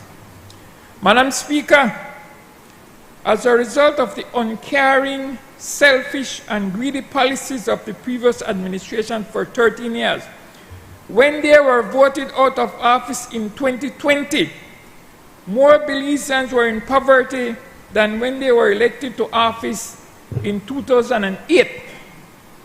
Despite over $600 million from Petrocaribe, over $400 million from oil, and millions of dollars in new loans. Madam Speaker, that's the proof that their slogan, Belize is always better with the UDP, is just empty rhetoric. Madam Speaker, despite the unavoidable challenges, this administration made tremendous progress in addressing the needs of the nation with its present budgets. With sound fiscal policies, this administration turned the economy around. Exports of cattle, grains, sugar, and many other products are on a steady increase. There is now tremendous foreign direct investment in the country, with continuous increase in BPOs or call centers, new factories, and major expansion of the sugar industry and local banks in addition to other businesses. And lest anyone forget, Madam Speaker, it is this PUP administration, led by Prime Minister Briceño, that has replaced the unbearable super bond with the manageable blue bond. Madam Speaker, this administration is fulfilling its promise in Plan Belize to make life better for the Belizean people, with hundreds of concrete starter homes for deserving single mothers, with the issuance of 20,000 lots to first-time landowners, paving of miles of streets and roads in urban and rural areas, expanding water, electricity, and telephone services in new areas of the country, improving sporting facilities, and expanding educational opportunities from primary school to university to help ensure Belizeans have greater access to a better standard of living. Madam Speaker, this administration of Prime Minister Briceño proved it is serious about making life better for the Belizean people with the building of the new Halover Bridge and other bridges, and the buyback of the Port of Belize and the Bolido and Latry, with huge benefits for the Belizean people.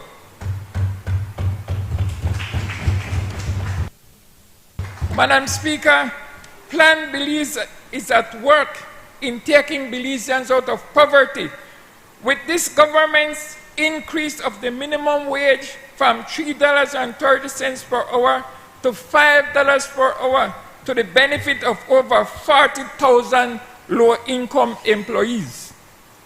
And Plan Belize is at work with the promotion of investment that has enabled thousands of Belizeans to find employment to uplift their families.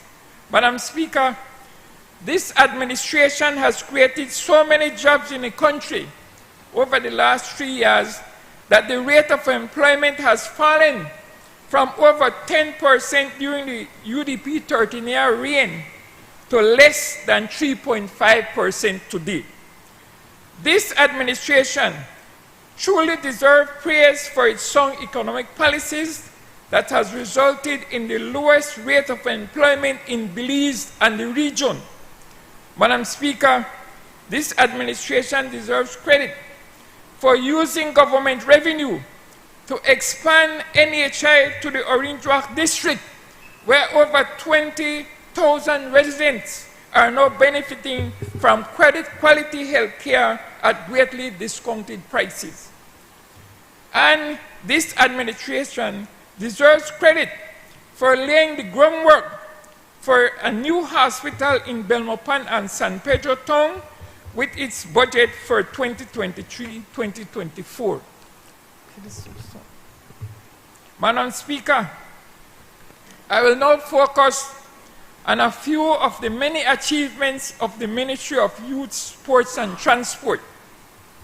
Honorable Rodwell Ferguson is in charge of the ministry, and I'm happy to serve as his Minister of State. Madam Speaker, Minister Ferguson is a hard-working and dedicated person. He is result-oriented in serving the people. That is one of the reasons why he is unbeatable in his division of Stann Creek West. Madam Speaker, in the Ministry of Transport, concrete steps have been taken to encourage bus operators to respond to the cry of commuters for better service by upgrading their equipment. In that regard, road service permits are being extended from 2 years to a maximum of 10 years to make it easier for bus operators to secure loans to upgrade their equipment. With this plan, the length of a road service permit is dependent on the air and condition of the bus. Since later model buses have more comfort and a higher price tag, such buses will be the beneficiary of road service permits for longer periods. Madam Speaker, in an effort to further upgrade the transportation industry in the country, the ministry has partnered with UNDP on a project to determine which type of electric buses would be most efficient and profitable for our cities and highways. It is a pleasure to know that 2 of the electric buses for Belize City are already in the municipality. Madam Speaker, in empowering the youth of Belize, the Department of Youth Services has launched an entrepreneurial drive in which it mentors young persons in managing a small business successfully and offer them a small grant in supplies to enable them to offer better service to the public. The Department of Youth Services also motivates or encourages young people to pursue their dreams with its annual Youth Award Show. Madam Speaker, in the promotion of sports, the National Sports Council conducts training in volleyball, basketball, and football at the primary school level and holds a national competition for all 3 sports yearly. The National Sports Council also conducted a symposium with the different sporting organizations to discuss the best ways to use available resources to promote sports to a higher level in the country. And the National Sports Council assisted with the sponsorship of athletes who won gold, silver, and bronze medals abroad in different sporting events for the country.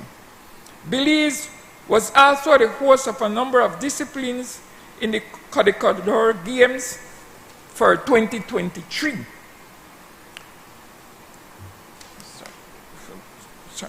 Madam Speaker, as the area representative for Port Loyola, I will share a few of the many achievements for the division in the last fiscal year, 2023-2024.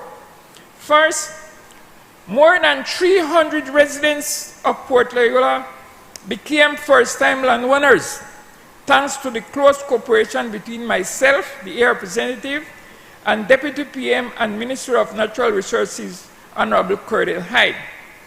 With the full support of the Deputy PM, in May 2023, a land clinic was held in Port Loyola, and it enabled many residents to receive land documents that had been pending for months and years.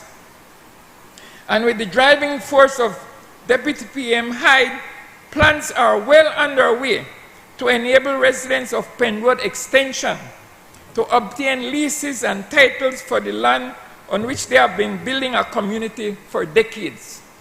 Madam Speaker, through the Ministry of Infrastructure Development and Housing under Minister Julius Espat, 9 deserving single mothers of my division have been provided with starter homes that are concrete, durable, and built for easy expansion at a manageable rate of only $25 weekly to own. Additionally, there are several more starter homes for the residents of Port Loyola in the making. Through MIDH, dozens of deserving persons from Port Loyola have also been the beneficiary of housing grants to repair their homes. Madam Speaker, with the support of MIDH and the Belize City Council, headed by Mayor Bernard Wagner, in 2023, there were major improvements to a number of streets in the Port Loyola Division.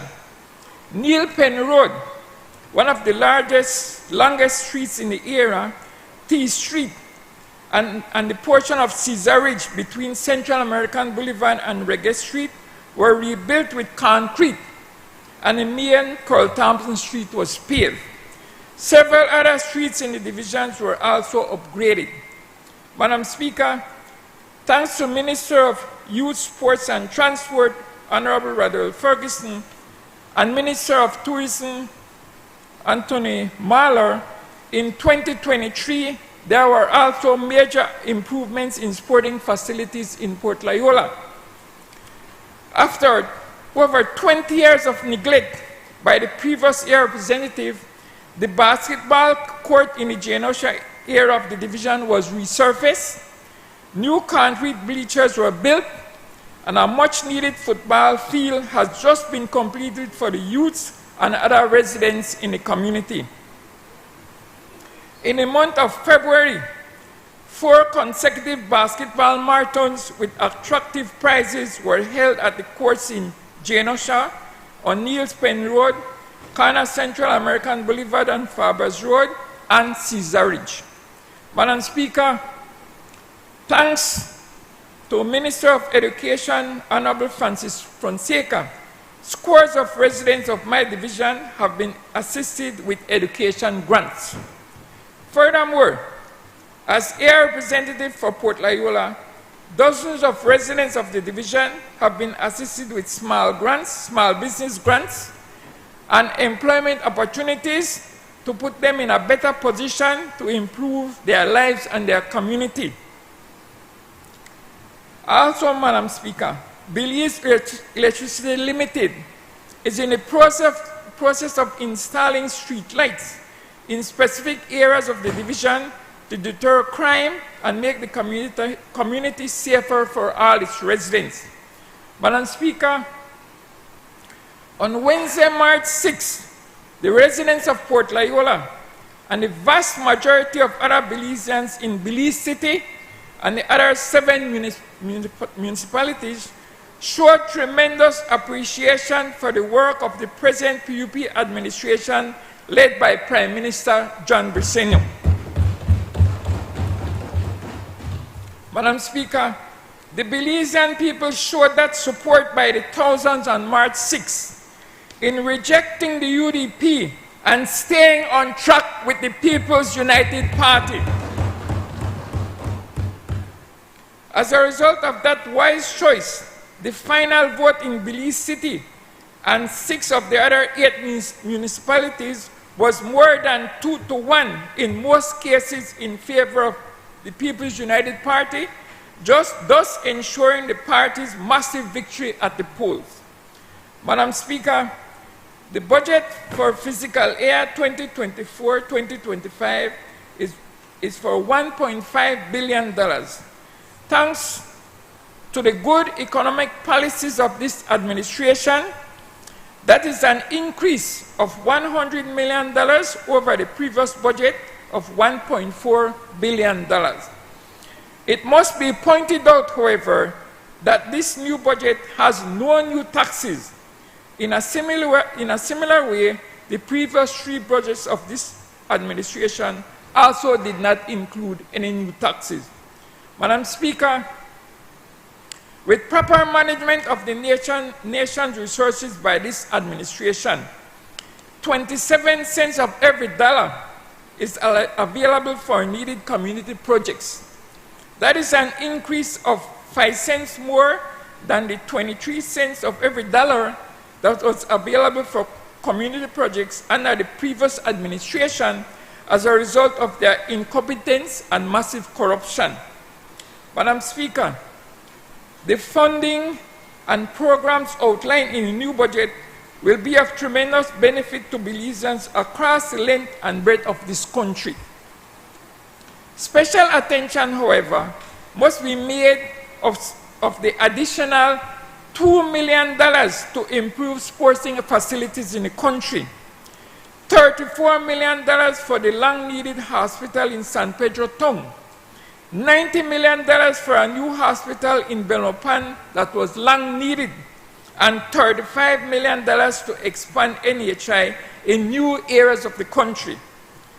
Madam Speaker, it must be reiterated that this administration's wise buyback of the Bolido and lottery for the first, Madam Speaker, it must be reiterated that with this administration's wise buyback of the Bolido and lottery, for the first time, the millions of dollars in profits from that gaming operation will be used to help finance important community projects such as sports and healthcare in the country instead of fattening the accounts of the previous owners.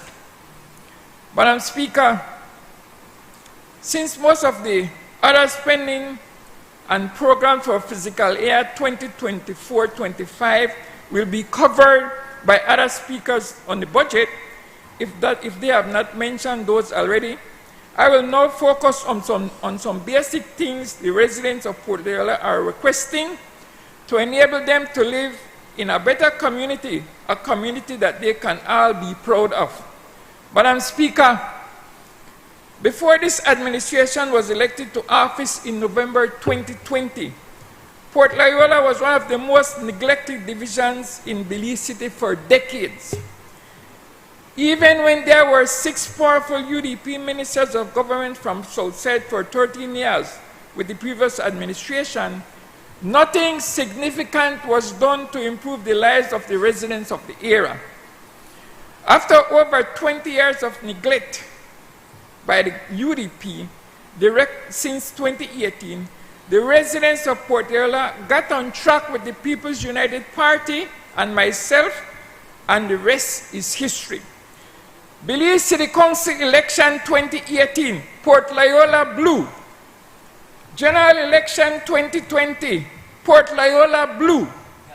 Belize City Council election 2021, Port Loyola blue. Belize City Council election 2024, Port Loyola blue. Madam Speaker, in relation to the work in Port Loyola, I will refer to the leader of the nation, Honorable George Price, when he said, "Much work has been done, but more work remains to be done." Madam Speaker, Port Loyola needs a lot of work on street improvements in all 3 areas of the division. On behalf of the residents of the division, I call on the government to grasp every opportunity to provide the necessary funding to MIDH and the Belize City Council to enable them to concrete or pave the following streets: Freedom Street, the main Genosha Boulevard, Louis Bevan Street, Arel Hill Street, and the 2 streets by the public pipes in the Genosha area of the division. Madam Speaker, the urgency of those works cannot be overstated, since those streets have only been graded for years and years. Whenever vehicles travel on them, the dust severely hinders visibility, and it is a major health hazard to the community. Secondly, because the streets by the 2 public pipes are only graded, huge water holes easily develop on them in the rainy season, making them almost impossible for use by vehicles and pedestrians, including school children. Madam Speaker, for the past 3 years, the residents of Port Loyola, including Donald Usher, I hope he's listening, and Mr. Whitty, I hope he's listening also, have been pleading for 3 short streets in the division to access their land to build their homes without any success. Each of those streets are less than the space between 2 lampposts, and both the mayor and the deputy mayor of Belize City have visited those areas without any progress in the work. Thankfully, Prime Minister Briceño took the opportunity to visit one of the areas and see the concern of the people for himself. Madam Speaker, on behalf of the residents of Port Loyola, I'm asking the government to take advantage of every opportunity to provide MIDH with more funding for housing and housing assistance. That is a necessity because many more residents in Port Loyola are really in need of starter homes, and a number of persons who have their own homes, especially senior citizens, simply do not have the funds for needed repairs and consequently suffer with leaking roofs or sidings in the rainy season. Madam Speaker, I also ask the government to spare no effort to access funding for the Ministry of Natural Resources to enable Deputy PM Hyde to make over 200 more lots available for first-time landowners in the division, with the survey of national land on Gibson Street near the George Price Highway and the completion of the survey for Penwood Extension. Madam Speaker, I'm happy for the people of many divisions when their area representative or area residents speak of how many new bridges, new roads, and other infrastructure works to the tune of millions of dollars have been completed in their areas with government funding. I therefore invite all ministers, all parliamentarians, and all members of the Belize City Council to do everything possible to ensure the maximum possible funding is available to other divisions that are in need of major infrastructure work with streets, drains, housing, and utility expansion, among other things. Madam Speaker, I take this opportunity to encourage the government to spare no effort to ensure the development of the Port of Belize, either for bulk cargo or for cruise tourism or boat, because such development will lead to major upliftment in Port Loyola and the wider Belize City. Madam Speaker, to ensure a victory in the general election next year for this administration of Prime Minister Briceño, that has done so many good things in building a Belize for all Belizeans, we must all stay on track in working together and serving the best interests of the Belizean people at all times. Madam Speaker, on behalf of the residents of Port Loyola, I fully support the budget for fiscal year 2024-25. Thank you. I recognize the member for Orange Walk, Northeast. Thank you, Madam Speaker. Madam Speaker, let me start off before I ask to get into my presentation to kindly acknowledge the presence of my CEO and the Director of Hospital Services and Allied Health and all our medical professionals across the country. And today, Madam Speaker, we at the same time celebrate World Tuberculosis Day and simultaneously World Down Syndrome Day. And just want to reiterate the ministry's commitment in ending the global TB epidemic, a condition that continues to affect millions of lives. Apologies, member. We need to have quorum. We are short of one. Procedurally, I really need to ask you to halt. I'll wait 5 minutes. We do not have quorum in the chamber. Essentially, the meeting will have to be adjourned. We have quorum. You can proceed. Thank you again, Madam Speaker. And as I was saying earlier, we celebrate World Tuberculosis Day, and just wanted to reiterate our commitment to end this very but curable disease, and at the same time indicate to our people that while we celebrate World Down Syndrome Day, we want to ensure that we embrace diversity and strive to create a world where every person is valued, respected, and given the opportunity to lead a fulfilling life. Madam Speaker, I rise to make my contribution on the Revenue and Appropriations Bill for the fiscal year 2024-2025, and I would ask for me to refer to my notes. Let me start off, Madam Speaker, by thanking my great people and my gratitude to the amazing people of Orinjoa East, who once again expressed their trust and confidence in me and the People's United Party.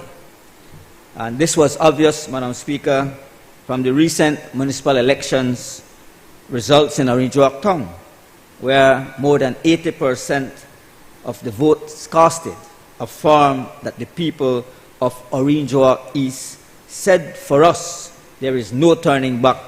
We want to stay on track. At the same token, Madam Speaker, I want to acknowledge the great leaders in our communities, the chairpersons and chairlady in the 5 constituencies, my political chairman, Mr. Cull, my office team, who work very hard together with me in ensuring we continue to deliver for the people of my constituency. Madam Speaker, the people have seen the work that has been done. They have seen our commitment to their development. They have not had to imagine the possibilities or wait for the best that was yet to come. Because our people want and deserve representatives that work more and talk less. That is why, Madam Speaker, this government won so resoundingly on March 6th. It is as simple as that.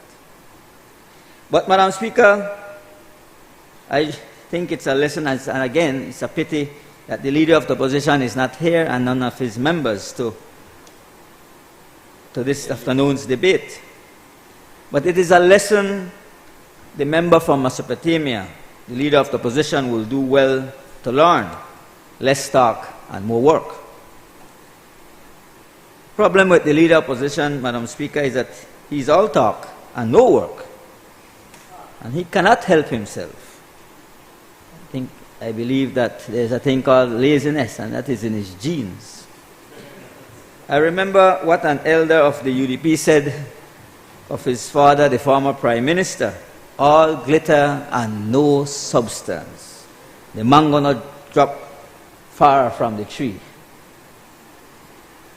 But, Madam Speaker, in 2023, this government, and I will want to highlight a few things from the Ministry of Health and Wellness, and I ask my colleagues to bear some patience, because there's a lot to discuss. In 2023, Madam Speaker, the government removed all fees for health clinical services in public facilities across the country. And when we say all fees, Madam Speaker, we mean all fees, including surgery, lab, and diagnostic services, and medication, because it is our commitment, and we are determined to ensure total access to quality health care in Belize for everyone. In the northern region, we introduced physiotherapy services at the hospital. This is a much-needed service that complements the recovery and rehabilitation of persons suffering injuries or strokes. We completed the Corozal Community Hospital retrofitting SMART project. This project included an expansion of the accident and emergency unit, providing more comfortable areas for patients and staff, an observation room with a 6-bed capacity, and a trauma room with a 2-bed capacity. In addition to infrastructure, the primary care clinical services were expanded and made accessible to Libertad, the village of San Pedro, and Cristo Rey through the referral system. And these services include specialist care such as obstetrics, internal medicine, orthopedics, nutrition services, and physiotherapy. We added 2 new ambulances to the fleet, and the San Narciso Polyclinic and Sarteneja Health Centers were provided with 2 new 30-kilowatt capacity generators, ensuring proper management of vaccines and electricity backup. In the central region, Madam Speaker, we are proud to inform members of this honorable House, and indeed the nation, that we have just completed the installation of a state-of-the-art 128-slice CT scan at the Carl Huschner Memorial Hospital. And again, it's a pity they are not here, because you have heard them on their media, their main media, criticizing this government of the delay in sourcing and delivery of the CT scan. And of course, for years, KHMH had no CT scan. Under the UDP, they never did deliver any CT scan. And that is the difference, Madam Speaker, between us. We deliver for the people of this country. And I will get into some comments I heard by a good doctor from the private sector later on.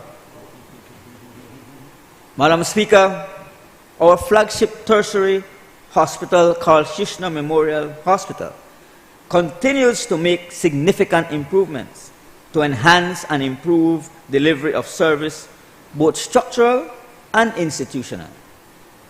From repairs to the emergency division to surgical wards, from better stations for nurses to upgrades for staff facilities, the board and management have been engaged in improvements to keep Carl Huschner operating efficiently. And so I really want to commend the chairman and the board of KHMH, who on that board also sit members of the Ministry of Health, in making sure that KHMH is also a priority. As a result of the efforts of the doctors and nurses at KHMH, Madam Speaker, over 2,000 surgeries were performed at Carl Huschner in 2023. Every day, scores of persons arrived at the KHMH with varying degrees of illnesses and are provided with quality service that results in their being healed of various ailments, all thanks to the fine work of the doctors, nurses, and the entire team of managers and support staff. Their successes is often under-celebrated.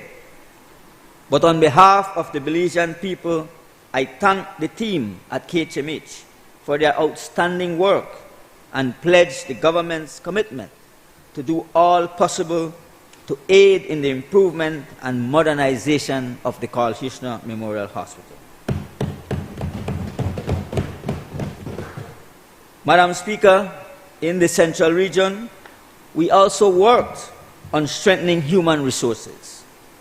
I heard the leader of the opposition criticize the lack of human resources, but we have been doing everything possible in this government, in the Ministry of Health, to ensure that we were able to fill many of the vacant posts that were there in those areas. So we filled 36 vacant posts, and these include medical officers, pharmacists, staff nurses, technicians, and support staff.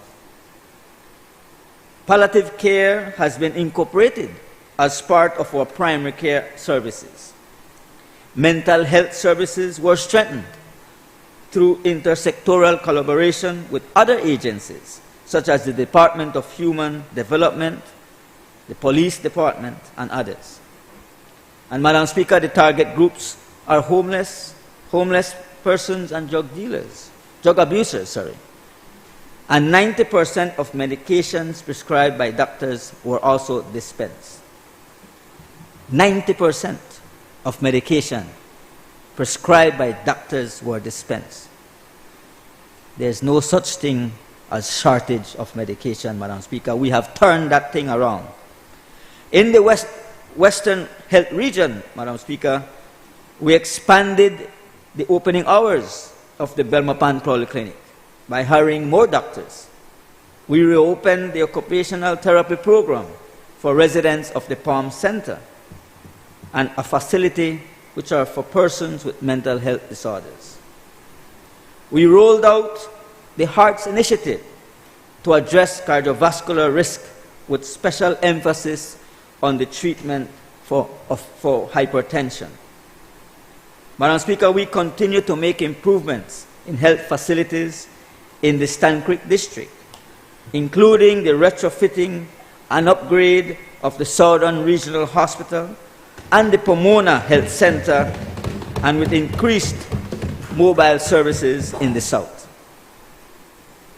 Through the retrofitting and upgrading of the Punta Gorda Community Hospital, services have been significantly improved. The member for Dangriga just recently visited the Southern Regional Hospital with the Prime Minister. And I am proud to say that the atmosphere, the morale of our staff, our nurses and our doctors have gone to a very high level because they are now working under better conditions under this administration. Madam Speaker, we celebrate as well the first successful implementation of the Cash Plus Nutrition Project, an initiative in collaboration with UNICEF, targeting nutritional needs in school-aged children in rural communities all across the Toledo district. With health, education, and health promotion, critical priorities of the ministry, we work hard to strengthen outreach services to improve primary health care through improved access. In partnership with PAHO, we initiated the Healthy Lifestyle Caravan Initiative countrywide, and today they are in Corozal doing similar activity. We have increased stipends for community health workers from $100 to $500 per month. We have also, Madam Speaker, improved monitoring and evaluation of the Community Health Workers Program. We have restructured and enhanced home visits, and all this is to improve health and wellness across our country. That's a shame. Madam Speaker, we are purchasing new dental chairs and units for 4 health facilities as part of our dental health program. In 2022, 21,422 dental patients were seen, while in 2023, 33,228 patients were seen. We also, Madam Speaker, revised the dental health education curriculum, providing improved training for dentists and dental assistants countrywide. And I want to take this opportunity, Madam Speaker, to also highlight the work that I had the privilege of speaking to Dr. Osborne Usher, who has a private dental clinic in Belize City. And he has also, he's working on a very special program where training will be done and is being done with young dentists across the country, something that can also come together with the ministry so we could strengthen dental services and have people living more freer from these effects and have more hygienic and healthy dental conditions. Madam Speaker, I'm also pleased to announce that we approved and launched the National Nutrition Policy, which will see us working toward a gradual ban of sugary drinks while promoting healthy foods in schools. Healthy habits, healthy schools, Healthy Belize initiative will ensure that our children eating and growing healthier. We are also promoting wellness in the workplace, Madam Speaker, with our nutrition unit conducting national wellness forums countrywide for public officers and private organizations. These forums were held in all districts and involved nutrition and healthy eating, breastfeeding support in workplaces, wellness activities for workers, tips for mental health, and prevention of substance use. Madam Speaker, the Central Medical Laboratory has improved its testing capacity to screen for the human papillomavirus, as you know, HPV. This is the virus responsible for cervical cancer in women. HPV screening platforms are now present at the Central Laboratory in Belize City and all other district laboratories to detect HPV. The Central Medical Laboratory was validated as well, Madam Speaker, by an international team of experts as being proficient in testing that has contributed to the elimination of the mother-to-child transmission of HIV and syphilis.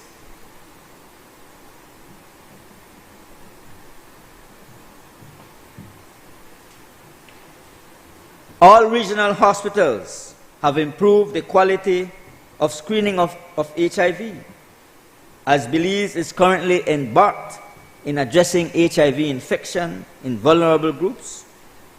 The safety in the working environment for laboratory technicians was improved significantly, as Belize had 9 biosafety cabinets certified for the laboratories at 6 of the 7 larger labs. Madam Speaker, Mr. Speaker, through the efforts of our amazing team at the ministry, Belize received first place in surveillance of vaccine-preventable diseases among countries in the Latin America and the Caribbean region. I must big up our people in those areas. We have, Mr. Speaker, the highest proportion of zero-dose children vaccinated, 10.8% in the region of the Americas between 2021 and 2022. And we can report a 7.2% reduction of under 5 deaths, 116 to 125. In addition, there have been 0 under 5 deaths due to preventable diseases. The ministry has provided mental health training, Mr. Speaker, to over 80 healthcare workers in health facilities and over 100 community health workers in the field. Training of 233 police recruits on the Police and Mental Health Training Manual was conducted on January 11, 2024. We completed and launched the Belize National Suicide Prevention Plan on March 8, 2024, and coordinated the visit of resident psychiatrist Dr. Connor Hutch from Mount Sinai University, New York, who has been providing guidance to the mental health team and providing training for medical officers and nurses on psychiatric emergencies. Mr. Speaker, we received our country certification as malaria-free by the World Health Organization in June 19, 2023. Also, the country is currently 5 years malaria-free, and I think we must big up the people behind the scenes, the Belize Vector Control team, the lab technicians that work behind the scenes, the people that work on the ground, our health professionals across this country, because without them, this would not have been possible, Mr. Speaker. In addition to that, the Belize Vector Control Program was awarded and recognized as Malaria Champions of the America 2023 by the Pan American Health Organization in November 3rd, 2023.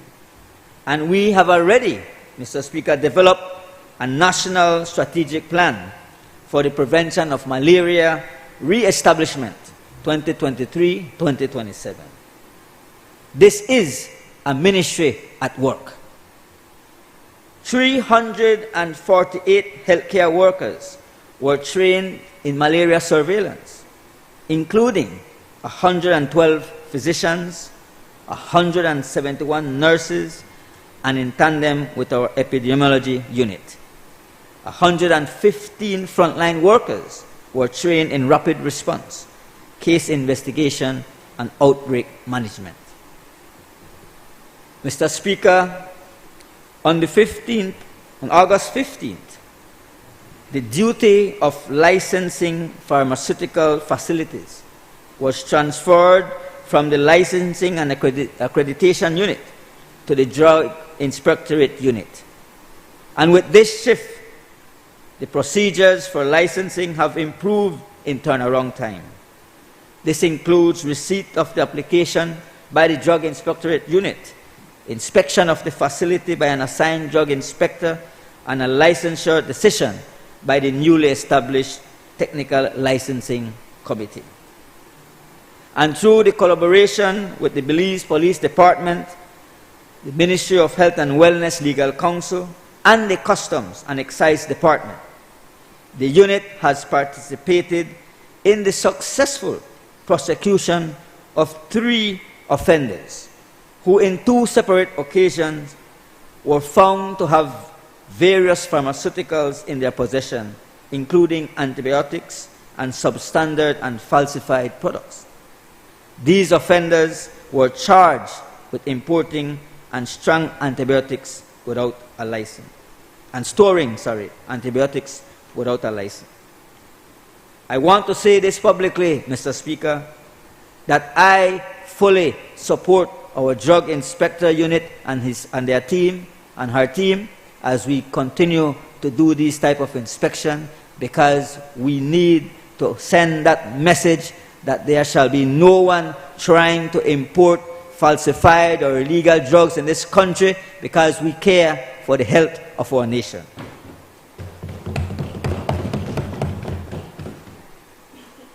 Mr. Speaker, as of November 2023, the unit has also filled all vacant drug inspector positions. So the unit is now fully staffed with 6 drug inspectors and 1 chief drug inspector. There is so much more which gives testimony to the hard work and commitment of the Ministry of Health and Wellness. Again, I want to thank our dedicated staff who understand the critical role of our ministry in the development of the nation. The work continues, Mr. Speaker, and we are excited about what lies ahead. Our signature initiative, no doubt, through the great support of our Prime Minister and the visionary leader he is the San Pedro Hospital. Already, development of the plan and for the construction of the San Pedro Hospital has begun. Other development initiatives include the expansion of the Palm Center to create an improved environment for staff and patients. Mr. Speaker, in this year's budget, we will introduce telehealth, targeting remote areas of the country. We will continue with plans for the construction of the tertiary facility in Belmopan and the construction of a new building for central medical stores, improving our supply chain management.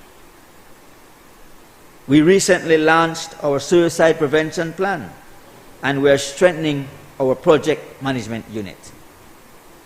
This, Mr. Speaker, is but a glimpse.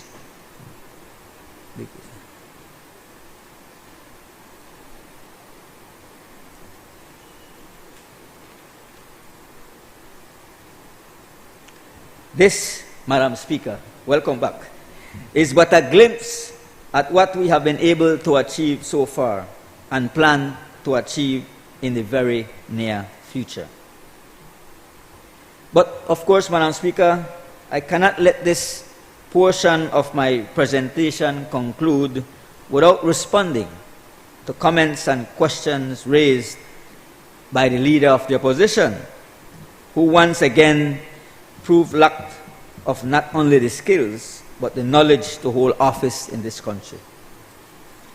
Madam Speaker, while listening to the leader of the opposition, messed up presentation, the mess up representative gave a messed up presentation. Right, mess up. He said that this budget does not reflect anything that will reduce the burden to the Belizean people. What a hogwash. I want to welcome the young people here in the gallery. Good afternoon.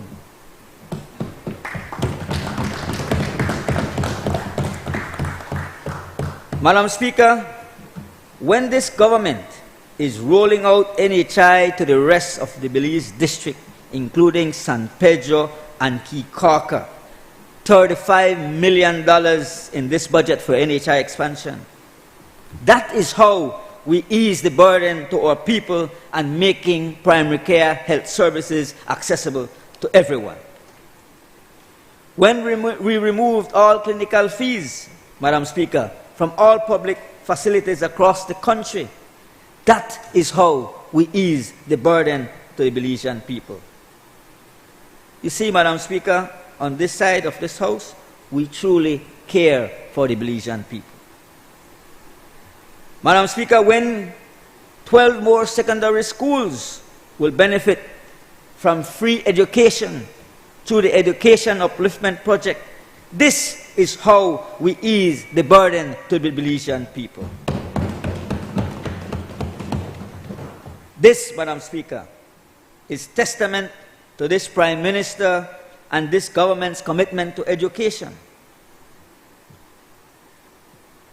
When the Prime Minister made his budget presentation and made this announcement, immediately a week after I got a call from the principal of Santa Marta Government School stating that for the first time ever, every standard 6 child that is attending that school are now applying to go on to high school. And they are all applying at Orange Walk Technical High School, Prime Minister, so we might somehow have to give our next building. Because they are really grateful to the fact that that institution will benefit from the rollout of the free education, Madam Speaker. When $3.5 million in investment is provided for in this budget for dialysis treatment, the Leader of the Opposition, and I want to remind the Leader of the Opposition, because when he spoke about that specific line item, he tried to cause aspirations to the Prime Minister, calling other people's name in this House. Aspersions, not aspiration, aspersions, sir. May I remind the Leader of the Opposition that these services are provided by a variety of health providers, such as Healthcare Partners, the Loma Luz, Ramona Linda, and the Carl Huchter Memorial Hospital.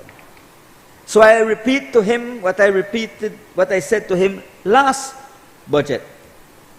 Do not come to this House, Leader of the Opposition, and try to paint a political brush on these very much needed health services, because the hundreds of persons that have benefited from this program are persons across this country, regardless of whatever political persuasion they come from.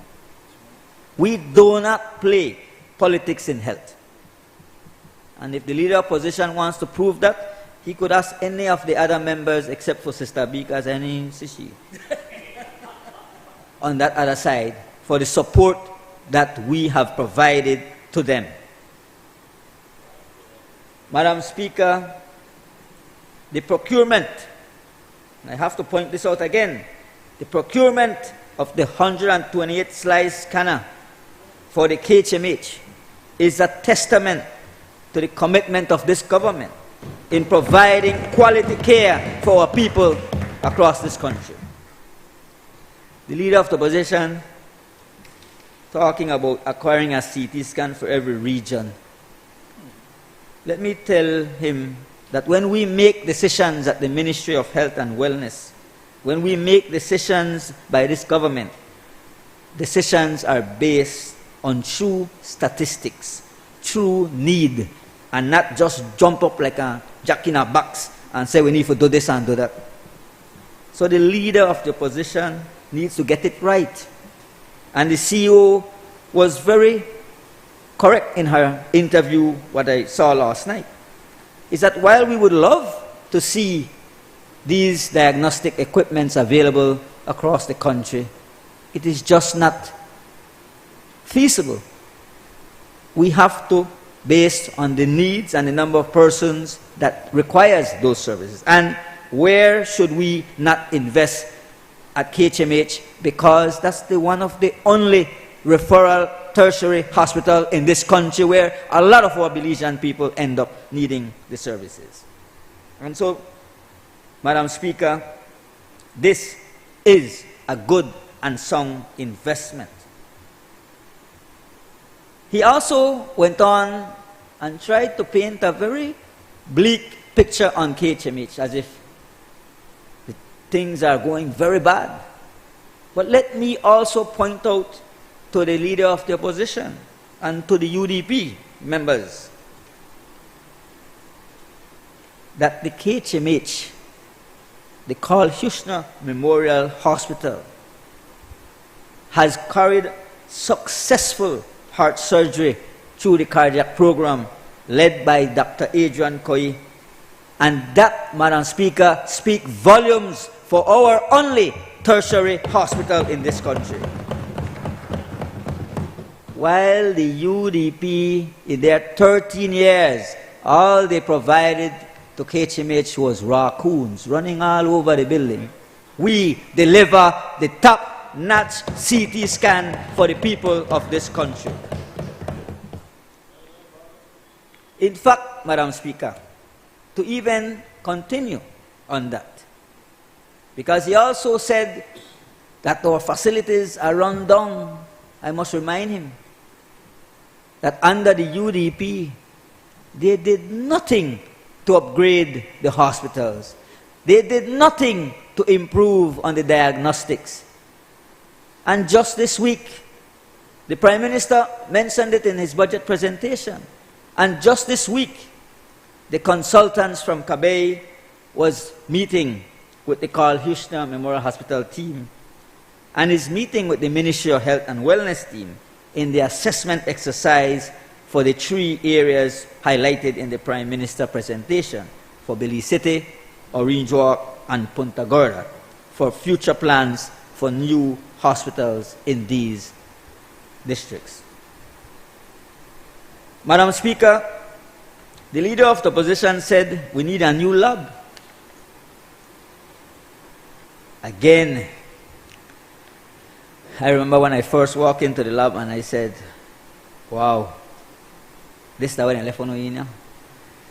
Let me remind the Leader of the Opposition that when his father was the Prime Minister and the UDP was here for 13 years, they did nothing, absolutely nothing, and my predecessor in the Ministry of Health and can attest to that, to uplift the Central Medical Lab.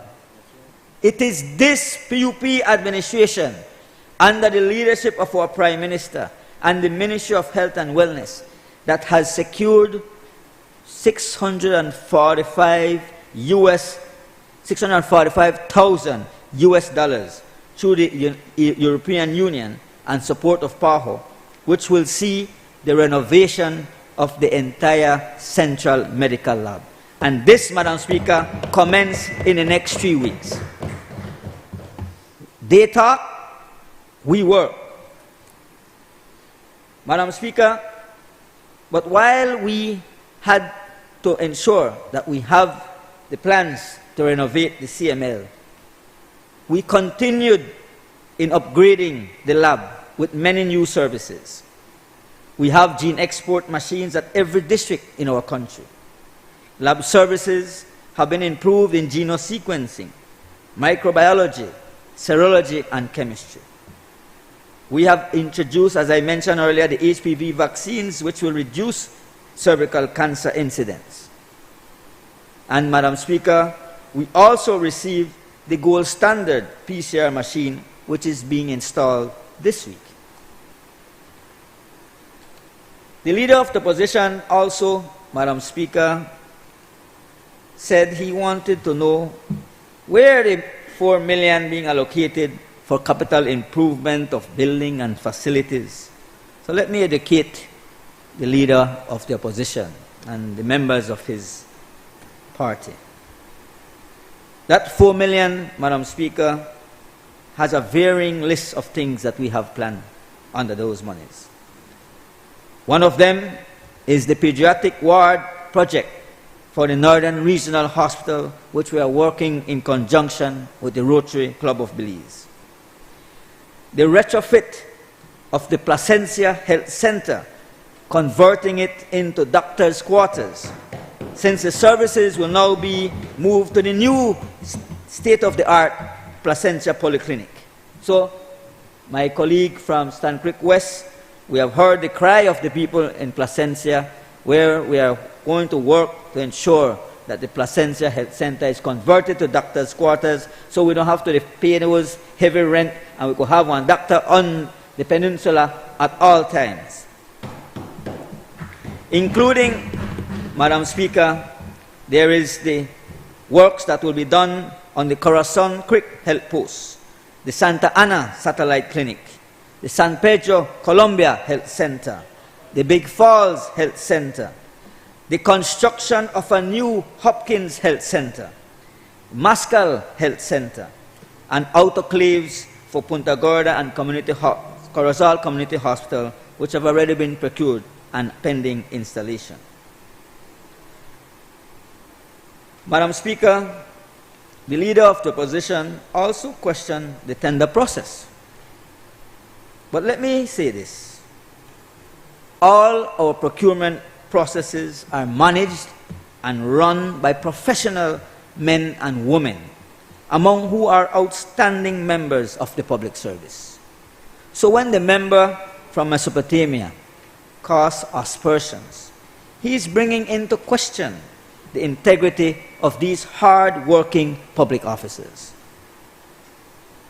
The messed up representative also asked for information on supplies.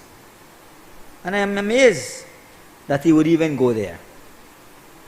His father's administration, Madam Speaker, had members of his cabinet, CEOs appointed by the UDP, and close cronies bring inferior medication in this country of Belize. We had to destroy containers worth millions of dollars of medicines bought with taxpayers' dollars that were stored in containers at the BDF camp that were unfit for Belizeans to use. Shame on them, and shame on him to try and come and bring up that kind of question under this administration.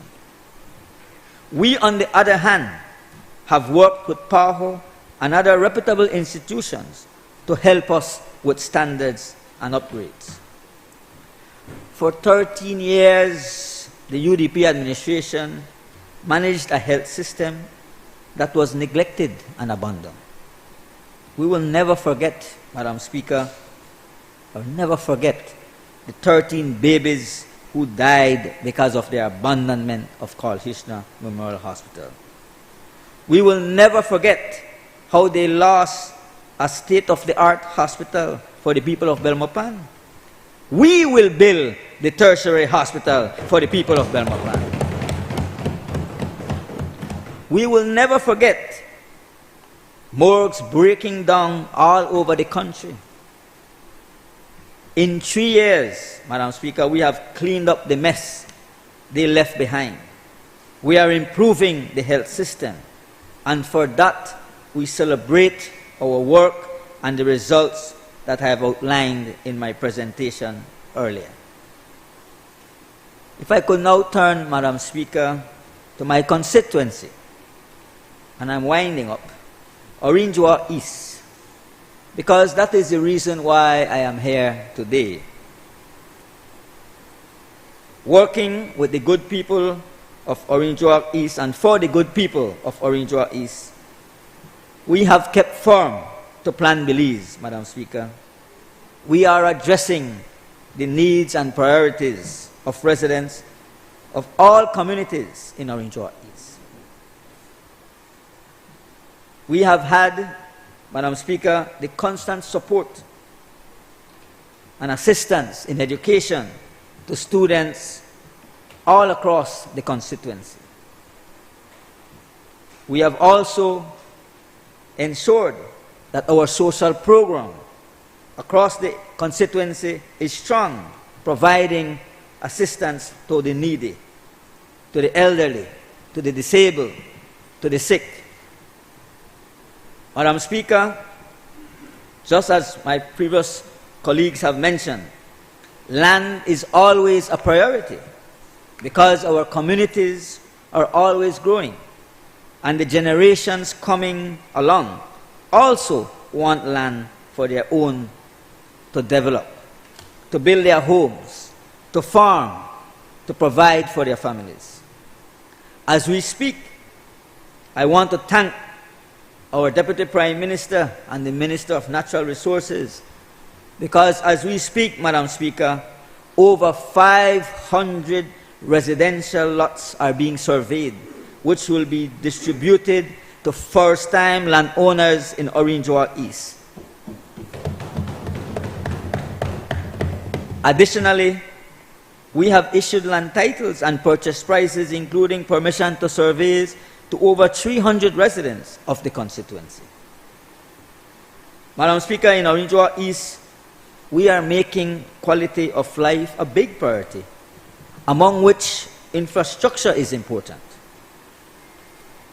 In my 3 years representing the great people of this constituency, we have paved together, working with our great Mayor, Ladrick Shepherd, and his team at the Council, with the government, and with the Ministry of Infrastructure Development. In the East alone, we have paved over 30 streets in our community in the town. In addition to our ongoing street upgrade campaign, we have also focused on drainage in flood-prone communities like Carmelita and have installed culverts where needed. The main streets in Carmelita and Santa Marta have been rehabilitated, and we continue to push and ask the Ministry of Infrastructure to assist us in ensuring that those roads continue to be upgraded. Madam Speaker, it also gives me great pleasure that through my constituency development fund and with support, we are going to push for the paving of the two main roads in San Jose Nuevo Palmar. And I can happily report to the Belizean people today that that long-awaited dream, that long-awaited imagination that was promised by the UDPs, the Chan Pine Ridge Road, 2.2 miles of road, the paving has already commenced, and we are on the way to see a promise come to fruition, Madam Speaker. And I want to thank the Ministry, the Prime Minister, the Minister of Infrastructure for making this great achievement for the people of Chan Pine Ridge. Madam Speaker, a focus of my work as representative has also been in health. There have been continuous medical clinics in the communities of Orinjoa East. And in May 2023, we inaugurated a health center in Santa Marta. Through the support of my colleague, the Minister for Public Utilities and E-Governance, Digital Connect Centers, which is essential in ensuring that our people are not left behind, have been installed. These digital centers, Madam Speaker, offer high-speed internet, computers, digital devices, and resources to residents of communities free of cost. And therefore, the people of Santa Marta, Carmelita, Palmar, and the people of Chan Pine Ridge will also benefit shortly in those ones. Again, Madam Speaker, I turn to the village of Tower Hill, a very small community. The people of Tower Hill have always been relying on the Carmelita rudimentary water system. But Carmelita village alone has outgrown itself and outgrown the water system. And so the people of Tower Hill have been punishing and have been calling out for help, and we have listened to them. And I want to thank my colleague, the Minister of Rural Transformation, the member from Toledo West, for his support. And together with the Constituency Development Fund, a new water system has been constructed in Tower Hill, and we are now just waiting on the electricity to be connected, and the people of Tower Hill will have their own water board and their own water system. That is delivering on Plan Belize, Madam Speaker. Continuously, with the support of the Attorney General's Office, we have also ensured that vital statistics clinics and the recent amnesty clinics that have been held in our constituency, in the town and the district, is also something that has benefited our Belizean people and our citizens of Orinjoa East. As a representative, Madam Speaker, I've always believed in sports because it's healthy recreation, which also provides discipline and a sense of teamwork to our people. I have supported and will continue to support 5 major annual tournaments, including the yearly Mundialito and the Orinjoa East Cup. This year, we're hoping to ensure that the East Cup and the Mundialito is even bigger and better. Madam Speaker, we in Orinjoa East are staying on track. I have worked tirelessly for and with the people who I believe represent the best in this country. As such, all I have done and it has been an honor, but more so a labor of love. I make no apology for my passion for serving our people, and I reaffirm my commitment to keep working hard every single day for my people and for this nation. While the leader of the MESOP representative is all about talk, I will put my effort and energy into work. And for sure, my work has paid off for the people of Orange Walk East. And all across Belizeans rejected the UDP, rejected the member of MESOP and in this recent election. Madam Speaker, the people of Orange Walk East are grateful for all the work that our Prime Minister, the Honorable John Briceño, and his cabinet, and so they are staying on track. Because we want to keep moving forward, I fully support the General Revenue and Appropriations Bill for fiscal year 2024-2025 and invite those on the other side to get on track by supporting this budget. Thank you, Madam Speaker. I recognize the member for Belize Rural South.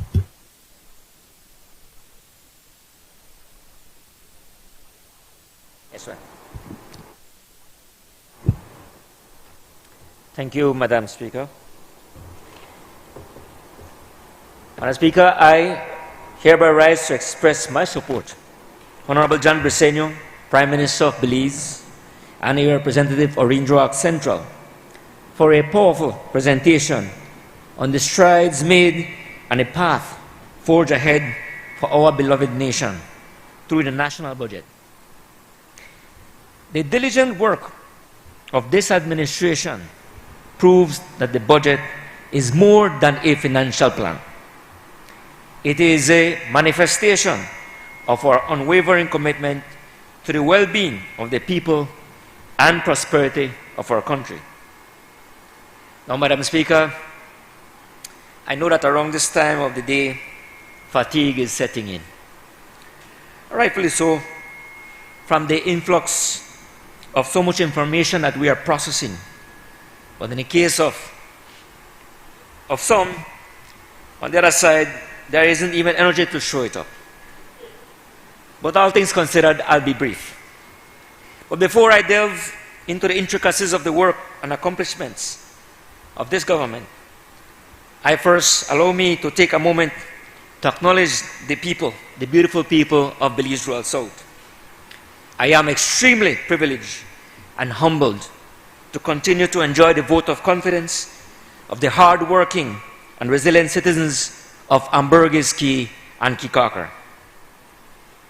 Their resolute commitment to progress is especially evident through their recent re-election of the San Pedro Town Council, a testament to the strength of our partnership and the people's acknowledgement of their determination to avoid reverting to those days of lame promises and misspending as it was so many years ago.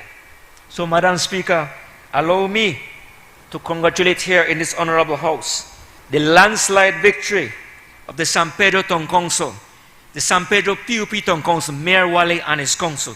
I congratulate them. Madam Speaker, it is well known, and although I acknowledge here my colleague on the left right here, the Minister of Health, Honorable Member from Orange Walk East, the hospital, it is well known, and I have to repeat, and we have to reiterate the importance. It is well known that the cornerstone of our commitment lies in a transformative $33 million general hospital earmarked for San Pedro and Key-Caulker. This state-of-the-art facilities, coupled with the rollout of the National Health Insurance in June, represents a monumental leap forward in healthcare accessibility and quality services for our citizens. No longer will our people suffer in silence. Instead, they will have access to comprehensive medical services regardless of their background. So although I heard the leader, or we all heard the leader of the opposition, the member from Mesopotamia, in his opinion, that the hospital is a political electioneering. The leader of the opposition needs to know and be reminded, Madam Speaker, that back in those 13 years, all that the UDP did in Belize Rural South were just false hopes and false promises, especially when elections were nearby. Then we talk about political electioneering. That is what really goes, and it never materialized. Now, with this government, in just less than 3 years, it's a go for Belize Royal South, and it's a go for San Pedro and Kikakar. So, for the leader of the opposition to be saying this, I want to remind him as well that he has as much support in this sentiment as he did from the people of Belize Royal South during the protest last year of the investment summit. There was a protest, but yet none of those present were any of the residents of Belize Royal South. That is how much support he got from his side here. Let him be reminded, Madam Speaker, that there is no need for electioneering when this administration had long-last elections like a racehorse that never left the starting line. But nonetheless, I am inviting him to visit the site of the new hospital where we're starting our way to build. I invite him and be more than happy to give him a tour of it. I also heard that he was questioning how it will be staffed, from where and how. He forgets Fui Bolido now, of course, Fui Bolido. Also, I am sure his questioning was in regard to financing and the talent. But we have a pool of knowledgeable and trained Belizeans which are more than up to the task. So when the time gets there, I will also invite him to visit the people who take up the honor to serve their community in their daily lives through the healthcare system. I tip my hats and respect to them. Madam Speaker, of course, our vision for Belize Royal South extends beyond the confines of healthcare, which of course it is important. Health is wealth, but of course it encompasses Belize Royal South. It encompasses the vibrant tapestry of our tourism sector, which serves as one of the pillars to our economy. Preliminary estimates of visits to the destinations in Belize show that 30% are to San Pedro and 12% to Kikakar. Together, that is a whopping 42%, close to half of this country's total visits. The recent surge in tourism and economic activities in San Pedro and Kikakar is a testament to the resilience of our communities and the success of our sustainable tourism initiatives. Madam Speaker, I want to take time out here as well to thank my colleague and brother, the member from Pigstop, Minister Anthony Mala. I want to thank him as well. Thanks that he continues to visit San Pedro and Kikakar. Just recently he went to visit, and I want to thank him on behalf of Belize Royal South for the work that he does. And I want to start off first with Kikakar. How beautiful the Tarapon Center has been left behind. I'm inviting everyone, Madam Speaker, it's a beautiful Tarapon visitation center on the western side of Kikakar. It is ready for this Easter. It's a must visit. Thanks again to BTB and the Ministry of Tourism and Minister Mala. As well, we had the minister visiting us in San Pedro, and we did a tour. And of course, he has promised, and we are already starting the work, that we look forward to the new artisanal market that will be built in San Pedro for the people there who have their market there. They deserve better because the place where right now is inadequate. And we will do and build a better one for them. Thanks again to the Ministry of Tourism. Also, coming along very soon, already the plans in these coming weeks after the Easter is the paving of 1 mile in the Secret Beach area.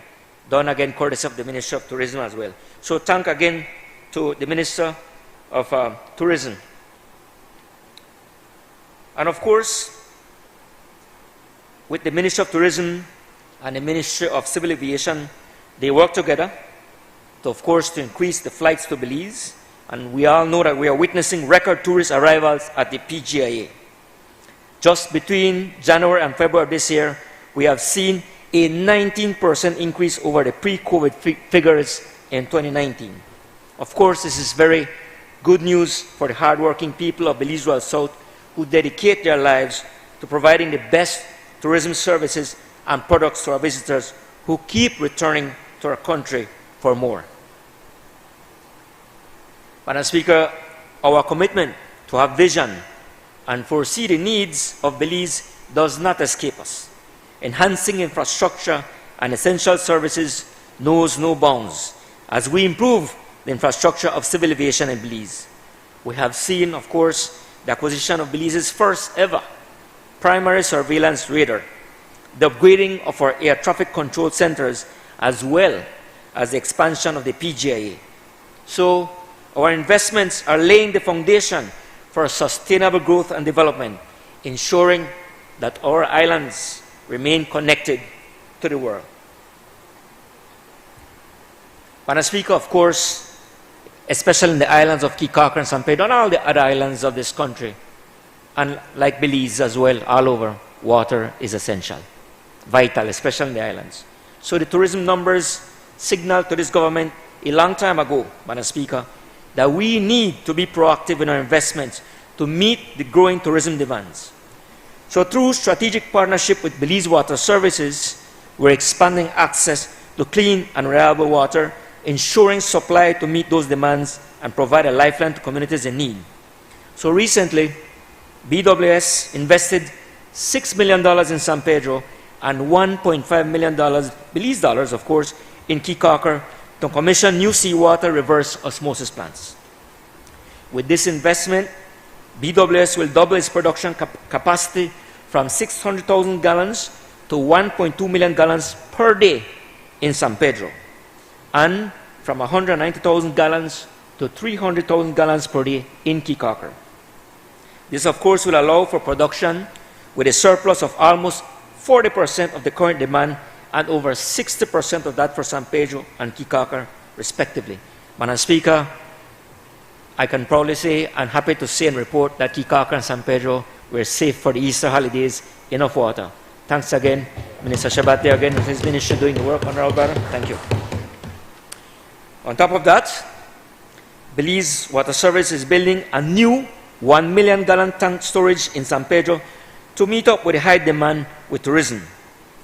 Gone are the days where you must wait for an imminent catastrophe, you know, the knee-jerk reaction, government, that we must wait for an imminent catastrophe for us to act. We are taking action now. Continued plans as well for the expansion of the water network system in the marginalized areas of San Pedro to supply especially the areas of San Mateo and South San Pedro. Plans for Caye Caulker as well also include building a water plant and a seawater intake, a multi-year project set to begin this 2024-2025, which will secure water supply in Caye Caulker for at least the next coming 20 years. Together, we are looking at an investment of $9 million Belize, and it is one that is absolutely crucial and critical for us. Critical as well, Madam Speaker, electricity is also something very important and vital in the Belize South as it relates to tourism. In Caye Caulker alone, this village is already consuming somewhere around 2.5 megawatts of electricity, and BEL has informed us that they already have enough energy there to supply as much as 4 megawatts, and they are prepared as we begin for the peak season of the Easter holidays. So again, we thank BEL for providing that and providing with new generators there to be able to take care of this and for the next coming years. In San Pedro as well, by the end of May, a new gas turbine diesel generator will be commissioned that will be producing an additional 15 megawatts of energy. That is also as it gives ways for the installation of the underwater cable that should be running from the south of Hamburgues Caye to Caye Caulker. So in the meanwhile, BEL is installing a gas turbine to provide the additional energy that is needed for the meeting demands of San Pedro and Caye Caulker. Madam Speaker, as well, in the midst of our progress, we cannot neglect the challenges posed by climate change. We all know climate change is real and our government recognizes it.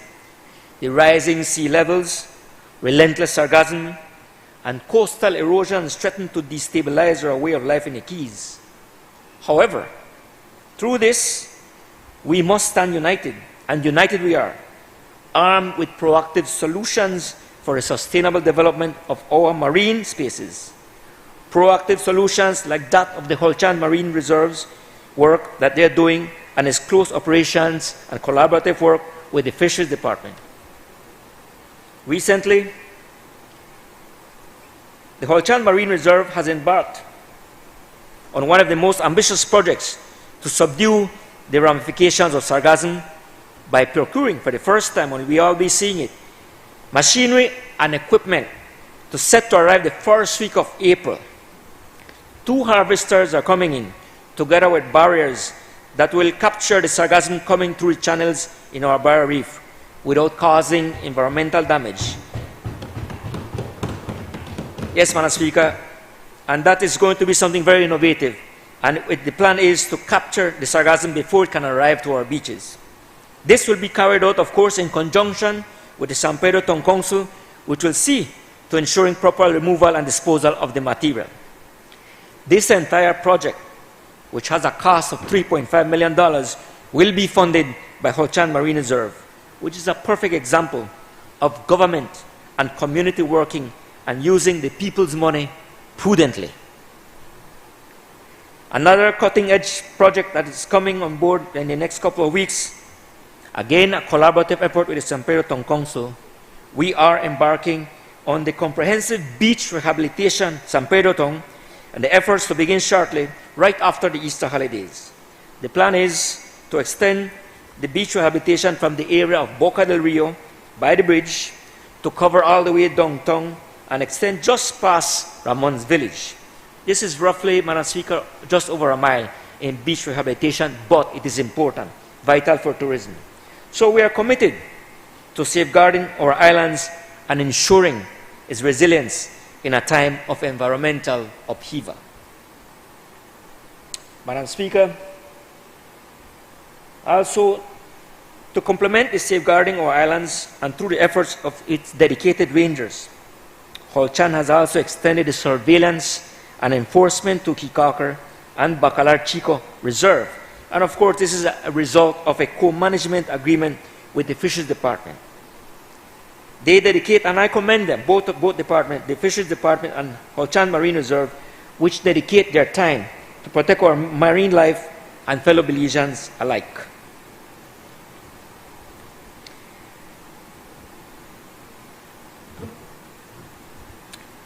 Madam Speaker, also, we speak about, in the grandeur of our achievements, let us not forget the individuals who we really serve. I want to take a time to share a story here, Madam Speaker. Take, for instance, a San Pedro resident, while in the campaign trail, burdened by 12, she shared a story, burdened by 12 years of neglect where she was living, or still living.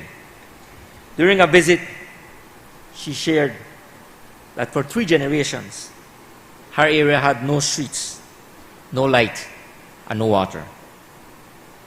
However, we saw that her resilience could not go unnoticed, and she herself had installed some poles with solar power lights, and she ran some electrical wires to her home by the grace of a kind neighbor, good people in San Pedro. So we set out along with the town council to help out her and committed to assist with the roads, which would then allow for BEL and BWSL to run power lines and water. In the midst of doing this work, unfortunately, we encountered a setback when one of our service trucks accidentally brought down all her wirings and all her solar lights came down. You could imagine her disappointment, her frustration. So we knew for sure that in these elections, you lose support, people get upset, you're trying to help and you make it worse for them. But we made the commitment, and we intended to keep it. Ultimately, we installed back our lights, and we fixed the streets. And to our surprise, after elections, Madam Speaker, I was pleasantly surprised. I received a congratulatory message saying we had won. We have won, and herself included. Despite challenges, her support serves as a poignant reminder of the profound impact of our work. She had seen firsthand, Madam Speaker, the great collaborative work when the area representative and the town council work together. Many things can happen and good things happen. This is her story. This is the story of many others as the streets of San Pedro continue to be paved, the beaches soon to be rehabilitated. Things are happening there, Madam Speaker. Things are happening in Kikakar. Things are happening in San Pedro.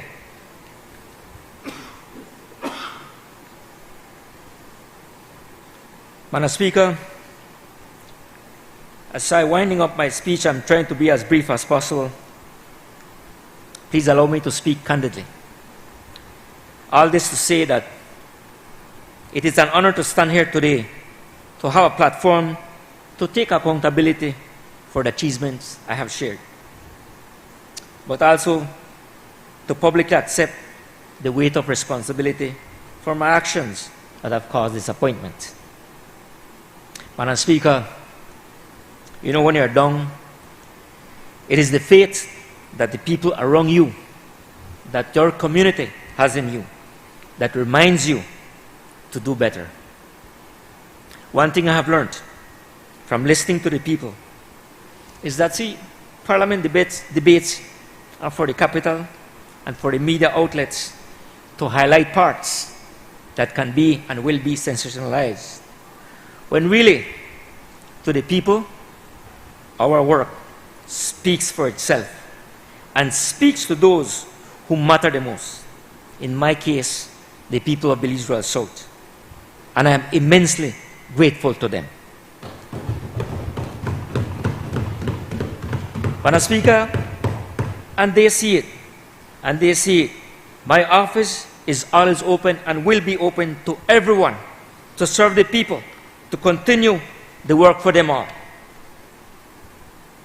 And there is no better way, Madam Speaker, that the people see that our commitments shine through than through this budget presented by our leader, our Prime Minister, Honorable John Briceño. A budget which does not speak about taxes and cutbacks. It speaks of increases, new priorities, new investments, new programs, and greater advancements of our Plan Belize commitments. There is continued progress through the boom of the tourism industry, introduction of health and social services, new schools, especially the schools right now, what we have free tuition and everything included, thanks to the Minister of Education, and recreational activities for our young people throughout the country.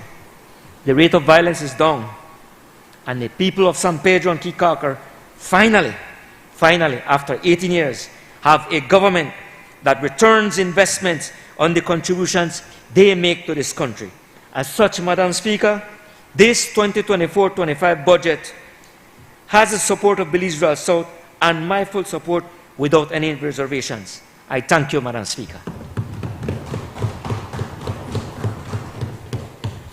I recognize the member for Cayo Central.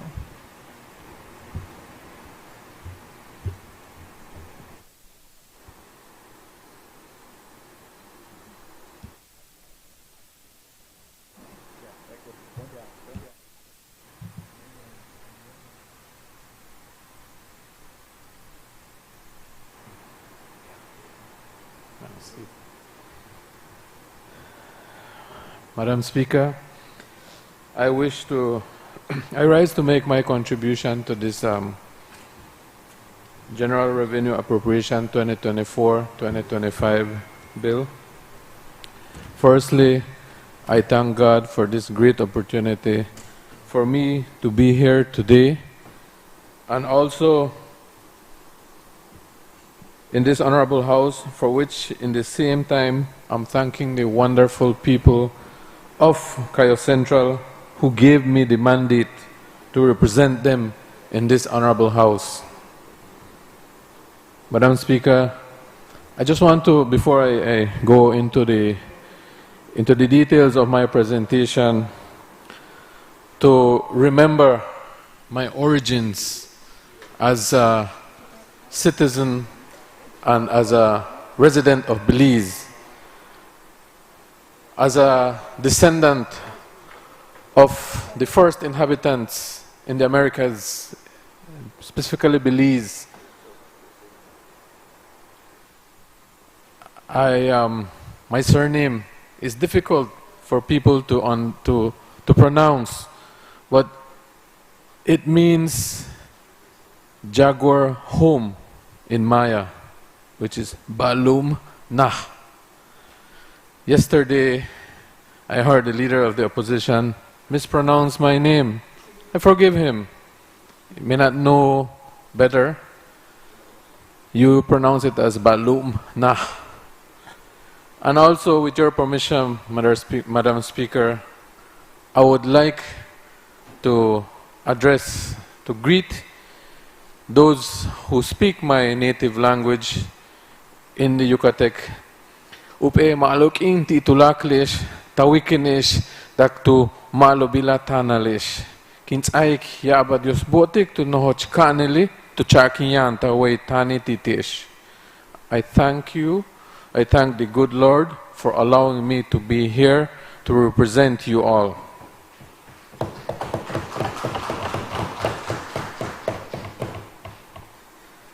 Madam Speaker, with your permission, I want to refer to my notes.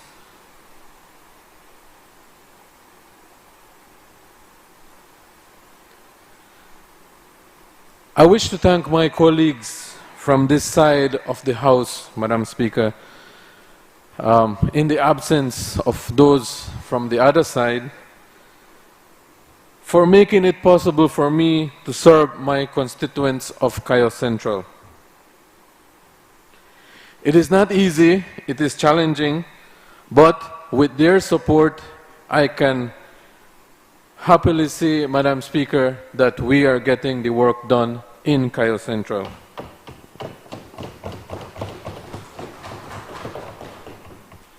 Thanks to our Honorable Prime Minister for his continued support through the Constituency Development Fund, enabling us to fund various projects which we continue to undergo in Cayo Central.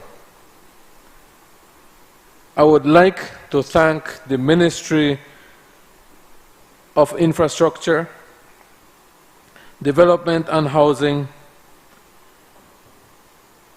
for the great assistance in the rehabilitation of the Yalbac Road from Los Tambos to Buena Vista through La Gracia, making it trafficable at any time of the year, providing our farmers with the necessary road to take out their magnificent, tasty, and healthy vegetables and fruits, which they labor hard on their farms in the hills of the Yalbac area.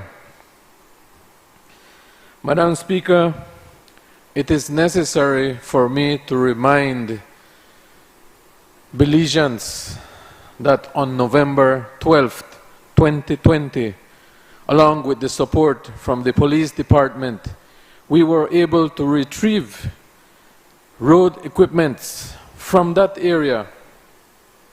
Unfortunately, the equipment were not being engaged on rehabilitating the public roads for our farmers, but as the operators had confessed, were being utilized to develop private properties of former air representative.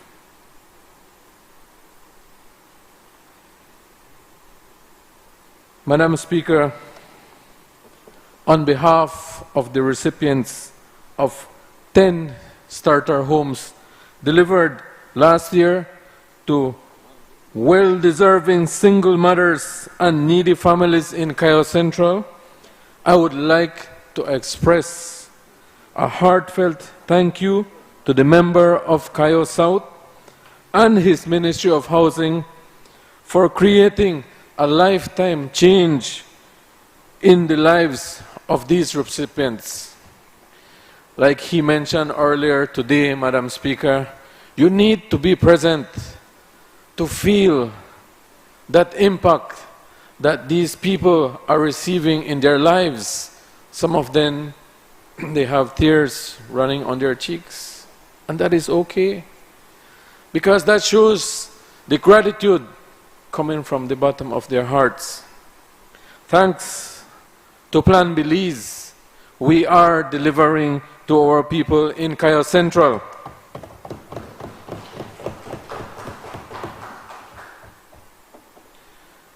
Moreover, Madam Speaker, Another 6 applications have been approved, and constructions will be starting in the upcoming weeks on these 6 homes for well-deserving, again, single mothers and needy in Cayo Central. Madam Speaker, at least one of these homes have started to make their additions to another bedroom. Yesterday, the leader of the opposition and his colleagues over there said, so the person never need make you build them a house. It just reminds me of the dry season in the Macau River below the wooden bridge. Very shallow mindedness. We teach the people how to fish in Cayo Central. We equip them with the means of them enhancing their lives, of them expanding their homes, meeting the criteria of these low-income homes. One of them is being able to build on a private property. That enables them to mortgage their home and get more funding to expand their homes. This is what we are doing for our people in Cayo Central through Plan Belize. Madam Speaker, we continue to work and deliver for our people in Cayo Central. There is a saying which goes, patience is not the length of time you wait, but it is your attitude and your behavior while you wait. Madam Speaker, I always look at the glass half full while I wait my turn for the equipment from the MIDH to arrive in Cayo Central. And thankfully, Madam Speaker, I always get a positive response, even though it takes a little longer than I expect. And sometimes I get my constituents behind me and say, man, when are they coming? But they do come. And so we continue working in infrastructure in Cayo Central, building more homes for our people. Madam Speaker, I have also received confirmation from the CEO of the MIDH for much needed rehabilitation of streets and farm roads in the Cayo Central constituency to take place within the upcoming weeks. So those farmers who are listening out there, we have had the confirmation and we are getting the equipment shortly. Just bear with us a few more days and we will be there to ensure that we work on those roads for you to bring out your vegetables to the market fresh without being bruised. Also, the MIDH has committed to the rehabilitation of 2 bridges in the villages of Selena and San Marcos. These bridges are on the last days of their service to the communities. When it rains in the rainy season, they get flooded and leave our communities behind them, isolated from the rest of the Cayo Central, of the constituency. So we will be working through the Ministry of Infrastructure Development and Housing to rehabilitate and to replace one of these bridges in the upcoming months, Madam Speaker. In Santa Elena, works continue until the completion of the concreting of New Haven Street, Hillview Street, and Santa Maria Streets. A lot of people say election came and it will not be completed. But I wish to say, Madam Speaker, I have the commitment from the Ministry of Infrastructure that these streets will be completed for the residents of Santa Elena Town. We look at key areas, Madam Speaker. Santa Maria Street leads to the hill of Santa Cruz, where residents live up on that area, where even the utility companies don't want to come and service our clients. So with this hill being concreted, we should have no excuse from these utility companies to come and service the residents in the area. Also, we believe in the safety of our residents, especially the students while they go to school from home and to their homes. So we looked at the importance of creating a safe sidewalk for the students at the Eden High School. And that project will be completed as well. It has been started and it will soon be completed, Madam Speaker.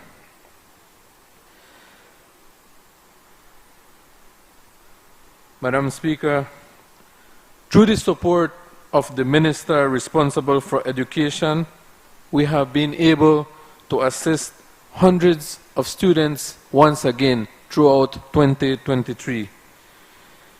We help them in all levels, Madam Speaker, from primary to tertiary. Also, I have met with the Minister of Education, and the Cristo Rey Village School is nearing completion, and we are hoping and we are aiming to have the students of Cristo Rey Village enjoy the comfort and the safety of a new structure in the upcoming school year, Madam Speaker. So kudos to the Minister of Education and his team for their hard work and the support to Cayo Central. Again, I turn to my left and I see the giant from Toledo West. And I thank you, Minister Requena, for your continued support in our rural areas of Cayo Central. We are able to receive assistance for the upgrade of the Georgeville water system. We received water meters, pipes, and fittings for replacing small distribution lines to appropriate sizes so that we have proper distribution to the higher areas of the village. Madam Speaker, we have also received assistance for rehabilitation and upgrade of the Cristo Rey Village and San Marcos water systems. We have organized and will be undergoing these projects as soon as this weekend and continue until we have completed these projects. A big thank you to the Ministry of Rural Transformation. Madam Speaker, I want to express a heartfelt thank you to the member from Pickstock for his continued support in my constituency. Last year, we received assistance in the rehabilitation of the San Antonio Police Station. We have lately received commitment from the Ministry of Tourism for the development of a long-awaited Santa Elena River Park, which will provide a family-oriented atmosphere and at the same time provide an opportunity for small entrepreneurs who are engaged in cottage industry and the food business. Amidst controversy from, again, shallow-minded people who call themselves leaders, this project will be executed. We have started and we will go until it is completed, Madam Speaker. In June 2023, we held a mobile land clinic, and thanks to the member from Lake Independence, the Deputy Prime Minister, and his able team, we were able to attend to approximately 600 instruments of land documentation, of which we have received approximately 500 results. Even though a lot of people say not much is being done, those recipients of these land documentations are very grateful to the Department of Lands and the minister responsible for that department. But that is not all, Madam Speaker. We have managed to acquire 2 parcels of land for which the subdivisions are being completed, and we will soon be distributing approximately 300 house lots in Georgeville and Santa Elena to deserving first-time landowners within a few days. So we are delivering as we had promised in Plan Belize, Madam Speaker. It does not end there. We are working on subdivisions for first-time landowners in the villages of Cristo Rey, San Antonio, El Progreso, and Selena, and hoping to get some land in the other villages so we can give our young people who are first-time landowners, Madam Speaker. As not all those who need a home can meet the criteria for the starter homes, some of them exceed those criteria, Madam Speaker.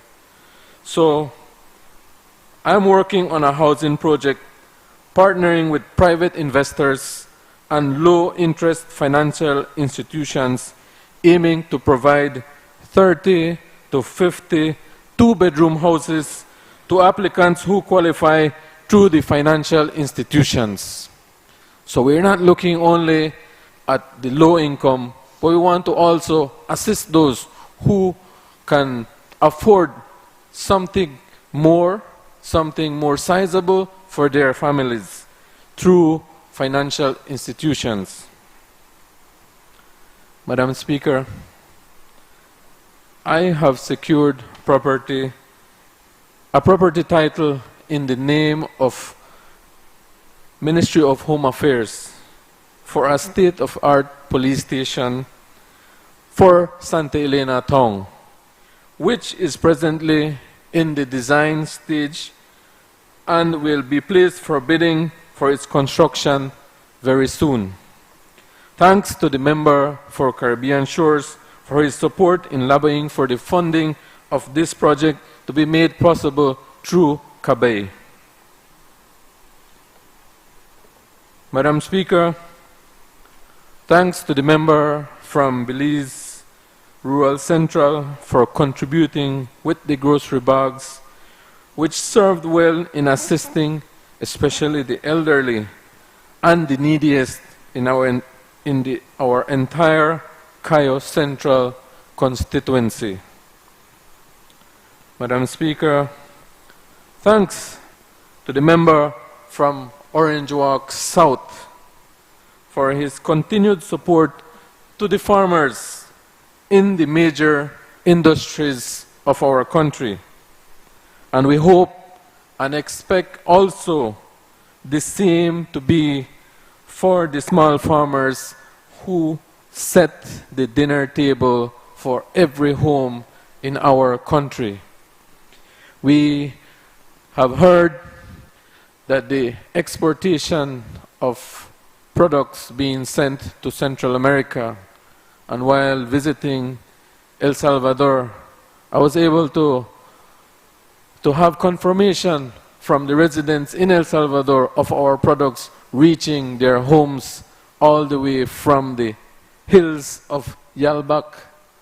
You know, I am very proud to be representing those small farmers who work hard every day to set our dinner tables for us.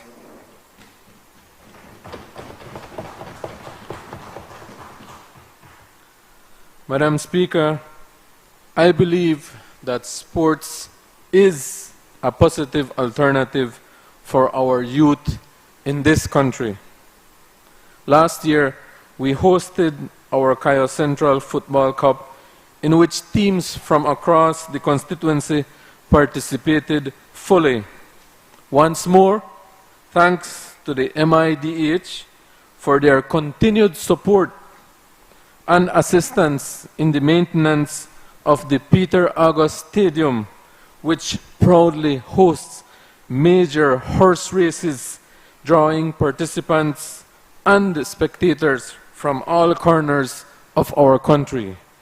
And we continue working in improving the facility so that it becomes better, and our plans are to work on creating a roof over the bleachers so that our spectators can enjoy the races in a better comfort during the race.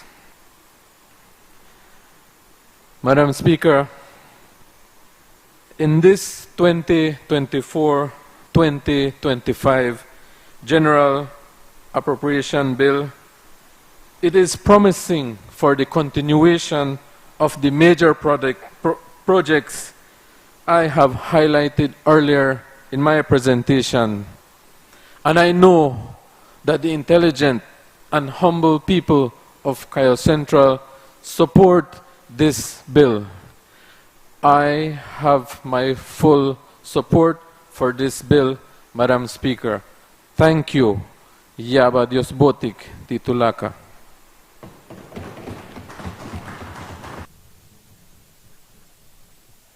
Members, I'll ask for a brief suspension so that we can just adjust the nameplate for the member from Belize Rural North.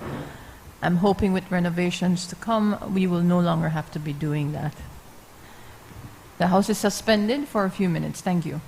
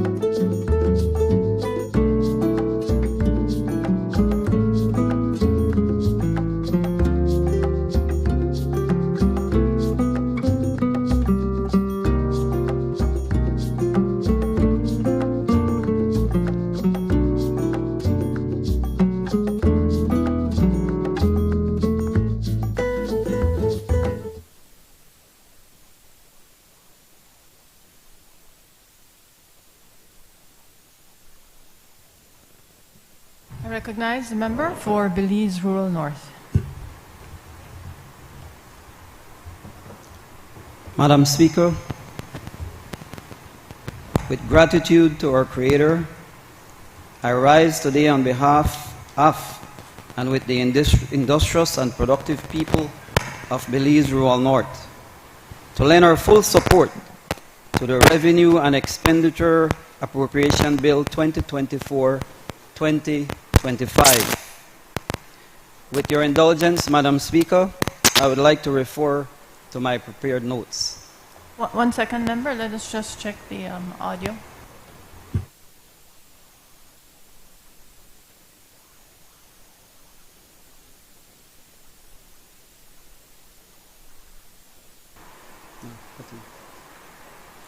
Madam Speaker, over the past year, with the support of the 2023-2024 budget, we continued the overall development of Belize Rural North. Allow me to first acknowledge the assistance I have received from my immediate family, my wife, my sons, my extended family, the BRN PUP Executive Committee, and leadership team from the 25 villages, over 160 of them, Madam Speaker.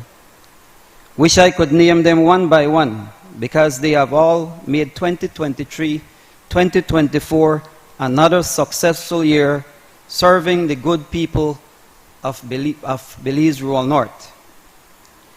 I must also acknowledge the ministers, CEOs, and public servants of the various ministries. Those of us from BRN are extremely happy with the service we have received from each and every ministry. Madam Speaker, thanks to the support of Plan Belize and our Prime Minister, we continue to make great strides to bring positive progress and development to BRN and to better the lives and living conditions of our people. I will endeavor at this time to highlight some of the major accomplishments Plan Belize has brought to BRN. Madam Speaker, as I sat in my living room night after night, I listened and watched the slandering by what I would consider are educated UDPs, saying that the PUPs has done nothing for this country and that the PUP is bad for Belize. I am glad, Madam Speaker, that in the 2020 general election, then in 2021 municipal, then in 2022 village councils, and again in 2024 municipal, the people of this country has proven to the lying and dishonest UDPs that they are no fools. They stayed on track. 2025 will remain on track with John Briceño and the PUP. March 6th proved to that worthless, lying bunch that their games of trickery and misinformation has had no effect on this nation. Our people is wise and know that the PUP is good for Belize. It is a PUP that has built and will continue to build Belize. Madam Speaker, for years that set over there talk and talk and talk. They said that they would raise and pave the Crooked Tree Road for over 1,000 residents. They simply imagined the possibility of that road being addressed. Thanks to Honorable John Briceño, Honorable Julius Espat, CEO Victor Espat, and a government that works, the Crooked Tree Road is now raised and paved. While that bunch talk, we work. Over the weekend, thousands of Belizeans will travel to Crooked Tree for the Tilapia Fest on Saturday. and of course, buy cashew seed and special deals. Madam Speaker, we have also addressed the Blackburn Road for the cattle farmers and will continue to do so in the new budget. Crooked Tree villagers via the Water Board also received support of over $10,000 in pipe for expansion. In reviewing the 9 villages on the Old Northern Highway, Madam Speaker, I proudly support this new budget as it includes the paving of the Lucky Strike to Maskell, a long-time promise of the UDP, and clear the land that they were never able to deliver on. This investment adds to over $750,000 that was invested in the resurfacing of the 3 miles of Bomba Road. Last year's budget also saw the upgrade of Crossalito Road and the Spanish Town Road in Maskell. Clear the land and the UDP talk. PUP delivers. Plan Belize works. The Maskell basketball court was also renovated and lights upgrade to the football field.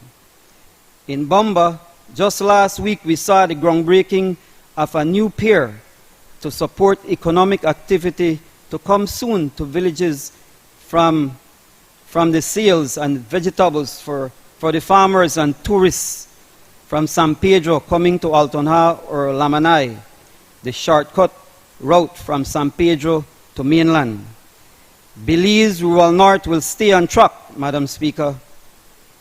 Madam Speaker, in this budget year, we also secured much needed funds for the community and hurricane shelter for Boston Village. Now to the River Valley area, Madam Speaker. 9 villages, Barrel Boom, Torancho, Dolores, and all villages in between, or on the banks. This past budget year saw the launch of this government's largest housing project to date in Barrel Boom, Blackberry Ridge Estate. This project, which saw the completion and subsequent distribution of 50 starter homes built in Barrel Boom, is a testament to the executive of Plan Belize. So many deserving families from the Belize River Valley and Belize Rural North were successful applicants, and so much more to come. If you have driven there recently, you would note that Phase 2 is almost completed. More deserving Belizeans getting access to their own homes. Thanks again, Plan Belize. Stay on track.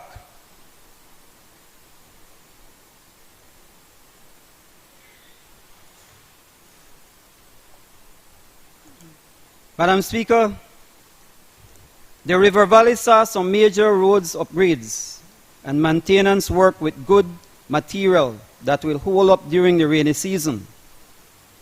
Trucking these materials from the Western Highway is an expensive venture, but I am happy that MIDH is committed to long-term solutions. In addition, 2 board bridges were replaced in Flowers Bank, and as we speak today, another bridge is being replaced in Lemonal. New bleachers, a sailboat, and scoreboat were constructed at the Flowers Bank community field due to the major damage from Hurricane Lisa. Further up, Madam Speaker, Bermuda Landing saw new bathrooms and sales boot facilities built for their community ground. The primary school in Bermuda Landing also got new classrooms, a kitchen that has been completed. Just a couple of miles up the road, the Doublehead Cabbage Primary School has a new roof after completely damaged from Hurricane Lisa. We also did major works at the Doublehead Community Center to host the students while the school was being renovated and on the grounds with lighting for night sports. We did not leave any of our community without sharing the love. After all, Madam Speaker, everybody should win. We shared the Plan Belize love, Madam Speaker. Anyone who has driven through Sand Hill cannot help but marvel at the massive investment that has taken place on the Sand Hill community grounds. This community ground is now lit at night with over 20 LED lights, allowing for all sports to be played at night. Bleachers have been built with covering and a softball backdrop and enchantment to the football field. Quite a bit has been done with our development funds and those who generously donated to the BRN family in 2023-2024. Let me list a few, not in a particular order, Madam Speaker. We donated $10,000 worth of equipment to the various cricket teams throughout BRN. We also donate annually to the Cricket Association. Cricket is king in Belize River Valley, and we love and respect all players, fans, and the members of the association. We hosted our first female softball off-season tournament along with the first ever co-ed softball tournament in Belize Rural North. We donated 3 motorcycles to the police formation in BRN. We sponsored both the Leals Cup and basketball tournament. We supported the Flowers Bank Day, Cashew Fest, Tilapia Fest, Fireheart Festival, and horse racing events. We built proper bus sheds at both the Sand Hill/Mascal Junction and the Crooked Tree Junction. Madam Speaker, we are working hard for our people in BRN. We continue to assist with our social programs such as education, funerals, food pantry, and health assistance. We constantly assist families with housing materials for home repairs. We do not always have the money, but we are not afraid to host fundraisers to assist our constituents with their medical bills. We love what we do. We were elected not to steal the people's money or on bloated contracts or cheap hustle. We were elected to serve our people, to touch their lives in practical, meaningful ways.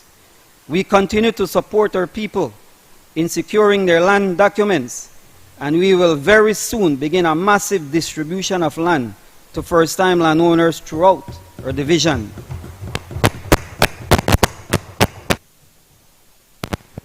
Madam, I'm not one known for lengthy speaking, so let me wrap up by thanking all our village leaders and villagers in all 25 villages in BRN.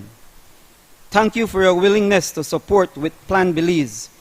Thank you for your ardent devotion to work for the development of your community. It is your deep commitment that serves as a constant source of motivation for me.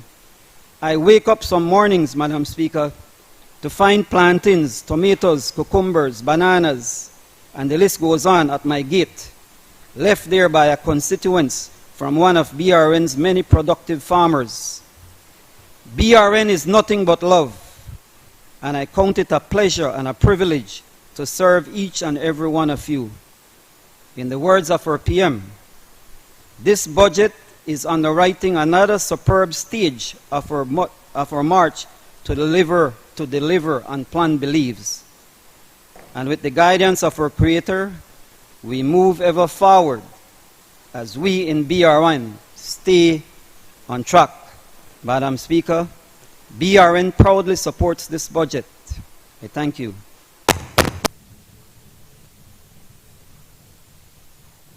Members, I will ask that we now suspend, and we will resume proceedings tomorrow at 10 a.m. Thank you.